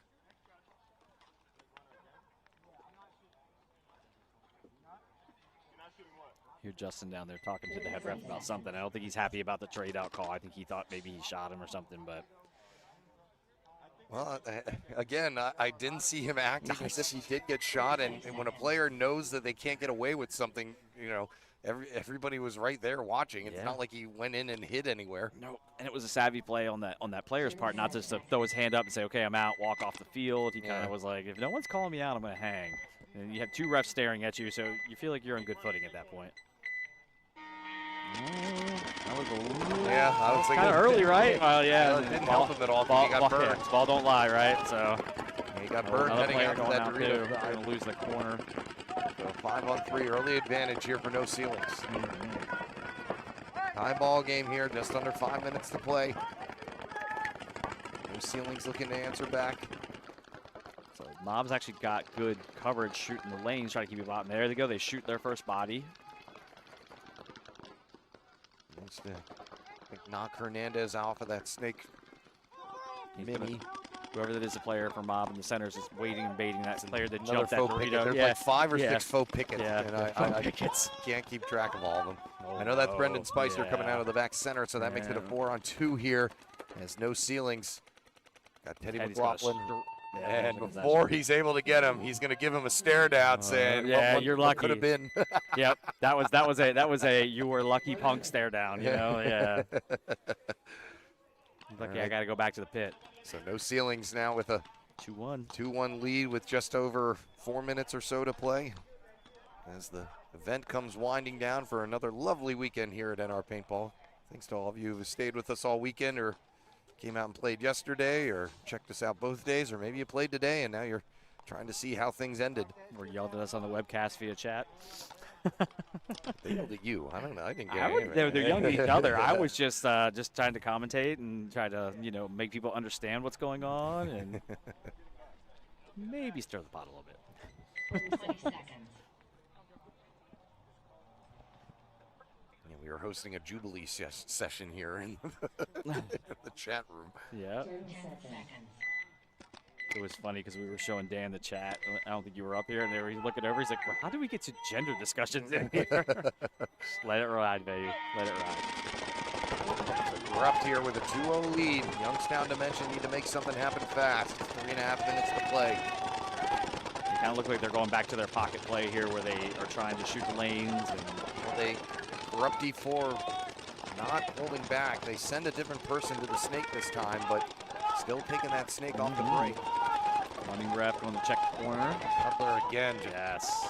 Another early exit for him in the final. It's been a tough one, and we're going to have a minor penalty thrown on Youngstown, so that's going to make it a 5-on-1. Yes. So coach is going to want to have to concede this really, really quickly because there is a steady stream of players coming to the box. So Corrupt D4 make it a statement here. With over 3 minutes to play, they're up 3-0.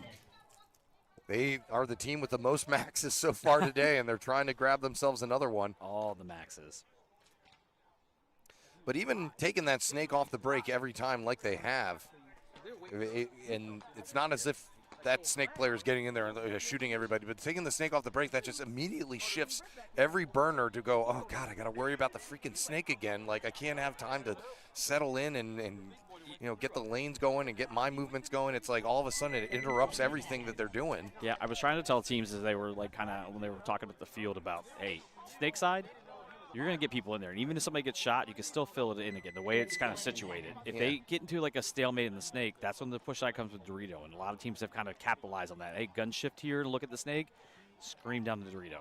It's just it forces a reaction from you and gets you off your game plan. Yeah. That's why the teams that have been kind of disciplined have really kind of had a lot of success because they were cutting lanes down. No matter who it is, Corrupt is sending somebody there every point.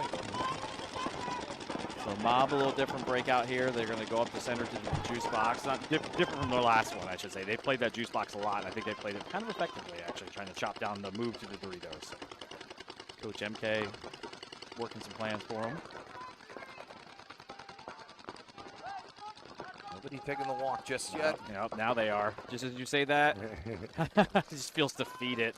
I get it, man. It's been a long couple days of paintball. It's a nasty mob. First one eliminated from the snake. He asked the ref, he said, where is it? Inside the pack. He's like, all right, I got it. Oh, yeah, right there, right under the 18, one of the pickets. Double slide going on as they split out from the home. Teddy goes over to the baby. The other Dorito, or the other player for No Ceilings, makes a move to the Dorito.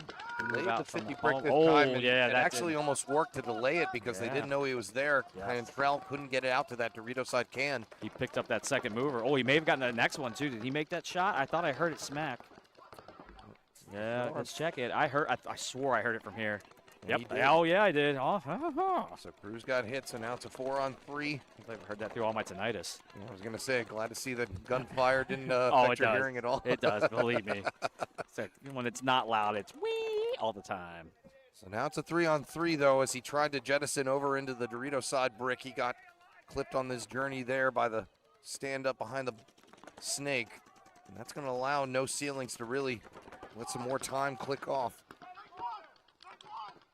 And Taylor in the snake one. There was some expletive that came out of him. I love it. He's got to be not happy that he is the only guy left alone in the snake again. Feel like not this shit again. No Ceilings anxiously watching the time.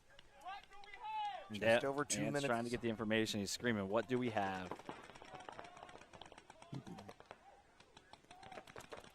Third place hanging in the balance. Fourth place going home with nothing. Also a series, too. We got to get some points put on the board for this series. Oh, another player dead. Teddy's taking a walk for No Ceilings. So they make the bump to the Dorito wing. Down to Shaw and Hernandez again. And he props it up here.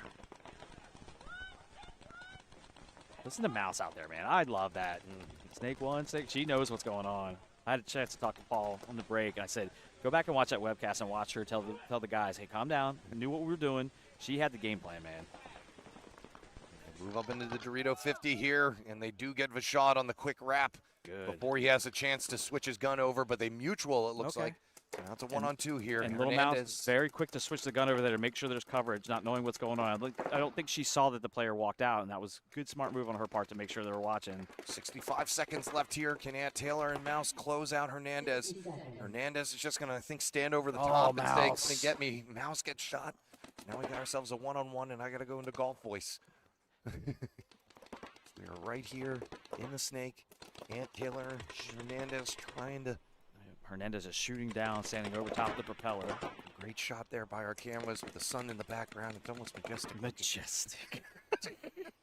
It's gorgeous. It's gorgeous.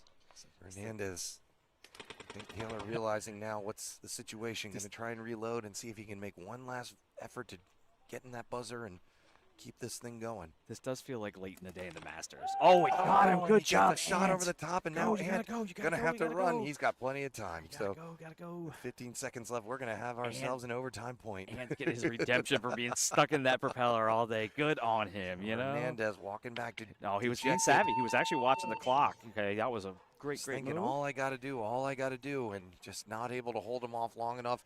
That's going to tie things up and force an overtime point for third place. Love it, love it, love it.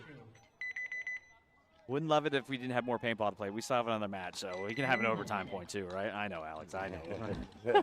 Poor Alex. It's just like, I'm so ready to be done. At this point. Yeah.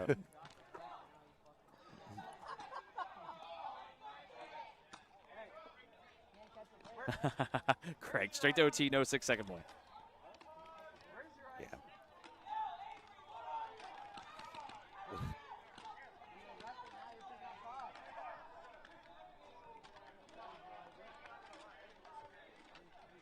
30 seconds.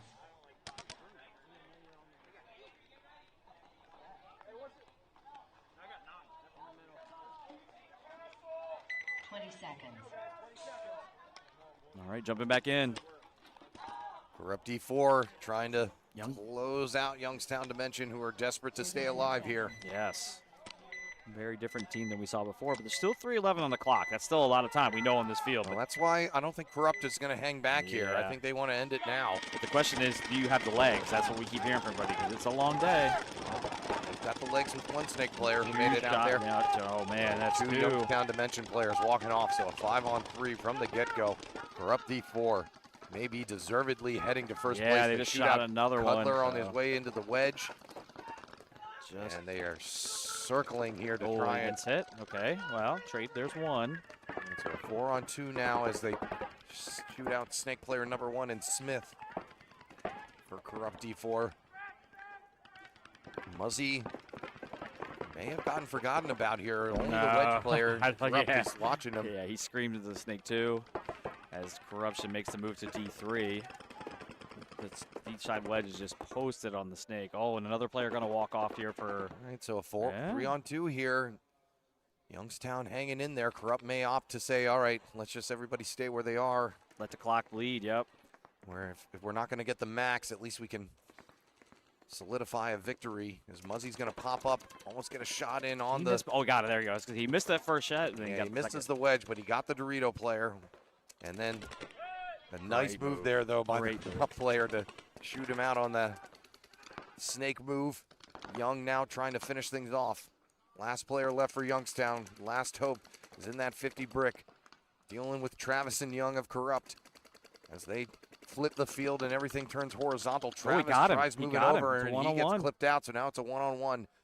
Youngstown's only hope hanging in the balance in this 50 Dorito player right on the right side of your screen. Minute 33 left on the clock, so Young saying, all right, you know what, now it's a 1-on-1. Why don't we just slow things down a little bit? You know, you get this under a minute, and even if you end up losing this, you're down by 2 with under a minute. That's pretty good chances. Yeah.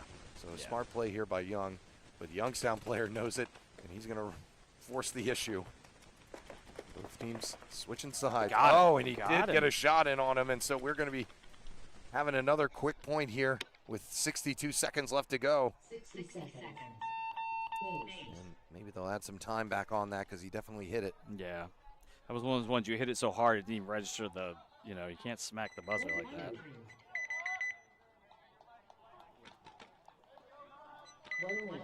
1 minute.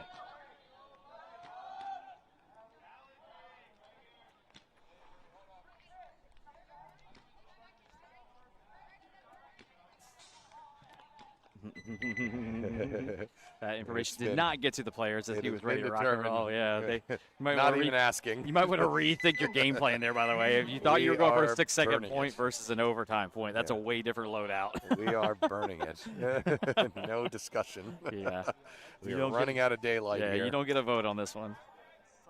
And a lot of these players still have the tinted lenses too, so I know I got my sunglasses on. I can't see a dang thing.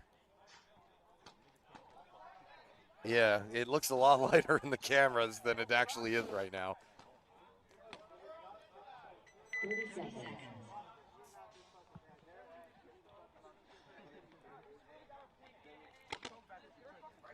Hey, struggling to see if that fucking 20 seconds. A lot of discussion going on what to do in overtime when you don't have, when you have no point and the time runs out. What is the right way? Do you switch sides? Do you stay the same side? Well, if you're just burning the clock, it's technically a no point, right? So you're just sticking to the same sides you would have been going out for that point anyway. But here we go, 3rd place coming to whoever wins this one, and if nobody does, we'll be end into something special in a 1-on-1. Hernandez is going to be the first victim, though, walking off. 5-4 advantage here for Nasty Mob. And they come clawing back here for 3rd place. I would absolutely love to see that. There's no ceilings are started off. Big jump there for Nasty Mob. Wins. McLaughlin asking for a check. He takes a bounce to the mask. Lives to fight another day. 5-on-4 still here for Nasty Mob. Part of they're doubled up in that home. I don't know if you can see that or not. There's 2 in that home for no ceilings. So Teddy has to move out. He makes a move with the baby. Nasty Mob's doing a good job of taking that wedge and cutting down the snake lane. He's watching. Somebody's not happy, saying that somebody should be out. Check the corner, he's saying. Cantrell asking for a check. Thing is refs don't necessarily listen for calls for checks anymore. They more are just paying attention to their zones as Mouse is going to get eliminated out of that back center. So 4-4 ball here. You're asking a ref for a check. They're not going to run all the way over there and actually check a player like they used to. That used to be a thing. Oh, God. We used to run refs ragged, dude. Yeah. And check on that guy, ref. Well, the thing is it was also a move that yours truly used to move, of asking for a check after you get shot so that yeah. the ref runs away while you Yeah. wipe away whatever hits you have. Or the old, you get shot and just run away from the ref, You I've done can't that call, too. you can't check me, you can't call Or me you out. see a penalty coming, and I'm like, well, I'm just going to go through a run through Gonna then run, and yeah. take some players with me. That's cool Cause until you some get a gross chaos. major. Cause some chaos. Yeah, it's cool till you get a gross major because somebody's wise to Oh, your trick. no, I probably wouldn't be able to do that today, but back in the day, you could outrun a lot of the refs. It's 4-4 here still. Especially when I was like $160 and running all the time.